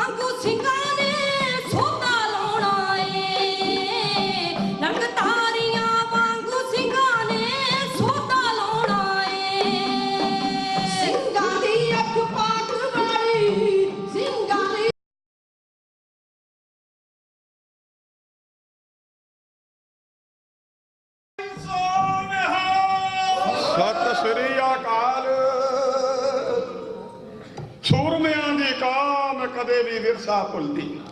ਪਿਆਰੇ ਖਾਲਸਾ ਜੀ, ਅੱਜ ਉਹ ਵਿਰਸਾ ਯਾਦ ਕਰਨ ਵਾਸਤੇ ਆਪ ਸਾਰੀਆਂ ਸੰਗਤਾਂ ਇਕੱਠੇ ਹੋਈ। 31 ਸਾਲ ਦਾ ਸਮਾਂ ਬੀਤ ਗਿਆ ਹੋਇਆ ਏ, ਪਰ ਮੇਰੀ ਕੌਮ ਦੇ ਜਵਾਨਾਂ ਨੇ ਆਪਣੇ ਉਸ ਐਲਾਨਨਾਮੇ ਨੂੰ ਭੁੱਲਿਆ ਨਹੀਂ, ਉਹਨੂੰ ਯਾਦ ਕਰਕੇ ਹੋਰ ਵੀ ਤਾਜ਼ਾ ਕਰਦੇ ਨੇ ਤੇ ਉਹਦੀ ਚਮਕ ਬਰਕਰਾਰ ਹੁੰਦੀ ਜਾ ਰਹੀ ਹੈ। ਮੁਬਾਰਕਾਂ ਨੇ ਇਸ ਗੱਲ ਦੀਆਂ। 29 ਅਪ੍ਰੈਲ 1986 ਵਾਲੇ ਦਿਨ ਅਕਾਲ ਤਖਤ ਸਾਹਿਬ ਦੇ ਵਸੀਲਤ ਜੋ ਪੰਥਕ ਕਮੇਟੀ ਨੇ ਜਥੇਦਾਰ ਗੁਰਬਚਨ ਸਿੰਘ ਜੀ ਮਾਨਵ ਸਾਹਿਬ ਦੀ ਅਗਵਾਈ ਦੇ ਵਿੱਚ ਐਲਾਨਨਾਮਾ ਖਾਲਸਤਾਨ ਦਾ ਪੂਰੇ ਕੌਮ ਨੂੰ ਦਿੱਤਾ, ਅੱਜ ਵੀ ਉਹਨੂੰ ਯਾਦ ਕੀਤਾ ਜਾ ਰਿਹਾ ਹੈ। ਸਾਰੀ ਸੰਗਤ ਨੂੰ ਆਏ ਹੋਏ ਬੁਲਾਰਿਆਂ ਨੂੰ ਇਸ ਗੱਲ ਦੀਆਂ ਤਲਵੰਡੀ ਫੱਤੂ ਵਾਲੀਆਂ ਬੀਬੀਆਂ ਦੇ ਢਾਡੀ ਜਥੇ ਵੱਲੋਂ ਲੱਖ ਲੱਖ ਮੁਬਾਰਕਾਂ ਨੇ।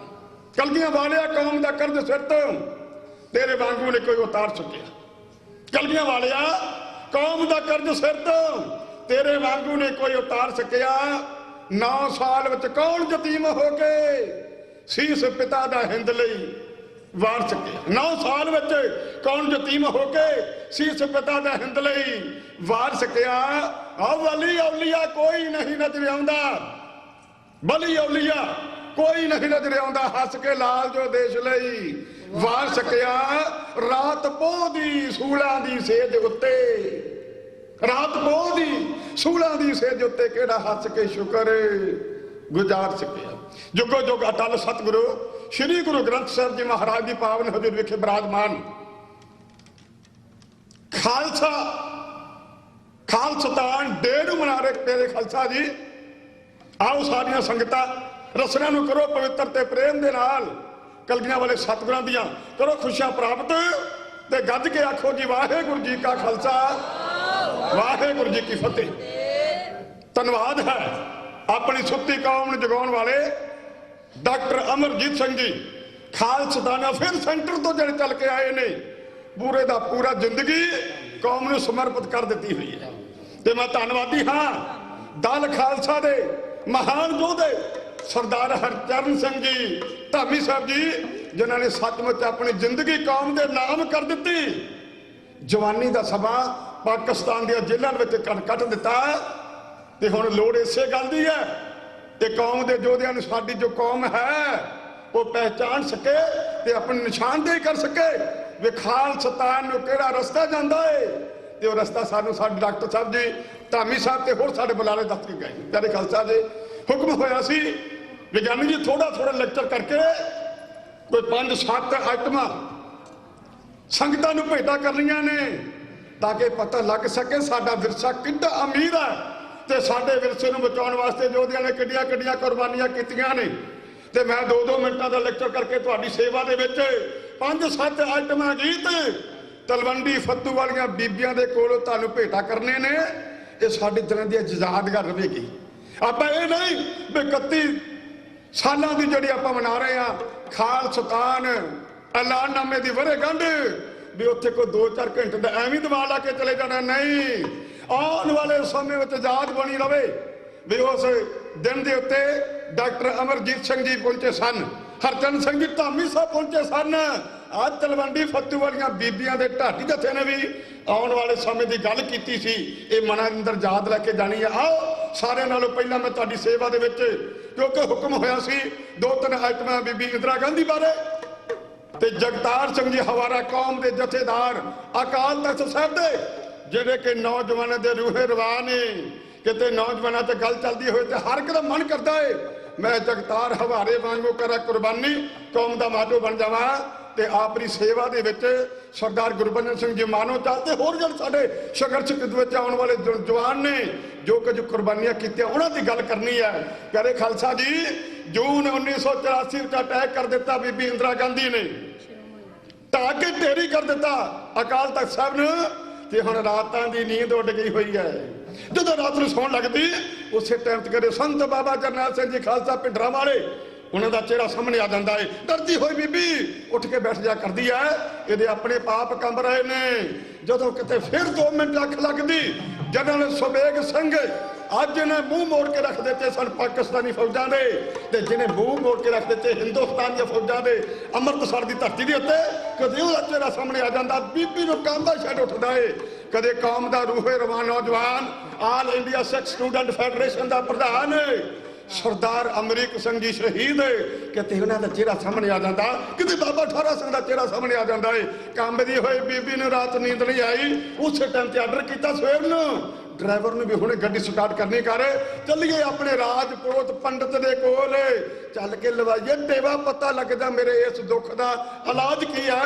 ਪਹੁੰਚੀ ਪੰਡਤ ਦੇ ਕੋਲ ਤੇ ਪੰਡਤ ਨੇ ਜਾਂਦਿਆਂ ਪੁੱਛਿਆ, ਬੀਬੀ ਜੀ ਕੀ ਹਾਲ ਹੈ? ਕਹਿਣ ਲੱਗੇ ਹਾਲ ਚਾਲ ਕੁਝ ਨਹੀਂ ਪੰਡਿਤ, ਛੇਤੀ ਕਰਨੀ ਕਰੋ, ਲਿਆਓ ਆਪਣੀ ਪੱਤਰੀ, ਲਿਆਓ ਆਪਣੀ ਜੰਤਰੀ ਤੇ ਫੋਲ ਕੇ ਮੈਨੂੰ ਦੱਸਣਾ ਕਰੋ ਮੇਰੇ ਦੁੱਖ ਦਾ ਇਲਾਜ ਕੀ ਹੋ ਸਕਦਾ ਏ। ਪੰਡਤ ਨੇ ਪੁੱਛਿਆ ਏ। ਕਹਿਣ ਲੱਗਾ ਗੱਲ ਕੀ ਬਣ ਗਈ? ਤੇ ਬੀਬੀ ਇੰਦਰਾ ਗਾਂਧੀ ਹੱਥ ਜੋੜ ਕੇ ਆਖਦੀ ਆ, ਕਹਿਣ ਲੱਗੀ ਮੈਨੂੰ ਨਹੀਂ ਸੀ ਪਤਾ ਐਡੀ ਵੱਡੀ ਮੁਸੀਬਤ ਨੂੰ ਹੱਥ ਪੈ ਜਾਵੇਗਾ। ਆਏ ਅੰਮ੍ਰਿਤਸਰ ਦੀ ਪਾਵਨ ਧਰਤੀ, ਮੈਂ ਅਕਾਲ ਤਖਤ ਸਾਹਿਬ ਤੇ ਅਟੈਕ ਕਰਵਾ ਦਿੱਤਾ, ਮੈਂ ਤੋਪਾਂ ਢਾ ਕੇ ਟੈਂਕਾਂ ਦੇ ਨਾਲ ਢਾ ਕੇ ਢੇਰੀ ਕਰ ਦਿੱਤਾ। ਉਹ 6ਵੇਂ ਸਤਿਗੁਰੂ ਹਰਗੋਬਿੰਦ ਸਾਹਿਬ ਜੀ ਦਾ ਅਕਾਲ ਤਖਤ ਹੈ, ਜਿੱਥੇ ਬਾਬਾ ਬੁੱਢਾ ਸਾਹਿਬ ਨੇ, ਜਿੱਥੇ ਭਾਈ ਗੁਰਦਾਸ ਨੇ ਕੀਤੀ ਸੇਵਾ। ਤੇ ਕਹਿਣ ਲੱਗੇ ਹੁਣ ਮੈਨੂੰ ਡਰ ਲੱਗਦਾ ਏ, ਸਿੰਘਾਂ ਨਾਲ ਪੈ ਗਿਆ ਹੋਇਆ ਪੰਗਾ, ਤੇਰਾ ਅੰਜਾਮ ਕੀ ਹੋਵੇਗਾ। ਪੰਡਿਤ ਬੜਾ ਸਿਆਣਾ ਸੀ, ਕਹਿਣ ਲੱਗਾ ਬੀਬੀ ਅੰਜਾਮ ਦਾ ਤਾਂ ਤੈਨੂੰ ਆਪੇ ਹੀ ਪਤਾ ਲੱਗ ਜਾਵੇਗਾ। ਕਹਿਣ ਲੱਗਾ ਕਦੇ ਅੰਮ੍ਰਿਤਸਰ ਦੇ ਅਸਥਾਨ ਦੇ ਉੱਤੇ ਮੱਛਰ ਰੰਗਨ ਨੇ ਵੀ ਇਹ ਕੁਝ ਕੀਤਾ ਸੀ, ਸਿੰਘਾਂ ਨੇ ਝਟਕਾ ਦਿੱਤਾ ਹੋਇਆ ਸੀ। ਕਹਿਣ ਲੱਗੇ ਜਲਿਆਂਵਾਲੇ ਬਾਗ 'ਚ ਕਿਤੇ ਜਨਰਲ ਡਾਇਰ ਨੇ ਕੀਤੀ ਸੀ ਗੋਲੀਬਾਰੀ, ਤੇ ਜਨਰਲ ਡਾਇਰ ਨੂੰ ਕਿੰਨਾ ਸਾਲਾਂ ਤੋਂ ਬਾਅਦ ਜਾ ਕੇ ਬਦਲਾ ਲੈ ਲਿਆ ਹੋਇਆ ਸੀ। ਬੀਬੀ ਇੰਦਰਾ ਗਾਂਧੀ ਘਬਰਾਈ ਹੋਈ ਪੰਡਿਤ ਨੂੰ ਪੁੱਛਦੀ ਆ, ਤੇ ਅੱਗੋਂ ਪੰਡਿਤ ਉਹਦੇ ਦੁੱਖਾਂ ਦਾ ਇਲਾਜ ਇਹ ਦੱਸਦਾ ਨਹੀਂ।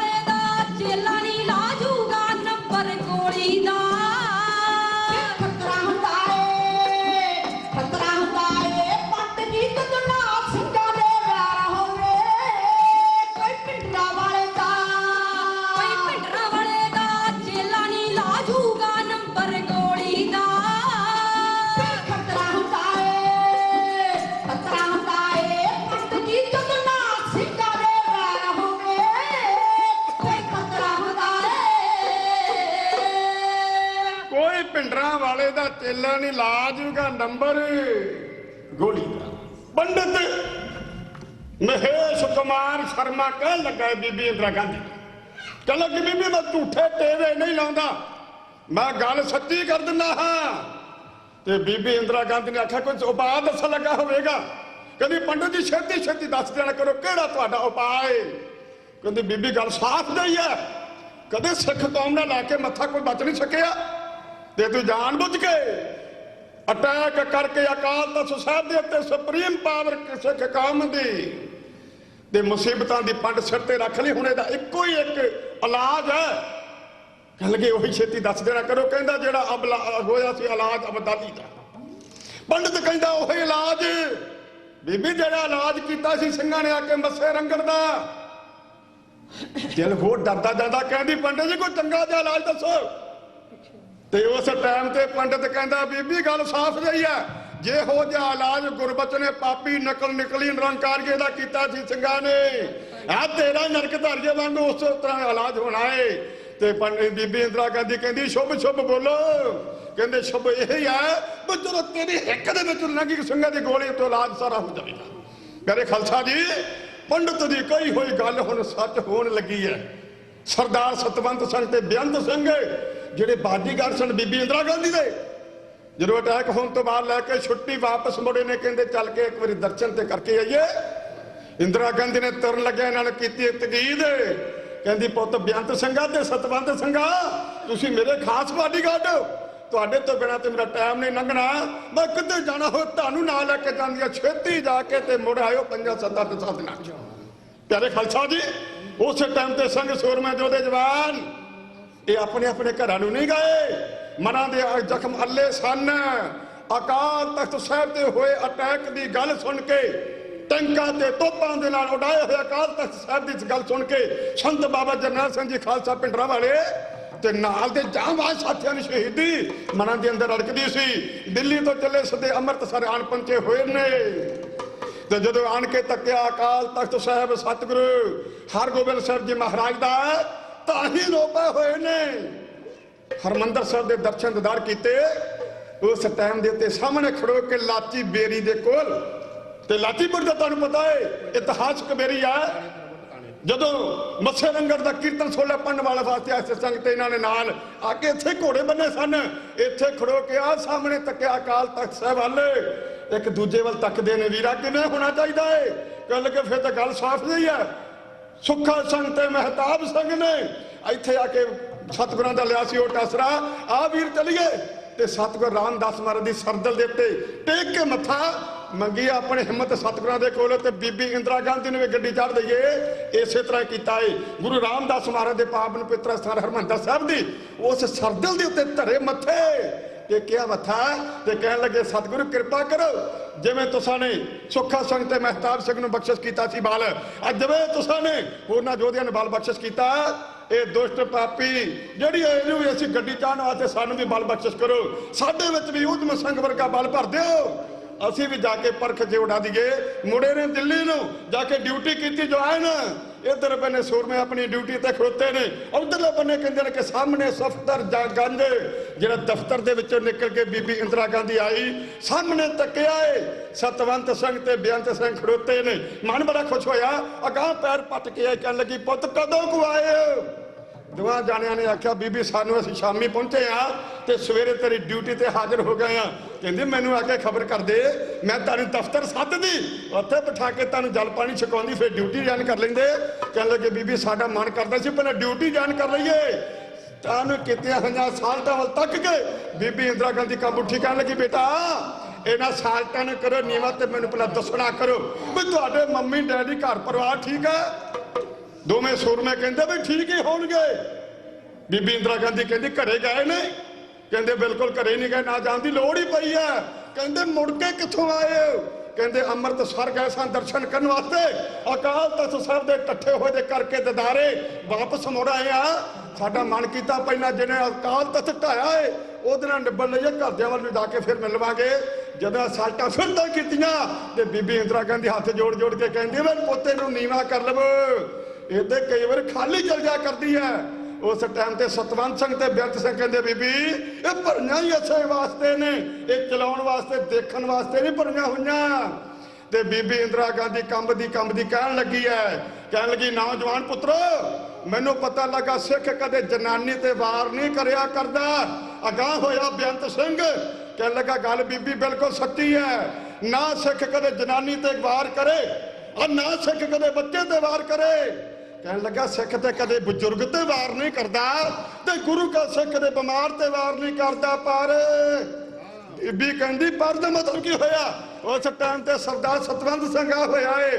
ਕਹਿਣ ਲੱਗਾ ਬੀਬੀ ਜਿਹੜੀ ਡਾਨ ਹੋਵੇ ਉਹਨੂੰ ਕਦੇ ਨਹੀਂ ਛੱਡਿਆ ਕਰਦਾ। ਇੱਕ ਬੰਨੇ ਬੀਬੀ ਤਰਲੇ ਕਰਦੀ, ਮਿੰਨਤਾਂ ਕਰਦੀ ਹੈ, ਸਤਵੰਤ ਸਿੰਘ ਤੇ ਬੇਅੰਤ ਸਿੰਘ ਆ ਠੋਕਮਾ ਜਵਾਬ ਉਹਨੂੰ ਇਉਂ ਦਿੰਦੇ ਸੀ। ਇੰਦਰਾ ਸੀ ਮਿੰਨਤਾਂ ਕਰਦੀ, ਬਾਹਾਂ ਸੀ ਖੜੀਆਂ ਕਰਦੀ। ਇੰਦਰਾ ਸੀ ਮਿੰਨਤਾਂ ਕਰਦੀ, ਬਾਹਾਂ ਸੀ ਖੜੀਆਂ ਕਰਦੀ। ਕਦਮਾਂ ਤੇ ਸਿਰ ਸੀ ਧਰਦੀ, ਕਦਮਾਂ ਤੇ ਸਿਰ ਸੀ ਧਰਦੀ। ਨਾ ਕਹਿ ਗੁਜ਼ਾਰੀ ਵੇ ਬੋਲ ਗਈ ਮੈਂ ਜੱਟ ਟਪਾਉਣੀ, ਗੋਲੀ ਨਾ ਮਾਰੀ ਵੇ ਬੋਲ ਗਈ ਮੈਂ ਜੱਟ ਟਪਾਉਣੀ, ਗੋਲੀ ਨਾ ਮਾਰੀ ਵੇ ਬੋਲ ਗਈ ਮੈਂ ਜੱਟ ਟਪਾਉਣੀ। ਬੇਅੰਤ ਸਿੰਘ ਪਿਸਟਲ ਭਰ ਕੇ ਪੂਰੇ ਸੀ ਲੋਡ ਤੇ ਕਰਕੇ, ਬੇਅੰਤ ਸਿੰਘ ਪਿਸਟਲ ਭਰ ਕੇ ਪੂਰੇ ਸੀ ਲੋਡ ਤੇ ਕਰਕੇ। ਵੱਖੀ ਵਿੱਚ ਗੋਲੀ ਜੜ ਕੇ, ਵੱਖੀ ਵਿੱਚ ਗੋਲੀ ਜੜ ਕੇ।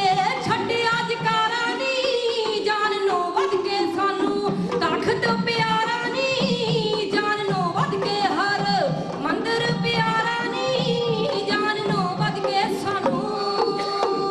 ਇੰਦਰਾ ਸੀ ਮਿੰਨਤਾਂ ਕਰਦੀ, ਬਾਹਾਂ ਸੀ ਖੜੀਆਂ ਕਰਦੀ।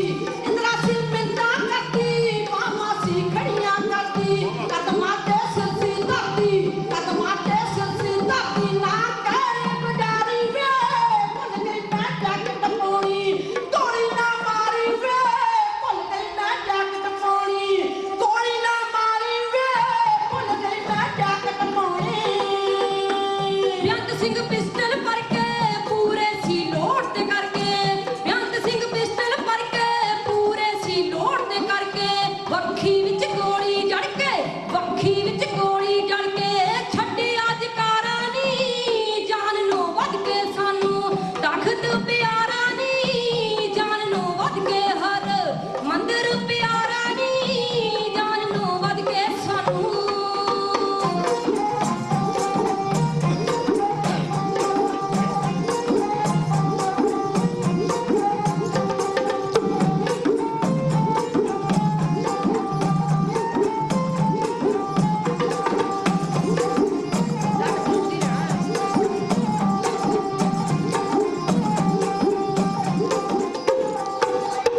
ਪੁੱਤਰਾਂ ਤੋਂ ਵੱਧ ਮੈਂ ਤੈਨੂੰ ਸਮਝਿਆ ਪਿਆਰਾ ਵੇ, ਪੁੱਤਰਾਂ ਤੋਂ ਵੱਧ ਮੈਂ ਤੈਨੂੰ ਸਮਝਿਆ ਪਿਆਰਾ ਵੇ।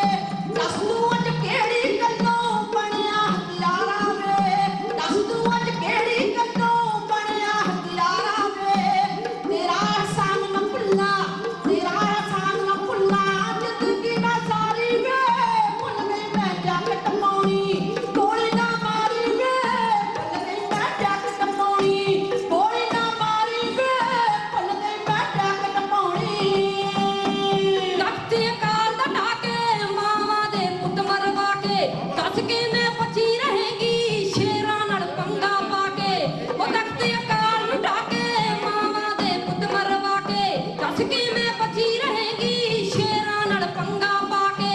ਤੇਰਾ ਇਹ ਨਿਤ ਨਿਤ ਦਾ, ਤੇਰਾ ਇਹ ਰੋਜ਼ ਰੋਜ਼ ਦਾ ਮੁਕਾਉਣਾ ਮੈਂ ਪਵਾੜਾ ਨੀ ਜਾਨ ਨੂੰ ਵੱਧ ਕੇ ਸਾਨੂੰ, ਤਖਤ ਪਿਆਰਾ ਨੀ ਜਾਨ ਨੂੰ ਵੱਧ ਕੇ। ਹਰ ਮੰਦਰ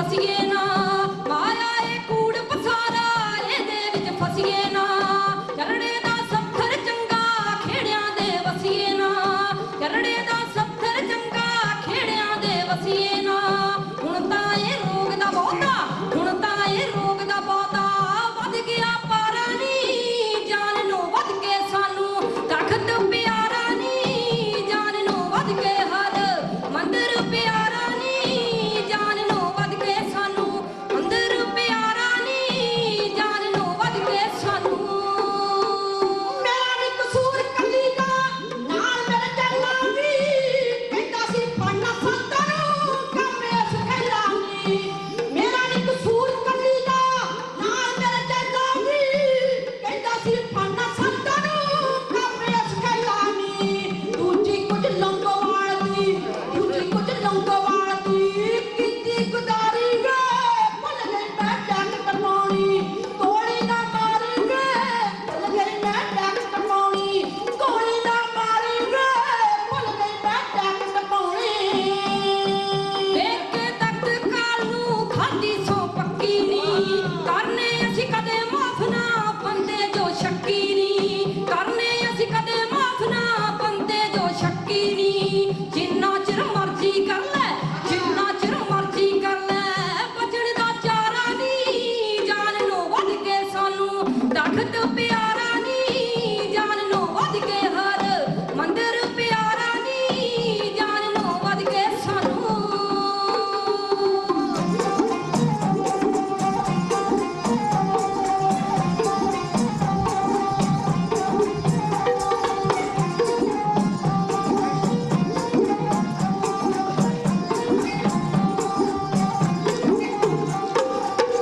ਤੁਹਾਡੀਆਂ ਮੈਂ ਮਿੰਤਾ ਕਰਦੀ ਕੋਈ ਮੈਨੂੰ ਮਾਰਿਓ ਨਾ ਤੁਹਾਡੀ ਮੈਂ ਮਾਂ ਵਰਗੀ ਕਹਿ ਗੁਜ਼ਾਰਿਓ ਨਾ ਤੁਹਾਡੀਆਂ ਮੈਂ ਮਿੰਤਾ ਕਰਦੀ ਕੋਈ ਮੈਨੂੰ ਮਾਰਿਓ ਨਾ ਤੁਹਾਡੀ ਮੈਂ ਮਾਂ ਵਰਗੀ ਕਹਿ ਗੁਜ਼ਾਰਿਓ ਨਾ ਅੱਜ ਤੋਂ ਤੁਸੀਂ ਜਿੱਤ ਗਏ ਹੋ ਅੱਜ ਤੋਂ ਤੁਸੀਂ ਜਿੱਤ ਗਏ ਹੋ ਅਤੇ ਮੈਂ ਹਾਰੀ ਵੇ ਭੁੱਲ ਗਈ ਮੈਂ ਡੱਕ ਟਪਾਉਣੀ ਗੋਲੀ ਨਾ ਮਾਰੀ ਵੇ ਭੁੱਲ ਗਈ ਮੈਂ ਡੱਕ ਟਪਾਉਣੀ ਗੋਲੀ ਨਾ ਮਾਰੀ ਵੇ ਭੁੱਲ ਗਈ ਮੈਂ ਡੱਕ ਟਪਾਉਣੀ ਕੀਤੀ ਸਟੇਨ ਜਾਂ ਸਿੱਧੀ ਹੋ ਗਈ ਫਿਰ ਢਿੱਲੀ ਗਈ ਕੀਤੀ ਸਟੇਨ ਜਾਂ ਸਿੱਧੀ ਹੋ ਗਈ ਫਿਰ ਢਿੱਲੀ ਗਈ ਦੋਹਾਂ ਹੀ ਸਿੰਘ ਸੂਰਿਆਂ ਸੋਧਤੀ ਬਿੱਲੀ ਗਈ ਦੋਹਾਂ ਹੀ ਸਿੰਘ ਸੂਰਿਆਂ ਸੋਧਤੀ ਬਿੱਲੀ ਗਈ ਨਿਰਮਲ ਸਿੰਘ ਹੋਏ ਸੁਖਰੂ ਨਿਰਮਲ ਸਿੰਘ ਹੋਏ ਸੁਖਰੂ ਕਰ ਜਾਏ ਭਾਰਾ ਨੀ ਜਾਨ ਨੂੰ ਵੱਧ ਕੇ ਸਾਨੂੰ ਤਖਤ ਪਿਆਰਾ ਨੀ ਜਾਨ ਨੂੰ ਵੱਧ ਕੇ ਹਰ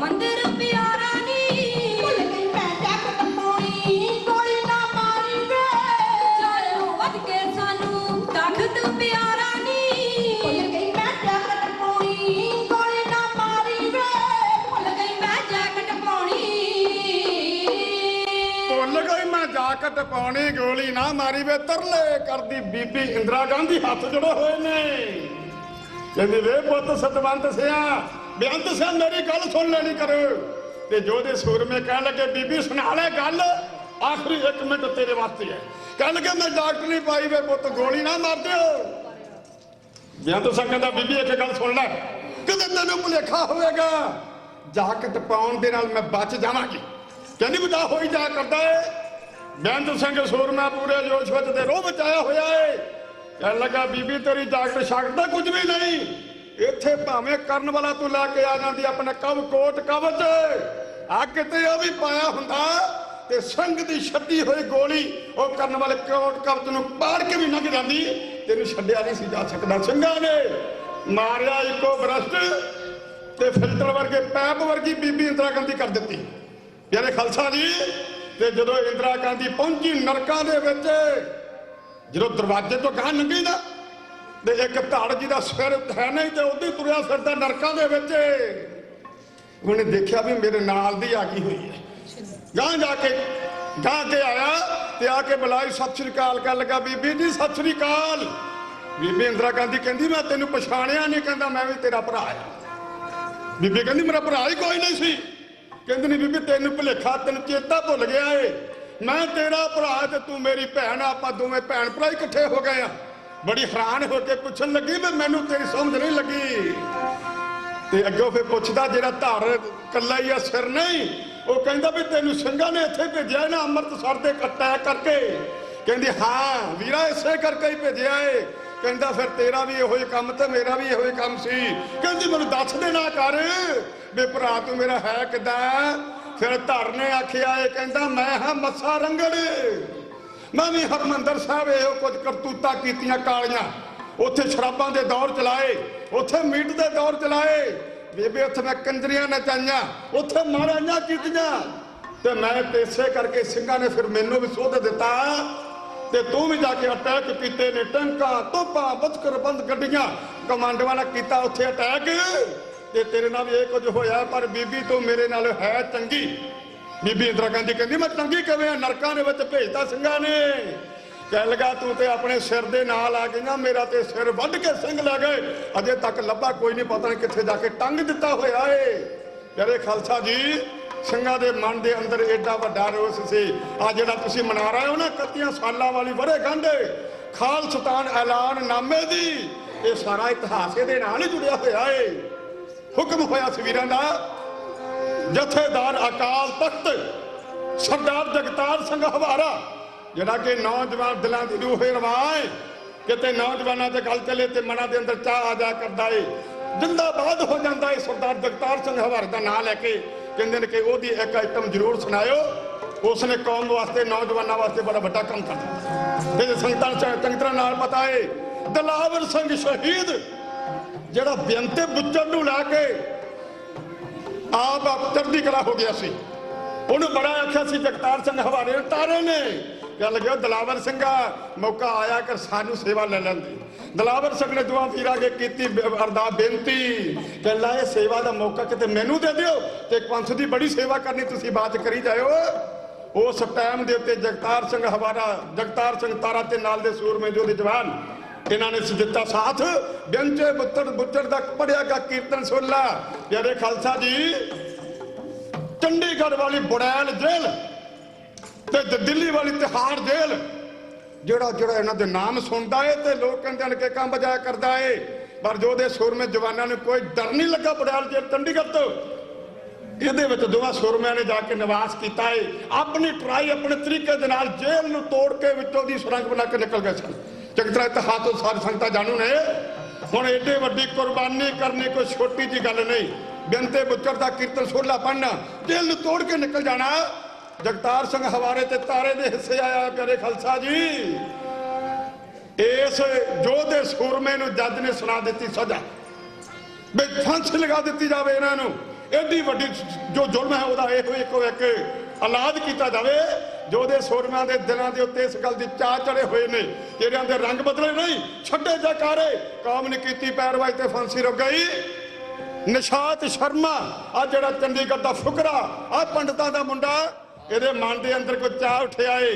ਕਹਿਣ ਲੱਗਾ ਇਹ ਜਥੇਬੰਦੀ ਖਾਲਸਤਾਨੀਆਂ ਦੀ ਤੇ ਮੈਂ RSS ਦਾ ਵਰਕਰ ਹਾਂ, ਪਤਾ ਲੱਗ ਜਾਵੇਗਾ ਖਾਲਸਤਾਨੀਆਂ ਦੇ ਵਿੱਚ ਕਿੰਨਾ ਵੱਡਾ ਜ਼ੋਰ ਹੈ, ਕਿੰਨੀ ਹਿੰਮਤ ਹੈ, ਤੇ ਪਤਾ ਲੱਗ ਜਾਵੇਗਾ RSS ਵਾਲੇ ਕੀ ਕੁਝ ਕਰ ਸਕਦੇ ਨੇ। ਫੁਕਰਾ ਆਪਣੇ ਆਈ ਤੇ ਆਇਆ ਹੋਇਆ ਏ। ਇਹਨੇ ਆਖਿਆ ਜਦੋਂ ਪੇਸ਼ੀ ਭੁਗਤ ਕੇ ਬਾਹਰ ਨਿਕਲੇਗਾ ਜਗਤਾਰ ਸਿੰਘ ਹਵਾਰਾ, ਮੈਂ ਅੱਗੇ ਵੱਧ ਕੇ ਇੱਕ ਤਾਂ ਦੀ ਪੱਗ ਲਾ ਦਿਆਂਗਾ, ਨਾਲੇ 2-3 ਚਪੇੜਾ ਮਾਰ ਕੇ ਲੋਕਾਂ ਨੂੰ ਦੱਸ ਦਿਆਂਗਾ RSS ਦੇ ਵਰਕਰਾਂ ਦੇ ਵਿੱਚ ਬੜੀ ਤਕੜੀ ਇੱਕ ਪਾਵਰਫੁਲ ਸ਼ਕਤੀ ਹੈ ਜਿਹੜੀ ਕਿਸੇ ਨੂੰ ਕੁਝ ਵੀ ਕਰ ਸਕਦੀ ਹੈ। ਪਿਆਰੇ ਖਾਲਸਾ ਜੀ, ਜਿਸ ਕਾ ਸਾਹਿਬ ਡਾਡਾ ਹੋਏ ਤੇ ਉਸਨੂੰ ਮਾਰ ਨਾ ਸਕਾ ਕੋਈ। ਚੰਡੀਗੜ੍ਹ ਵਾਲੀ ਜੇਲ੍ਹ ਦੇ ਵਿੱਚੋਂ ਪੇਸ਼ੀ ਭੁਗਤ ਕੇ ਸਰਦਾਰ ਜਗਤਾਰ ਸਿੰਘ ਹਵਾਰਾ ਬਾਹਰ ਨਿਕਲਿਆ ਹੋਇਆ ਏ। ਕਿਤੇ ਹੱਥ ਖੁੱਲੇ ਨਹੀਂ, ਪੈਰ ਖੁੱਲੇ ਨਹੀਂ, ਖਿਆਲ ਰੱਖਿਓ। ਹੱਥਾਂ ਨੂੰ ਹੱਥ ਕੜੀਆਂ ਲੱਗੀਆਂ ਹੋਈਆਂ ਨੇ, ਆ ਪੈਰਾਂ ਨੂੰ ਬੇੜੀਆਂ ਪਾਈਆਂ ਹੋਈਆਂ ਨੇ। ਕਹਿਣ ਲੱਗੇ ਇਹਦਾ ਤਾਂ ਵੀ ਪਤਾ ਕੋਈ ਨਹੀਂ, ਇਹ ਪਾਵਰ ਏਡੀ ਹੈ, ਬਾਣੀ ਪੜਦਾ ਚੰਡੀ ਦੀਵਾਰ, ਤੇ ਫਿਰ ਪਾਵਰ ਏਡੀ ਵਿੱਚ ਆ ਜਾਂਦੀ ਆ ਕਿ ਉਸ ਟਾਈਮ ਦੇ ਉੱਤੇ ਫੜਿਆ ਨਹੀਂ ਰਹਿੰਦਾ ਤਾਂ ਸਾਡੇ ਕੋਲ।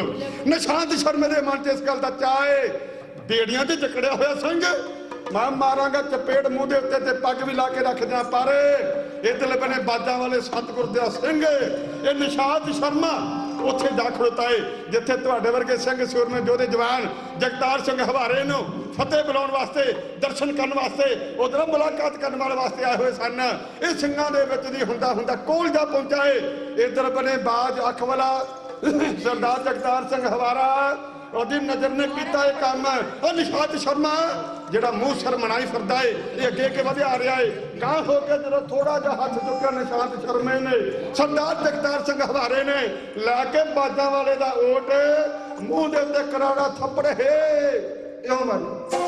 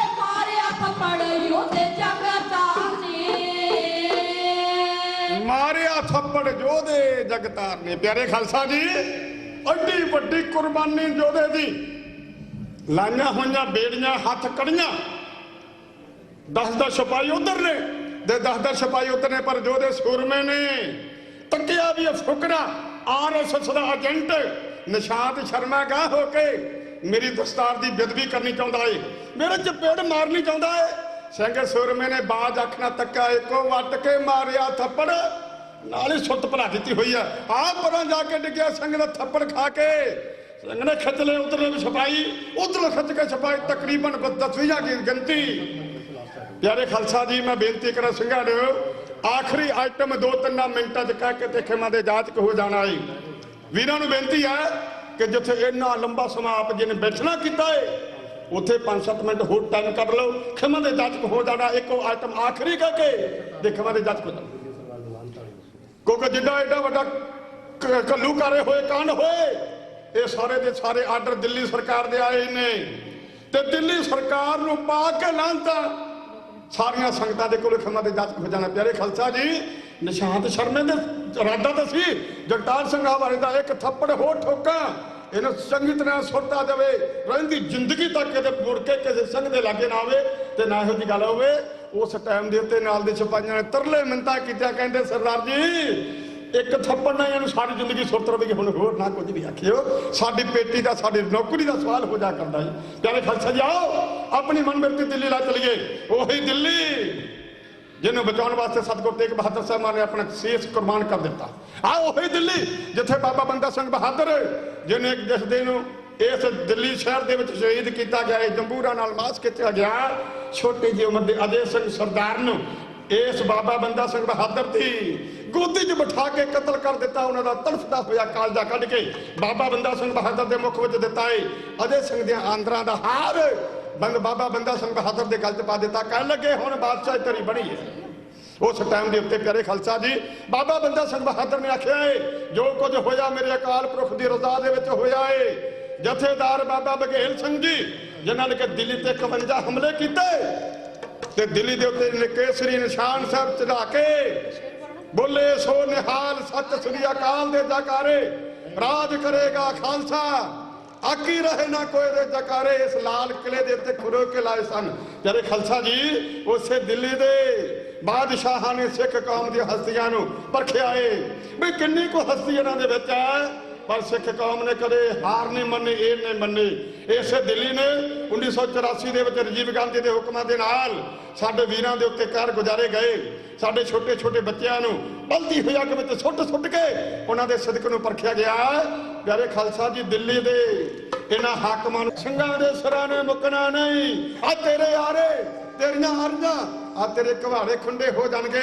ਤਲਵੰਡੀ ਫੱਤੂ ਵਾਲੀਆਂ ਬੀਬੀਆਂ ਦਾ ਢਾਡੀ ਜਥਾ ਦਿੱਲੀ ਸਰਕਾਰ ਨੂੰ ਲਾਂਤਾ ਇਹੋ ਬਾਤ ਦਿੱਲੀ ਦੀ ਭੈੜੀਏ ਹਕੂਮਤੇ ਕਦੋਂ ਤੱਕ ਕਰੇਗੀ ਗਦਾਰੀਆਂ।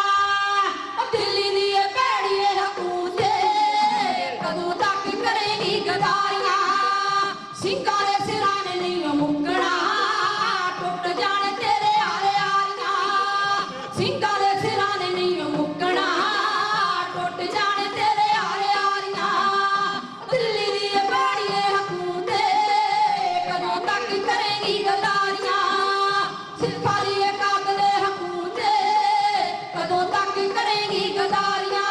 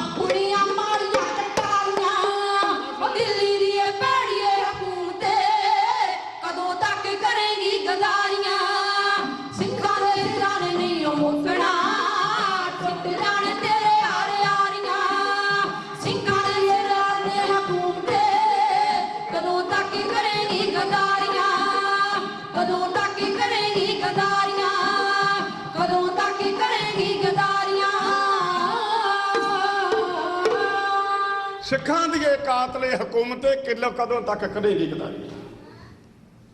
ਦਿੱਤਾ ਹੋਇਆ ਸਮਾਂ ਤੇ ਸਮਾਪਤ ਹੈ, ਇਹਨੀ ਸੇਵਾ ਨੂੰ ਪ੍ਰਵਾਨ ਕਰਨਾ। ਪਿਆਰੇ ਖਾਲਸਾ ਜੀ, ਜਿੱਥੇ ਸਮਾਂ ਸਮਾਪਤ ਹੈ ਉੱਥੇ ਇਸ ਜਥੇ ਦਾ 2 ਵੀਕਾਂ ਵਾਲਾ ਵੀ ਸਮਾਂ ਸਮਾਪਤ ਹੈ। ਅੱਜ ਇਸ ਤਲਵੰਡੀ ਫੱਤੂ ਵਾਲੀਆਂ ਬੀਬੀਆਂ ਦੇ ਢਾਡੀ ਜਥੇ ਦਾ ਇਸ ਵੀਕ ਦਾ ਆਖਰੀ ਦੀਵਾਨ ਸੀ, ਜਿਸ ਵਿੱਚ ਆਪ ਸਾਰੀਆਂ ਸੰਗਤਾਂ ਨੇ ਦਰਸ਼ਨ ਕੀਤੇ, ਹਾਜ਼ਰੀਆਂ ਭਰੀਆਂ ਨੇ। ਬਹੁਤ ਬਹੁਤ ਧੰਨਵਾਦ ਹੈ ਸ੍ਰੀ ਗੁਰੂ ਗ੍ਰੰਥ ਸਾਹਿਬ ਜੀ ਮਹਾਰਾਜ ਦਾ, ਤੇ ਧੰਨਵਾਦ ਹੈ ਗੁਰਦੁਆਰਾ ਸਾਹਿਬ ਦੀ ਪ੍ਰਬੰਧਕ ਕਮੇਟੀ ਦਾ, ਧੰਨਵਾਦ ਹੈ ਗੁਰਦੁਆਰਾ ਸਾਹਿਬ ਦੇ ਹੈੱਡ ਗ੍ਰੰਥੀ ਭਾਈ ਮਨਜੀਤ ਸਿੰਘ ਜੀ, ਤੇ ਧੰਨਵਾਦ ਗੁਰੂ ਕੇ ਰਾਗੀ ਸਿੰਘਾਂ ਦਾ, ਗੁਰੂ ਕੇ ਲਾਂਗੜੀ ਸਿੰਘਾਂ ਸਮੂਹ ਸਟਾਫ ਦਾ ਹੀ ਧੰਨਵਾਦ ਹੈ। ਤੇ ਬਹੁਤ ਬਹੁਤ ਧੰਨਵਾਦ ਗੁਰੂ ਕੇ ਸਰਬੱਤ ਸੰਗਤਾਂ ਦਾ, ਜਿਨ੍ਹਾਂ ਦੇ ਕੋਲੋਂ ਭਰਪੂਰ ਪਿਆਰ ਸਾਨੂੰ ਇਸ ਢਾਡੀ ਜਥੇ ਨੂੰ ਪ੍ਰਾਪਤ ਹੋਇਆ ਏ। ਤੇ ਸੇਵਾ ਕਰਦਿਆਂ ਤੋਂ ਗਲਤੀਆਂ ਭੁੱਲਾਂ ਕਈ ਹੋ ਜਾ ਕਰਦੀਆਂ ਨੇ, ਸੰਗਤਾਂ ਬਖਸ਼ਣ ਦੇ ਯੋਗ ਹੈ।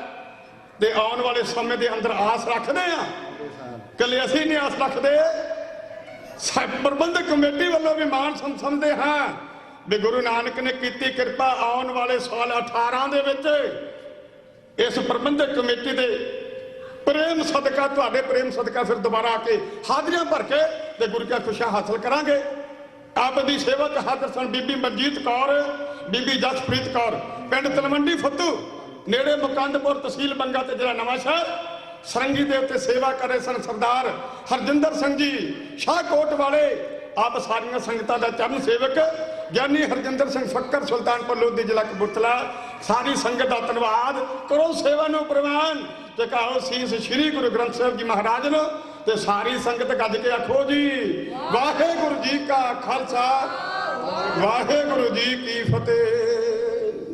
ਵਾਹਿਗੁਰੂ ਜੀ ਕਾ ਖਾਲਸਾ, ਵਾਹਿਗੁਰੂ ਜੀ ਕੀ ਫਤਿਹ।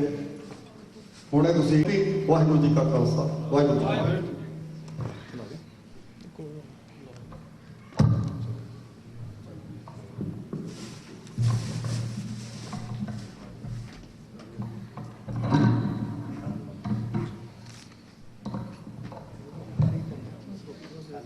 ਗੁਰੂ ਮਹਾਰਾਜ ਦੀ ਹਜ਼ੂਰੀ ਵਿੱਚ ਬੈਠੀ ਸਾਧ ਸੰਗਤ ਜੀ, ਆਓ ਸਭ ਤੋਂ ਪਹਿਲਾਂ ਗੱਜ ਵੱਲ ਫਤਿਹ ਬੁਲਾਈਏ। ਵਾਹਿਗੁਰੂ ਜੀ ਕਾ ਖਾਲਸਾ, ਵਾਹਿਗੁਰੂ ਜੀ ਕੀ ਫਤਿਹ। ਅੱਜ ਸਭ ਤੋਂ ਪਹਿਲਾਂ ਤਾਂ ਮੈਂ ਗੁਰੂ ਮਹਾਰਾਜ ਦਾ ਬੜਾ ਧੰਨਵਾਦੀ ਹਾਂ, ਪਲੱਸ ਕਮੇਟੀ ਦਾ, ਜਿਹੜਾ ਕਿ ਉਹਨਾਂ ਨੇ ਪ੍ਰੋਗਰਾਮ ਆਰਗੇਨਾਈਜ਼ ਕੀਤਾ। ਇਹੋ ਜਿਹੇ ਪ੍ਰੋਗਰਾਮ ਇੱਕ ਬੜੀ ਹੀ ਵੱਡੀ ਅਵੇਅਰਨੈਸ ਲੈ ਕੇ ਆਉਂਦੇ ਹਨ ਪੂਰੇ ਸਿੱਖ ਨੇਸ਼ਨ ਦੇ ਵਿੱਚ, ਜੋ ਕਿ ਗੱਲਾਂ ਅਸੀਂ ਕਿਤੇ ਨਾ ਕਿਤੇ ਭੁੱਲਦੇ ਜਾ ਰਹੇ ਹਾਂ। ਇੱਕ ਐਗਜ਼ਾਮਪਲ ਹੈ ਵੀ 4 ਜੁਲਾਈ ਸਾਡੇ ਇੱਥੇ ਸਾਰਿਆਂ ਨੂੰ, ਬੱਚਿਆਂ ਨੂੰ ਵੀ ਪਤਾ 4 ਜੁਲਾਈ ਨੂੰ ਛੁੱਟੀ ਹੁੰਦੀ ਹੈ। ਉਸ ਦਿਨ America the declaration of independence ਹੋਈ ਸੀ, ਤੇ ਉਹ ਸਾਰੇ ਬੜੇ ਧੂਮਧਾਮ ਨਾਲ ਅਸੀਂ ਵੀ ਮਨਾਉਂਦੇ ਹਾਂ, ਸਾਰੇ ਮਨਾਉਂਦੇ ਹਾਂ। ਚਲੋ ਠੀਕ ਹੈ, ਮਨਾਉਣੀ ਵੀ ਚਾਹੀਦੀ, ਅਸੀਂ ਅਮਰੀਕਾ 'ਚ ਰਹਿੰਦੇ ਹਾਂ। ਪਰ ਸਾਡਾ ਜਿਹੜਾ ਮੁਲਕ ਹੈ, ਉਹਦੀ ਜਿਹੜੀ ਡੈਕਲੇਰੇਸ਼ਨ ਹੋਈ ਹੈ, ਉਹਦੇ ਬਾਰੇ ਤੇ ਆਈ ਥਿੰਕ ਬੜੇ ਘੱਟ ਲੋਕਾਂ ਨੂੰ ਪਤਾ ਵੀ April 29 ਸਾਡੀ ਡੈਕਲੇਰੇਸ਼ਨ ਹੋ ਚੁੱਕੀ ਹੈ। ਹੁਣ ਰਹੀ ਗੱਲ ਫਿਜ਼ੀਕਲੀ ਕਦੋਂ ਬਣਨਾ ਖਾਲਿਸਤਾਨ, ਕਦੋਂ ਨਹੀਂ ਬਣਨਾ, ਉਹ ਗੁਰੂ ਮਹਾਰਾਜ ਦੀ ਮਰਜ਼ੀ ਹੈ। ਸਾਨੂੰ ਉਹਨਾਂ ਦੇ ਹੁਕਮ ਦੇ ਵਿੱਚ ਰਹਿਣਾ ਚਾਹੀਦਾ, ਪਰ ਅਸੀਂ ਵਿਸਰੀਏ ਨਾ ਇਹ ਚੀਜ਼ਾਂ ਨੂੰ। ਜੇ ਅਸੀਂ ਵਿਸਰ ਗਏ, ਅਸੀਂ ਆਪ ਹੀ ਉਸ ਚੀਜ਼ ਨੂੰ ਮਾਰ ਰਹੇ ਹਾਂ। ਸੋ ਗੁਰਦੁਆਰਿਆਂ ਦਾ ਇਹ ਫਰਜ਼ ਬਣਦਾ ਹੈ, ਤੇ ਮੈਂ ਸਮਝਦਾ ਫਲਸ਼ਿੰਗ ਦੀ ਇਹ ਸਟੇਜ ਆਪਣੇ ਫਰਜ਼ ਬੜੇ ਬਖੂਬੀ ਨਿਭਾ ਰਹੀਆਂ। ਸੋ ਇੱਕ ਤੇ ਇਹ ਬੇਨਤੀ ਹੈ ਵੀ ਥੱਲੇ ਵੀ ਬਰੋਸ਼ਰ ਹੈਗੇ ਆ, ਐਲਾਨਨਾਮੇ ਦੀਆਂ ਕਾਪੀਆਂ ਵੀ ਪਈਆਂ, ਸੋ ਪਲੀਜ਼ ਉਹ ਲੈ ਕੇ ਜਾਓ, ਆਪਣੇ ਬੱਚਿਆਂ ਨੂੰ ਵੀ ਪੜ੍ਹਾਓ ਤੇ ਦੇਖੋ ਬਈ 1986 ਦੇ ਵਿੱਚ ਵੀ ਸਿੱਖ ਕਿੰਨੇ ਸੂਝਵਾਨ ਸਨ। ਉਹਨਾਂ ਦੀ ਪੋਲੀਟੀਕਲ ਰਿਪਰੈਜ਼ੈਂਟੇਸ਼ਨ ਵੀ ਉਹਨਾਂ ਨੇ ਉਸ ਟਾਈਮ ਮੈਂਸ਼ਨ ਕੀਤੀ ਹੈ। ਮਤਲਬ ਬੜੇ ਪੀਸਫੁਲ ਤਰੀਕੇ ਨਾਲ ਆਪਣੇ ਦੇਸ਼ ਦੀ ਮੰਗ ਵੀ ਤੇ ਡਿਕਲੇਅਰ ਕਿਵੇਂ ਕੀਤਾ ਉਸ ਚੀਜ਼ ਨੂੰ, ਇਹਦੇ ਬਾਰੇ ਅਸੀਂ ਥੋੜਾ ਸਮਝੀਏ। ਪਲੱਸ ਉਹ ਸਾਰਾ ਐਲਾਨਨਾਮਾ ਕਹਿ ਲਓ ਵੀ ਗੁਰੂ ਸਾਹਿਬ ਦੀ ਕਸਵੱਟੀ ਦੇ ਉੱਤੇ ਪੂਰਾ ਉਤਰਦਾ ਹੈ। ਤੇ ਸਿੱਖਾਂ ਨੂੰ ਤੇ ਸਿਧਾਂਤ ਹੀ ਇਹ ਹੈਗਾ, ਮੀਰੀ ਪੀਰੀ ਦਾ ਸਿਧਾਂਤ, ਗੁਰੂ ਗ੍ਰੰਥ ਤੇ ਗੁਰੂ ਪੰਥ ਦਾ ਸਿਧਾਂਤ ਹੈ। ਗੁਰੂ ਗ੍ਰੰਥ ਦੀਆਂ ਗੱਲਾਂ ਅਸੀਂ ਇਨਫੋਰਸਡ ਕਰ ਲੈਂਦੇ ਹਾਂ, ਪਰ ਗੁਰੂ ਪੰਥ ਦੀਆਂ ਗੱਲਾਂ ਨੂੰ ਵੀ ਇਨਫੋਰਸ ਕਰਨਾ ਸਾਡਾ ਹੀ ਫਰਜ਼ ਹੈ। ਸੋ ਜਿੱਥੇ ਅਸੀਂ ਗੁਰੂ ਗ੍ਰੰਥ ਸਾਹਿਬ ਜੀ ਦੇ ਲੜ ਸਾਰੇ ਲੱਗੇ ਹੋਏ ਹਾਂ, ਉੱਥੇ ਗੁਰੂ ਪੰਥ ਦੇ ਵੀ ਜਿਹੜੇ ਫੈਸਲੇ ਨੇ ਉਹ ਵੀ ਸਾਡੇ ਤੇ ਉਨੀ ਹੀ ਮਾਇਨੇ ਰੱਖਦੇ ਨੇ। ਉਸੇ ਤਰ੍ਹਾਂ ਅਸੀਂ ਉਹਨਾਂ ਨੂੰ ਇਨਫੋਰਸ ਕਰਾਈਏ ਤੇ ਅਸੀਂ ਇਹਨਾਂ ਨੂੰ ਵਿਸਰੀਏ ਨਾ। ਬਾਕੀ ਮੈਂ ਧੰਨਵਾਦ ਵੀ ਕਰਦਾ ਤੇ ਸ਼ੁਕਰਾਨੇ ਵਜੋਂ ਅੱਜ ਮੈਂ ਬੇਨਤੀ ਵੀ ਕਰਦਾ ਵੀ ਜਿਹੜਾ FBI ਨੇ ਅਵਾਰਡ ਦਿੱਤਾ, ਉਹਦਾ ਨਾਮ ਹੈਗਾ director of leadership services the award, ਕਿਉਂਕਿ ਪਿਛਲੇ 10 ਸਾਲਾਂ ਤੋਂ ਦਾਸ ਕਨੈਟੀਕਟ ਦੇ ਵਿੱਚ ਸੇਵਾ ਨਿਭਾ ਰਿਹਾ ਸਿੱਖ ਅਵੇਅਰਨੈਸ ਦੀ ਪ੍ਰੈਜੈਂਟੇਸ਼ਨਸ ਦੇ ਰਾਹੀਂ, ਜੋ ਕਿ ਇੱਕ ਪ੍ਰੋਗਰਾਮ ਪ੍ਰੈਜ਼ੀਡੈਂਟ ਓਬਾਮਾ ਨੇ ਸ਼ੁਰੂ ਕੀਤਾ ਸੀ, AMS ਪ੍ਰੋਗਰਾਮ, ਉਹਦਾ ਹੈਗਾ ਅਰਬ ਮੁਸਲਿਮ ਸਿੱਖਸ ਦੀ ਪ੍ਰੈਜੈਂਟੇਸ਼ਨ ਦੇਣੀ।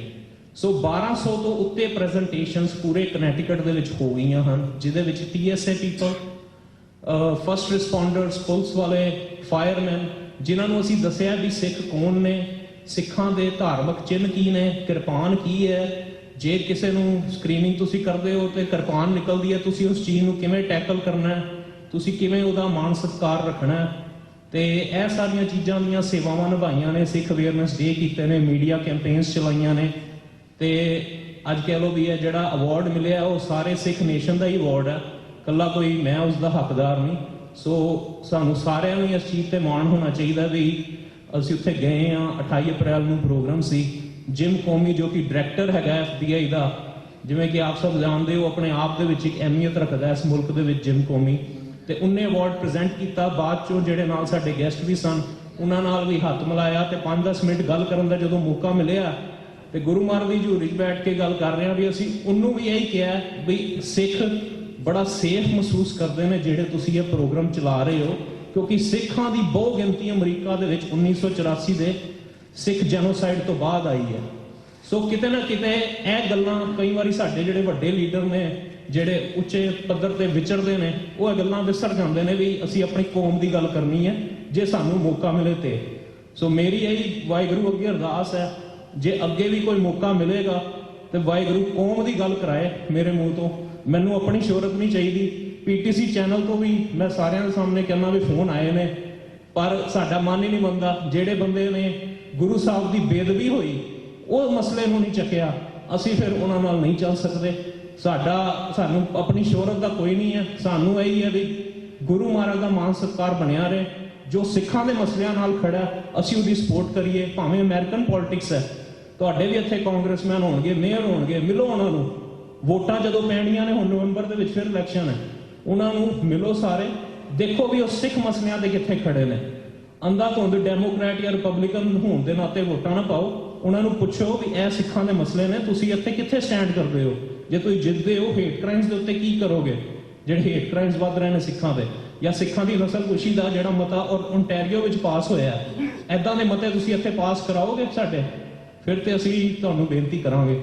ਤੇ ਏਡੀਆਂ ਬੇਨਤੀਆਂ ਨੇ ਤੇ ਸ਼ਮਾ ਦਾ ਯਾਚਾ ਜੀ। ਵਾਹਿਗੁਰੂ ਜੀ ਕਾ ਖਾਲਸਾ, ਵਾਹਿਗੁਰੂ ਜੀ ਕੀ ਫਤਿਹ। ਗੁਰੂ ਪਿਆਰੀ ਸਾਧ ਸੰਗਤ ਫਤਿਹ ਪ੍ਰਵਾਨ ਕਰੋ ਜੀ। ਵਾਹਿਗੁਰੂ ਜੀ ਕਾ ਖਾਲਸਾ, ਵਾਹਿਗੁਰੂ ਜੀ ਕੀ ਫਤਿਹ। ਦਾਸ ਖਾਲਿਸਤਾਨ ਰਾਮ ਦਿਵਸ ਦੇ ਵਿੱਚ ਸ਼ਾਮਲ ਹੋਣ ਆਇਆ ਸੀ। ਕੋਈ ਇੱਥੇ ਕੋਈ ਵੱਡੀ ਕੋਈ ਸਪੀਚ ਦੇਣ ਵਾਸਤੇ ਨਹੀਂ ਸੀ ਆਇਆ, ਪਰ ਤੁਸੀਂ ਬੜਾ ਮਾਣ ਕੀਤਾ ਜਾਂ ਸਾਨੂੰ ਮੁੱਲ ਨਹੀਂ ਕਿਹਾ। ਮੈਂ ਇੱਕ ਚੀਜ਼ ਤੁਹਾਨੂੰ ਮੈਂਸ਼ਨ ਕਰਨੀ ਚਾਹੁੰਦਾ ਕਿ ਤੁਸੀਂ ਰੀਸੈਂਟਲੀ ਜਿਹੜੀ ਨਿਊਜ਼ ਆਈ ਹੈ ਸੁਪਰੀਮ ਕੋਰਟ ਆਫ ਇੰਡੀਆ ਤੋਂ, ਜਿਹੜੀ ਕਿ ਪੰਜਾਬ ਦੇ ਪਾਣੀਆਂ ਬਾਰੇ, ਜਿਹੜਾ ਕਿ ਉਹਨਾਂ ਨੇ ਹੁਣ ਕੈਟੇਗੋਰੀਕਲੀ ਡਿਸੀਜ਼ਨ ਦੇ ਦਿੱਤਾ ਵੀ ਜਿਹੜਾ ਪੰਜਾਬ ਦਾ ਪਾਣੀ ਹੈ, ਜਿਹੜੀ SYL ਕਨਾਲ ਆ, ਉਹ ਜਿਹੜੀ ਹੈ ਪੰਜਾਬ ਨੂੰ ਆਰਡਰ ਕੀਤੇ ਸੀ ਪਿੱਛੇ ਨਵੰਬਰ 'ਚ। ਹੁਣ ਉਹਨਾਂ ਨੇ ਕਿਹਾ ਵੀ ਪੰਜਾਬ ਨੇ ਆਰਡਰ ਨਾ ਮੰਨ ਕੇ ਸੁਪਰੀਮ ਕੋਰਟ ਦੀ ਤੋਹੀਨ ਕੀਤੀ ਹੈ ਤੇ ਇਸ ਗੱਲ ਦੀ ਜਿਹੜੀ ਕੰਸਟਰਕਸ਼ਨ ਜਿਹੜੀ SYL ਦੀ ਛੇਤੀ ਤੋਂ ਛੇਤੀ ਸ਼ੁਰੂ ਕਰਾਈ ਜਾਏ। ਇਹ ਤੁਹਾਨੂੰ ਇਸ ਵਿਸ਼ੇ ਬਾਰੇ ਪਤਾ ਹੀ ਹੈ। ਪੰਜਾਬ ਦਾ ਪਾਣੀ ਹੈ ਜਿਹੜਾ 75% ਜਿਹੜਾ ਪਾਣੀ ਹੈ ਪੰਜਾਬ ਦਾ, ਉਹ ਆਲਰੇਡੀ ਬਿਨਾਂ ਕਿਸੇ ਕੰਪਨਸੇਸ਼ਨ ਤੋਂ ਜਿਹੜੀਆਂ ਦੂਜੀਆਂ ਸਟੇਟਾਂ ਨੇ ਜਿਨ੍ਹਾਂ ਦਾ ਉੱਤੇ ਕੋਈ ਹੱਕ ਨਹੀਂ ਹੈ, ਜਿਵੇਂ ਹਰਿਆਣਾ ਹੈ, ਦਿੱਲੀ ਹੈ, ਰਾਜਸਥਾਨ ਹੈ, ਉੱਥੇ ਪਹਿਲਾਂ ਹੀ ਜਾ ਰਹੇ। ਜਿਹੜਾ 25% ਪਾਣੀ ਰਹਿੰਦਾ ਹੈ ਉਹਨੂੰ ਵੀ ਇਹ SYL ਸਤਲੁਜ ਯਮੁਨਾ ਲਿੰਕ ਜਿਹੜੀ ਨਹਿਰ ਬਣਾ ਕੇ, ਪਹਿਲਾਂ ਤਾਂ ਸਤਲੁਜ ਤੇ ਬਿਆਸ ਨੂੰ ਇਹਨਾਂ ਨੇ ਲਿੰਕ ਕੀਤਾ। ਉਹ ਸਾਰਾ ਪਾਣੀ ਗੋਬਿੰਦ ਸਾਗਰ ਝੀਲ 'ਚ ਲੈ ਜਾਂਦਾ, ਉੱਥੋਂ ਫਿਰ ਭਾਖੜਾ ਕਨਾਲ ਲੈ ਕੇ ਇਹ ਸਾਰਾ ਪਾਣੀ ਜਿਹੜਾ ਪੰਜਾਬ ਦੀ ਧਰਤੀ ਨੂੰ ਵਾਟਰ ਲੌਗਿੰਗ ਦੀ ਇਸ਼ੂ ਜਿਹੜੀਆਂ ਉਹ ਸਾਨੂੰ ਪਤਾ ਨੇ, ਉਹਨੂੰ ਲੈ ਕੇ ਉਹ ਫਿਰ ਜਿਹੜਾ ਹਰਿਆਣੇ ਵਿੱਚ ਤੇ ਰਾਜਸਥਾਨ ਤੇ ਦਿੱਲੀ ਵਿੱਚ ਡਿਸਟ੍ਰੀਬਿਊਟ ਕੀਤਾ ਜਾਂਦਾ। ਤੇ ਜਿਹੜਾ ਕਿ ਮੈਂ ਪਹਿਲਾਂ ਵੀ ਕਿਹਾ ਉਹਦੀ ਕੋਈ ਕੰਪਨਸੇਸ਼ਨ ਨਹੀਂ ਹੈ। ਤੇ ਇਹ ਪਾਣੀ ਦਾ ਆਲਰੇਡੀ ਜਾ ਰਿਹਾ। 1982 'ਚ ਇੰਦਰਾ ਗਾਂਧੀ ਨੇ ਜਿਹੜਾ ਕਪੂਰੀ ਤੋਂ ਜਿਹੜਾ ਆ ਕੇ ਟੱਕ ਲਾਇਆ ਸੀ ਵੀ ਇਹ SYL ਕਨਾਲ ਬਣਾਈ ਜਾਵੇ, ਉਹ ਕਨਾਲ ਜਿਹੜੀ ਹੈ ਉਹਦੀ ਕੰਸਟਰਕਸ਼ਨ ਜਿਹੜੀ ਉਦੋਂ ਸ਼ੁਰੂ ਹੋ ਗਈ ਸੀ, ਜੋ ਕਿ ਅਮਰਿੰਦਰ ਸਿੰਘ ਉਹਦਾ ਕਾਂਗਰਸ ਦਾ ਪ੍ਰਧਾਨ ਸੀ, ਦਰਬਾਰਾ ਸਿੰਘ ਚੀਫ ਮਿਨਿਸਟਰ ਸੀ। ਉਹਨਾਂ ਸਾਰਿਆਂ ਨੇ ਇਸ ਚੀਜ਼ ਦੀ ਸਪੋਰਟ ਕੀਤੀ ਸੀ। ਬਾਅਦ 'ਚ ਭਾਵੇਂ ਉਹਨਾਂ ਨੇ ਦੂਜੀਆਂ ਪੋਜੀਸ਼ਨਸ ਲਈਆਂ ਨੇ, ਪਰ ਹੁਣ ਜਿਹੜੀ ਹੈ ਸਿੱਖਾਂ ਦੀ ਕੋਈ ਸੁਣਵਾਈ ਨਹੀਂ ਹੈ। ਜਿਹੜਾ ਇੰਟਰਸਟੇਟ ਡਿਸਪਿਊਟਸ ਐਕਟ ਹੈਗਾ, ਜਿਹੜਾ ਸਟੇਟਾਂ 'ਚ ਆਪਸ 'ਚ ਜੇ ਝਗੜਾ ਹੋਵੇ, ਉਹ ਪੰਜਾਬ 'ਤੇ ਲਾਗੂ ਨਹੀਂ ਹੁੰਦਾ। ਉਹਦੇ ਵਾਸਤੇ ਸੈਂਟਰ ਨੇ ਆ ਕੇ ਜਿਹੜਾ ਸਾਰੀ ਜਿਹੜੀ ਹੈ ਉਹਦੀ ਈਵਨ ਜਿਹੜਾ ਭਾਖੜਾ ਬਿਆਸ ਮੈਨੇਜਮੈਂਟ ਬੋਰਡ ਹੈ, ਉਹ ਵੀ ਜਿਹੜੀ ਹੈ ਉਹਦੀ ਕੰਟਰੋਲ ਵੀ ਸੈਂਟਰ ਗਵਰਨਮੈਂਟ ਨੇ ਆਪਣੇ ਕੋਲ ਕੀਤਾ ਹੈ, ਜਦਕਿ ਉਹ ਸਟੇਟ ਦਾ ਸਬਜੈਕਟ ਹੈ ਇੰਡੀਅਨ ਕਨਸਟੀਟਿਊਸ਼ਨ ਦੇ ਹਿਸਾਬ ਨਾਲ। ਸੋ ਇਸ ਕਰਕੇ ਸਿੱਖਾਂ ਨਾਲ ਜਿਹੜੀ ਹੈ ਨਾ ਬੜੀ ਜ਼ਿਆਦਤੀ ਹੋ ਰਹੀ ਹੈ। ਜਿਹੜਾ 1/3 ਪਾਣੀ ਆ ਉਹ ਵੀ ਜਿਹੜਾ ਉਹ ਲਿਜਾਣਾ ਚਾਹੁੰਦੇ ਨੇ, ਜੇ ਉਹਨੂੰ ਰੋਕਣ ਵਾਸਤੇ ਜਿਹੜੀ ਹੈ ਸਿੱਖਾਂ ਨੇ ਕੋਈ ਜਥੇਬੰਦੀ, ਕੋਈ ਪਲਾਨ, ਕੋਈ ਕੁਝ ਨਹੀਂ ਕੀਤਾ ਹੈਗਾ। ਅਸੀਂ ਜਦੋਂ ਇਹ ਨਿਊਜ਼ ਆਈ ਹੈ ਅਪ੍ਰੈਲ 27 ਨੂੰ, ਅੱਜ ਤੋਂ 2 ਦਿਨ ਪਹਿਲਾਂ 3 ਦਿਨ ਪਹਿਲਾਂ, ਸਿੱਖ ਕੋਆਰਡੀਨੇਸ਼ਨ ਕਮੇਟੀ ਦੀ ਐਮਰਜੈਂਸੀ ਟੈਲੀ ਕਾਨਫਰੰਸ ਰੱਖੀ ਗਈ ਸੀ, ਜਿਹੜੀ ਕਿ 28 ਤਰੀਕ ਸ਼ਾਮ ਨੂੰ ਹੋਈ। ਹਿੰਮਤ ਸਿੰਘ ਸਾਡੇ ਕੋਆਰਡੀਨੇਟਰ ਨੇ, ਜਿਸ 'ਚ ਕੋਈ 100 ਤੋਂ ਵੱਧ ਗੁਰਦੁਆਰੇ ਤੇ ਜਥੇਬੰਦੀਆਂ ਜਿਹੜੀਆਂ ਪਾਰਟਿਸਿਪੇਟ ਕੀਤੀਆਂ, ਤੇ ਉੱਥੇ ਜਿਹੜੇ ਵੀ ਵਿਚਾਰ ਹੋਏ ਨੇ ਉਹ ਜਿਹੜਾ ਉਹਦੇ 'ਚ ਇੱਕੋ ਹੀ ਇਹਨਾਂ ਨੇ ਅਪੀਲ ਕੀਤੀ ਹੈ ਵੀ ਯੂਨਿਟੀ ਜਿਹੜੀ ਹੈ, ਜਿੰਨੀਆਂ ਪੰਜਾਬ ਦੀਆਂ ਪੋਲੀਟੀਕਲ ਪਾਰਟੀਆਂ ਨੇ ਉਹ ਇਕੱਠੀਆਂ ਹੋ ਕੇ ਇੱਕ ਯੂਨੀਫਾਈਡ ਫਰੰਟ ਬਣਾਓ, ਇੱਕ ਸਾਂਝੀ ਕਮੇਟੀ ਬਣਾਓ, ਜੁਆਇੰਟ ਐਕਸ਼ਨ ਕਮੇਟੀ, ਜਿਹੜੀ ਕਿ ਵਾਲੰਟੀਅਰਸ ਦੀ ਫੋਰਸ ਕ੍ਰੀਏਟ ਕਰੇ, ਪੀਸਫੁਲ ਵਾਲੰਟੀਅਰਸ ਦੀ, ਤੇ ਮੋਰਚੇ ਲਾਏ ਜਾਣ, ਜਿੱਦਾਂ ਕਿ ਧਰਮ ਯੁੱਧ ਮੋਰਚਾ ਲੱਗਾ ਸੀ ਜਾਂ ਕਪੂਰੀ ਦਾ ਮੋਰਚਾ ਲੱਗਾ ਸੀ। ਤੇ ਉਹਦੇ ਨਾਲ ਇਹ ਹੈ ਵੀ that's the only way you can stop this. ਕਿਉਂਕਿ ਜਿਹੜੀ ਬਾਹਮਣ ਦੀ ਸਕੀਮ ਹੈ, ਬਾਹਮਣ ਦੀ ਸਕੀਮ ਇਹ ਹੈ ਵੀ ਜਿਹੜਾ ਜੱਜ ਹੈਗਾ ਉਹ ਜਿਹਨੇ ਜੱਜਮੈਂਟ ਕੀਤੀ ਹੈ, ਇਹ ਹਾਲੇ ਓਫੀਸ਼ੀਅਲ ਨਿਊਜ਼ ਨਹੀਂ ਹੈ, ਪਰ ਅਨਓਫੀਸ਼ੀਅਲ ਸੋਰਸਿਸ ਤੋਂ ਪਤਾ ਲੱਗ ਰਿਹਾ ਵੀ ਉਹਨੂੰ ਇਹ ਪੰਜਾਬ ਦਾ ਗਵਰਨਰ ਬਣਾ ਕੇ ਤੇ ਮਿਲਟਰੀ ਉੱਥੇ ਕਰਕੇ ਅਟੈਚ ਤੇ ਫੋਰਸਿਬਲੀ ਇਹ ਕਨਾਲ ਜਿਹੜੀ ਹੈ ਇਹਨਾਂ ਨੇ ਬਣਾਉਣੀ ਹੈ। ਇਹਨਾਂ ਨੇ ਕੋਈ ਉਹਦੀ ਅਨਾਉਂਸਮੈਂਟ ਨਹੀਂ ਕਰਨੀ, ਸਿੱਖਾਂ ਨੂੰ ਸਰਪ੍ਰਾਈਜ਼ ਕਰਨਾ ਹੈ। ਜੇ ਸਿੱਖ ਪਹਿਲਾਂ ਜਥੇਬੰਦ ਹੋ ਕੇ ਉਹਦੀ ਆਪੋਜੀਸ਼ਨ ਕਰਨਗੇ ਤਾਂ ਤੁਸੀਂ ਉਹਨੂੰ ਸਟਾਪ ਕਰ ਸਕੋਗੇ, ਨਹੀਂ ਤੇ ਜਿਹੜੀ ਕਨਾਲ ਹੈ, ਭਾਵੇਂ ਪਾਣੀ ਹੁਣ ਜਿਹੜਾ ਹੈ ਆਲਮੋਸਟ ਇੰਨਾ ਘਟ ਗਿਆ ਦਰਿਆਵਾਂ ਵਿੱਚ, ਪਾਣੀ ਹੈ ਨਹੀਂ, ਪਰ ਸੁਪਰੀਮ ਕੋਰਟ ਕਹਿੰਦਾ ਨਹਿਰ ਜ਼ਰੂਰ ਬਣਾਉਣੀ, ਭਾਵੇਂ ਪਾਣੀ ਹੋਵੇ ਚਾਹੇ ਨਾ ਹੋਵੇ। ਤੇ ਇਹ ਜਿਹੜੀ ਹੈ ਦਿਸ ਇਜ਼, ਕਹਿੰਦੇ ਜੇ ਤੁਹਾਡਾ ਆਪਣਾ ਮੁਲਕ ਨਾ ਹੋਵੇ, ਹੁਣ ਖਾਲਿਸਤਾਨ ਐਲਾਨ ਦਿਵਸ ਜਿਹੜਾ ਅਸੀਂ ਮਨਾ ਰਹੇ ਹਾਂ, ਜੇ ਤੁਹਾਡਾ ਆਪਣਾ ਮੁਲਕ ਹੋਵੇ ਤੁਹਾਡੀ ਕੋਈ ਸੁਣਵਾਈ ਹੋਊਗੀ। ਇਸ ਗੱਲ ਦੀ ਤੁਹਾਡੀ ਕਿਧਰੇ ਵੀ ਕੋਈ ਪੁੱਛ ਨਹੀਂ ਹੈ, ਨਾ ਤੁਹਾਡਾ ਕੋਈ ਵਾਲੀ, ਨਾ ਕੋਈ ਵਾਰਸ। ਇਸ ਕਰਕੇ ਤੁਸੀਂ ਜਿੰਨੇ ਵੀ ਆਪਣੇ ਪੰਜਾਬ ਦੇ ਵਿੱਚ ਜਿਹੜੇ ਤੁਹਾਡੇ ਕਾਂਟੈਕਟ ਨੇ ਉਹਨਾਂ ਨੂੰ ਇਸ ਚੀਜ਼ ਦੀ ਅਵੇਅਰ ਕਰਾਓ। ਪੰਜਾਬ ਦੇ ਵਿੱਚ ਆਹ ਐਡੀ ਵੱਡੀ ਨਿਊਜ਼ ਜਿਹੜੀ ਹੈ, ਬਾਹਰ ਇੰਨਾ ਰਿਐਕਸ਼ਨ ਹੋਇਆ ਸਿੱਖ ਡਾਇਸਪੋਰਾ 'ਚ, ਪੰਜਾਬ ਵਿੱਚ ਇਹਦੀ ਕੋਈ ਨਿਊਜ਼ ਹੀ ਨਹੀਂ ਹੈ। ਇੰਡੀਅਨ ਪ੍ਰੈਸ ਜਿਹੜੀ ਹੈ 700-800 ਨਿਊਜ਼ਪੇਪਰ ਚੱਲਦਾ, ਕਿਸੇ ਨੇ ਉਹਨੂੰ ਮਾੜਾ ਮੋਟਾ ਵੀ ਨਹੀਂ ਕਵਰ ਕੀਤਾ। ਪੰਜਾਬ ਦਾ ਸਿੱਖ ਸੁੱਤਾ ਪਿਆ ਹੋਇਆ, ਉਹਨੂੰ ਜਗਾਉਣ ਵਾਸਤੇ ਤੁਸੀਂ ਆਪਣੇ ਵਿਲੇਜ ਲੈਵਲ 'ਤੇ ਪਿੰਡਾਂ ਦੇ ਵਿੱਚ ਆਪਣੇ ਰਿਸ਼ਤੇਦਾਰਾਂ, ਆਪਣੇ ਫਰੈਂਡਸ ਨੂੰ ਉਹਨਾਂ ਨੂੰ ਕਾਲ ਕਰੋ, ਤਾਂ ਕਿ ਪੰਜਾਬ ਦਾ ਪਾਣੀ ਜਿਹੜਾ ਉਹਨੂੰ ਬਚਾਇਆ ਜਾ ਸਕੇ। ਕਿਉਂਕਿ ਜਿਹੜਾ 75% ਦਾ ਚਲਾ ਗਿਆ, ਜਿਹੜਾ 25 ਆ ਉਹਦਾ ਵੀ 2/3 ਲਿਜਾ ਰਹੇ ਨੇ ਉਹਦੇ ਨਾਲ। ਤੇ ਪੰਜਾਬ ਜਿਹੜਾ ਹੈ it's going to become a desert. Desert ਦਾ ਮਤਲਬ ਜਿੱਦਾਂ ਰਾਜਸਥਾਨ ਤੁਹਾਨੂੰ ਸਾਡੇ ਸਾਹਮਣੇ ਐਗਜ਼ਾਮਪਲ ਹੈ, ਪਾਣੀ ਧਰਤੀ ਦਾ ਥੱਲੇ ਖਤਮ ਹੋਈ ਜਾ ਰਿਹਾ ਹੈ, ਡੂੰਘੇ ਤੋਂ ਡੂੰਘੇ ਟਿਊਬਵੈੱਲ ਲੱਗ ਰਹੇ ਨੇ, ਇੰਨਾ ਖਰਚਾ ਕੱਢ ਕੇ ਪਾਣੀ ਕੱਢ ਰਹੇ ਨੇ, ਫਿਰ ਇੰਨੇ ਫਰਟੀਲਾਈਜ਼ਰ, ਇਨਸੈਕਟੀਸਾਈਡ, ਪੈਸਟੀਸਾਈਡ ਪਾ ਕੇ ਜਿਹੜਾ ਗਰਾਊਂਡ ਵਾਟਰ ਅਸੀਂ ਸਾਰਾ ਪੋਲਿਊਟ ਕਰਤਾ, ਉਹ ਪੀਣ ਜੋਗਾ ਹੀ ਨਹੀਂ ਰਿਹਾ। ਜਿਹੜੇ ਪੀਂਦੇ ਨੇ, ਪੰਜਾਬ 'ਚ ਇੰਨਾ ਕੈਂਸਰ ਦਾ ਰੇਟ ਜਿਹੜਾ ਹਾਈਐਸਟ ਇਨ ਦਾ ਵਰਲਡ। ਇਸ ਕਰਕੇ ਇਹ ਸਾਰੀ ਚੀਜ਼ਾਂ ਤੋਂ ਸਾਨੂੰ ਅਵੇਅਰ ਹੋਣਾ ਚਾਹੀਦਾ। ਤੇ ਪਲੀਜ਼ ਤੁਸੀਂ ਇਹ ਜਿਹੜੀਆਂ ਚੀਜ਼ਾਂ ਨੇ ਇਹਦੇ ਵਾਸਤੇ ਤੁਸੀਂ ਆਪਣੇ ਜਿਹੜੇ ਕਲੋਜ਼ ਜਿਹੜੇ ਫਰੈਂਡਸ, ਰਿਲੇਟਿਵ, ਉਹਨਾਂ ਨੂੰ ਕੰਟੈਕਟ ਕਰੋ, ਤਾਂ ਕਿ ਪੰਜਾਬ ਦਾ ਸਿੱਖ ਜਾਗਰੂਕ ਹੋਵੇ ਤੇ ਇਸ ਮਸਲੇ ਦੇ ਉੱਪਰ ਜਿਹੜਾ ਇੱਕ ਅਰਜੈਂਟ ਬੇਸਿਸ 'ਤੇ ਕੰਮ ਕੀਤਾ ਜਾਵੇ। ਮੈਂ ਹੁਣ ਹੋਰ ਤੋਂ ਜ਼ਿਆਦਾ ਟਾਈਮ ਨਹੀਂ ਲੈਣਾ ਚਾਹੁੰਦਾ। ਤੇ ਇੱਕ ਵਾਰੀ ਫਿਰ ਖਾਲਿਸਤਾਨ ਐਲਾਨ ਦਿਵਸ 'ਤੇ ਤੁਹਾਨੂੰ ਸਾਰਿਆਂ ਨੂੰ ਵਧਾਈ ਦਿੰਦਾ। ਇਹ ਡੈਕਲੇਰੇਸ਼ਨ ਆਫ ਇੰਡੀਪੈਂਡੈਂਸ ਹੈ। ਅਸੀਂ ਸਾਊਥ ਜਰਸੀ ਰਹਿੰਦੇ ਹਾਂ, ਫਿਲਾਡੈਲਫੀਆ ਸਾਡੇ ਨਾਲ ਹੈ। ਉੱਥੇ ਜਦੋਂ ਡੈਕਲੇਰੇਸ਼ਨ ਆਫ ਇੰਡੀਪੈਂਡੈਂਸ ਹੋਈ ਸੀ, ਉਸ ਤੋਂ ਬਾਅਦ ਇਹ ਮੁਲਕ ਦੇਖੋ ਕਿੱਥੇ ਪਹੁੰਚ ਗਿਆ ਹੈ। ਇਸੇ ਬੇਸਿਸ 'ਤੇ ਜਿਹੜੀ ਹੈ ਇਹ ਡੈਕਲੇਰੇਸ਼ਨ ਆਫ ਇੰਡੀਪੈਂਡੈਂਸ 29 ਅਪ੍ਰੈਲ ਨੂੰ ਹੋਈ ਸੀ। ਉਸ ਦੇ ਵਿੱਚ ਉਸ ਚੀਜ਼ ਨੂੰ ਅਸੀਂ ਜਿਹੜਾ ਡ੍ਰੀਮ ਜਿਹੜਾ ਸਾਡੇ ਜਿਹੜੇ ਉਸ ਵੇਲੇ ਜਿਹੜੀ ਕਮੇਟੀ, ਜਿਹੜੀ ਪੰਥਕ ਕਮੇਟੀ ਨੇ ਸੱਜਿਆ ਸੀ, ਉਹਨੂੰ ਅਸੀਂ ਸਾਕਾਰ ਕਰਨਾ ਹੈ। ਇੰਨੀਆਂ ਬੇਨਤੀਆਂ ਪ੍ਰਵਾਨ ਕਰੋ ਜੀ। ਵਾਹਿਗੁਰੂ ਜੀ ਕਾ ਖਾਲਸਾ, ਵਾਹਿਗੁਰੂ ਜੀ ਕੀ ਫਤਿਹ। ਮੇਰੇ ਕਵਰ ਕਰ ਲਿਓ, ਸਾਰੀਆਂ ਬੀਬੀਆਂ ਆ ਜਾਓ। ਬੈਠਣਾ ਮਹਾਰਾਜਾ ਨੂੰ ਕਰਿਓ ਮਾਤਾ। ਸੋ ਸ੍ਰੀ ਅਕਾਲ। ਬੀਬੀ ਹਰਜਿੰਦਰ ਕੌਰ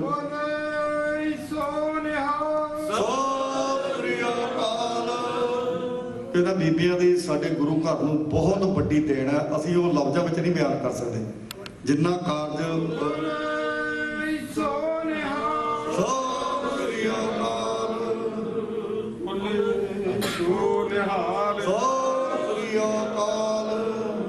ਜਿੰਨੀ ਦੇਣ ਬੀਬੀ ਹਰਜਿੰਦਰ ਕੌਰ ਜੀ ਦੀ ਹੈ ਨਾ, ਤੇ ਅਸੀਂ ਕਹਿ ਨਹੀਂ ਸਕਦੇ, ਲਫ਼ਜ਼ਾਂ ਵਿੱਚ ਬੋਲ ਨਹੀਂ ਸਕਦੇ।